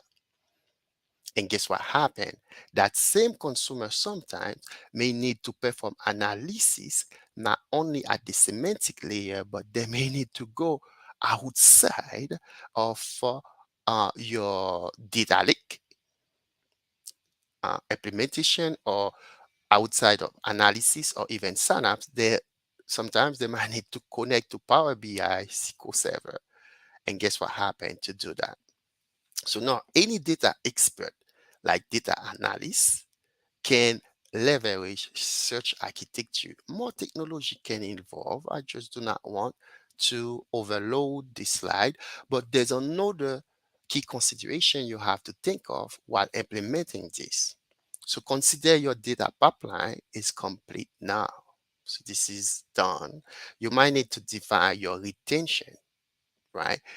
Because you need to, performance matter, but cost optimization matter as well. You have to think of this. You may need to, for example, define what is hot, what is current, and keep it under a hot storage. And anything that is old, you define it. In my example, it is 1 year, but in yours, it could be 2, 3 months. It could be 15 days, or it could be 5 years. For archive, and it is, as you can see, like 5 years. Yours can be more or less, but we're not done yet. You still have to think of administration, you still have to think of security, you still have to think of so many other things. However, the goal of a modern data warehouse is not only to serve business, but also to make sure uh, development is easy, and there must be data governance as well. This is where you might think of Azure Purview, okay, and command data model. And at the end, we can have something like that. If we have to design it, make it more, for example, uh, more fancy, okay, just for business to see. Sometimes they love that. But things you need to understand, everything that I've been saying here was centralized. So nowadays, things get shifted to a different ways. And that is what we call domain-oriented decentralized data ownership. And the objective or the goal behind domain-oriented or decentralization is to promote self-services, data usage, and federated computational governance. What I mean by, we need one lake, we need one security umbrella. But let's revisit everything that I just mentioned. When you think of a data pipeline, it's all about data movement. You get that data from source, you move it to a different location, and then you centralize it. So the objective is to centralize it. But let me say something to you. This is not work for all organizations. Why? Sometimes you might work for one organization, your coworker is your competitor, and we're working for the same organization, right? So guess what happened? If my coworker is my competitor, my data domain will move to a centralized domain where nothing is decoupled. It's going to be hard to have ownership. So what happened? So now business realize, because of the complexity, instead of moving the data, right? Why don't we remove the pipeline when it comes to centralizations? Because each domain will have their own pipeline, okay? We're gonna remove this, and then we're gonna replace it with what we call data mesh, where we treat each entity or domain separately. Any domain, for example, can be treated as a data can treat as a product, right? So consider each one is a node, right?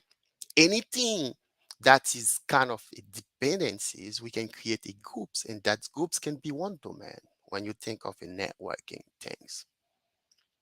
So to achieve this, every technology that I just showing you can still be part of it. But the thing is, we will need one umbrella to do that. This is where you might think of fabrics. If you think of Microsoft Fabrics, it just came out for Microsoft. I think it might came out 2 days or 3 days, right? So it is an umbrella that's focused under one security and one lake, as you can see. These are the same technology that I was showing. And the good things of fabrics, it is a hot environment, a warm environment. So therefore, you don't need to start any cluster. The service is up and running. It's still new. Nobody mastered it yet. But guess what happened? This kind of way is not only Microsoft going that way. All of the company that's providing technology are going that way because of the needs, right, of ownership, right? So what I want you to understand, there will still be pipeline, but it will be within a specific domain instead of having a single one. And this technology is amazing for that. So let me not focus too much. It's still new, but what I would suggest you to do, if you haven't registered yet for Microsoft Build, it's still going on. I would suggest you to register so therefore you can have access to all the recorded sessions, right? Other consideration you might need to think of when you're designing your data pipeline, because you have to build a catalog, right? We're gonna cover that later. It's hard to find out where what we have, what is available, and how can we make things available. And it's hard to find out where is the sensitive data or personal informations are located, right? It's hard to find out where our data is coming and where they are going to. Because first of all, even us as data engineer, machine learning engineer team, even us as, for example, AI engineer, right? Seeing other people work can be a bit overwhelming. So it's going to be harder for business as well. So it's hard to find out how should any organization manage different type of data when it comes to sensitivity or personal data. Who is responsible team? It's hard. It's hard to find out, okay, for what purpose. This is where you might think of Azure Purview. Azure Purview is a unified data governance, right? And then it is multi-cloud, right? It's allow you to connect to your data store using map, okay, map it, and this map allow you to automate and manage your metadata at scale. It's allow you to build your data catalog. What I mean by that, data catalog give you or enable you or enable effortless discovery for data consumer, right? It's allow you to get data insight, right, across your entire organizations. It's not what I like me about Purview team is that it's not only for governance, because nowadays governance is a big deal, especially when the data has to reside where it's generated. So Purview allow you to share the data in place without data movement or replication, any copy, right?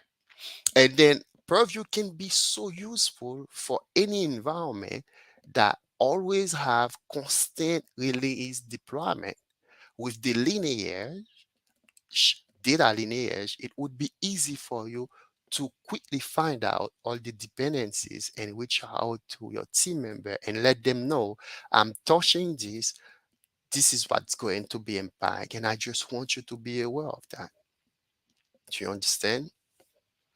Yeah, in reality, these are the consideration. When it comes to best practices, team, you have to understand you need to treat your data pipeline as a project. So you should not, what I mean by the project, so you should understand the desire of your data pipeline has to come from what business expect from you, right? And then second thing, you have to build it incrementally, because you do not want to build the entire things and you will be dealing with business data. And remember, data is the only place business can derive valuable insight. So you have to think of this as well, right? You will need to document it as you go because there will always be bug.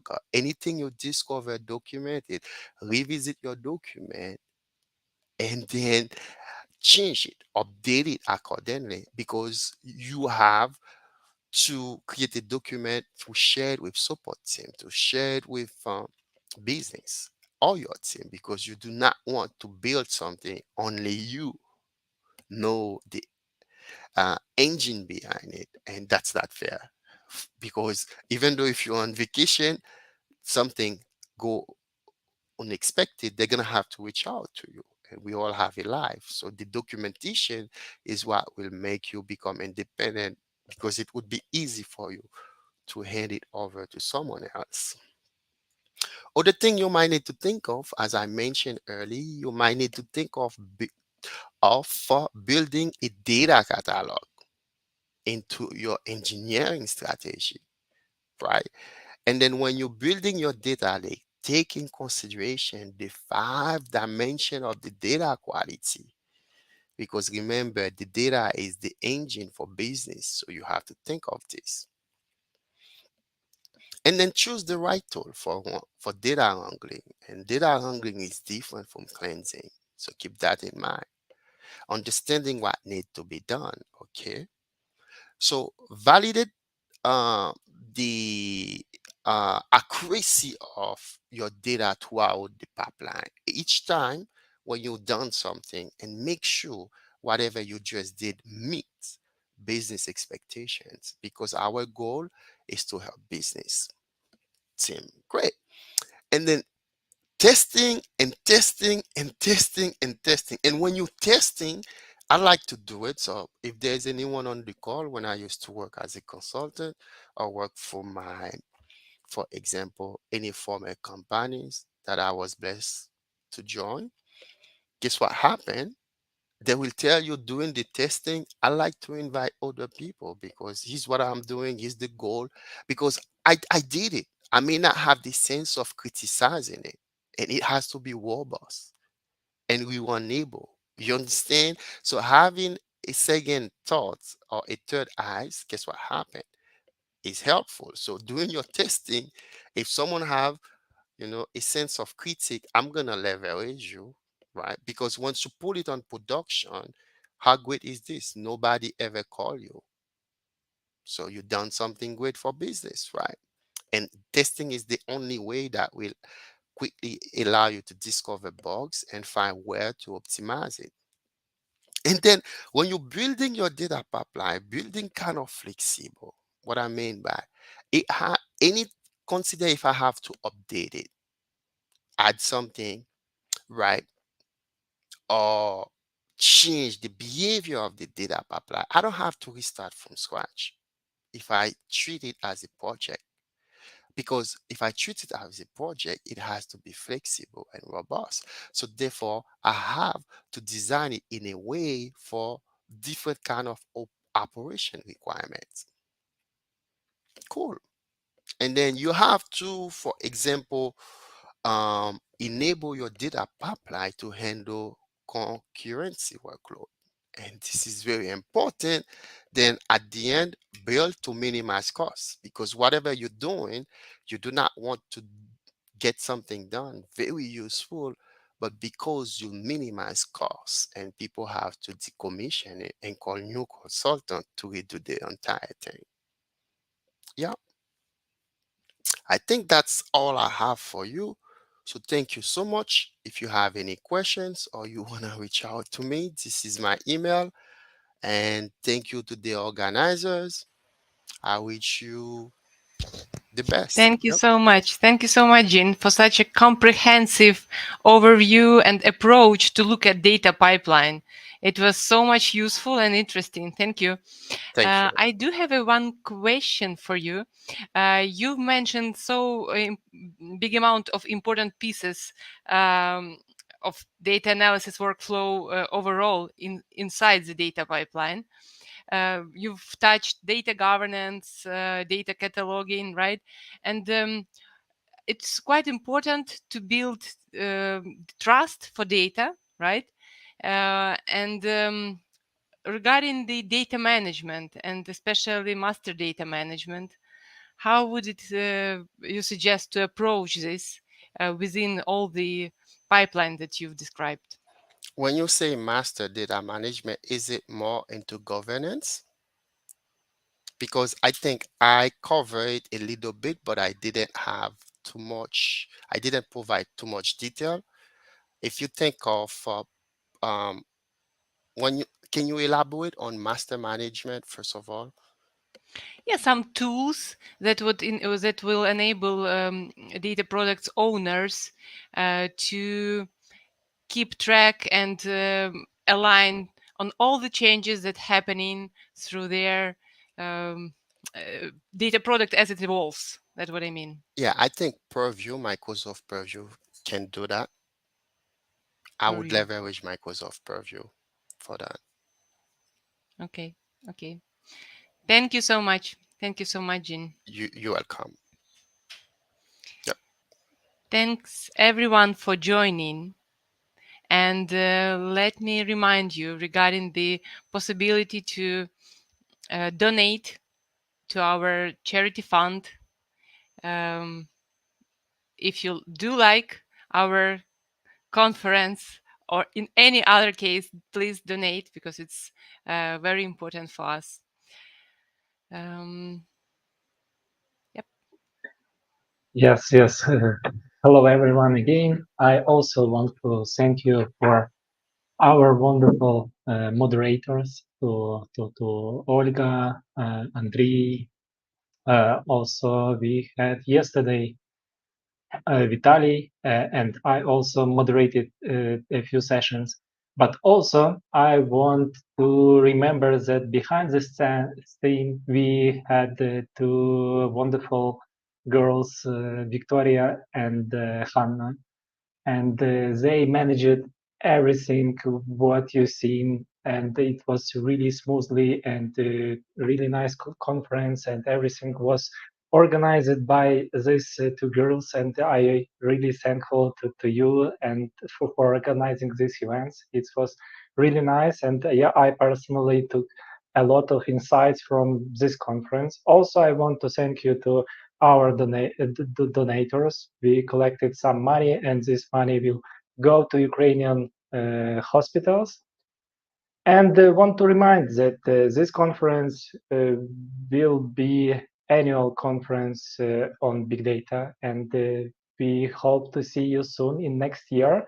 And also we have additional events. We have each month our case study night. Each quarter we have our Google workshop together with someone from Google. Also, in starting from this month, we are going to have each quarter offline events, and I encourage you to join us, to have fun together with our community, and that's all. Yes, maybe I will add also our girls here to thank you to them, and wish you the best. Take care and see you soon. Yeah, thank you so much once again. And also, one more reminder, we'll send you the feedback form right after this event. So please make sure to answer just a few short questions. We'll really appreciate your help and your feedback about our event in order for us to make it even better and more engaging and exciting for you. So thank you so much once again, and have an amazing rest of your day, I think, because we have different time zones here. So enjoy, and thank you so much. Bye. Thank you and see you soon. Bye. See you soon. Bye.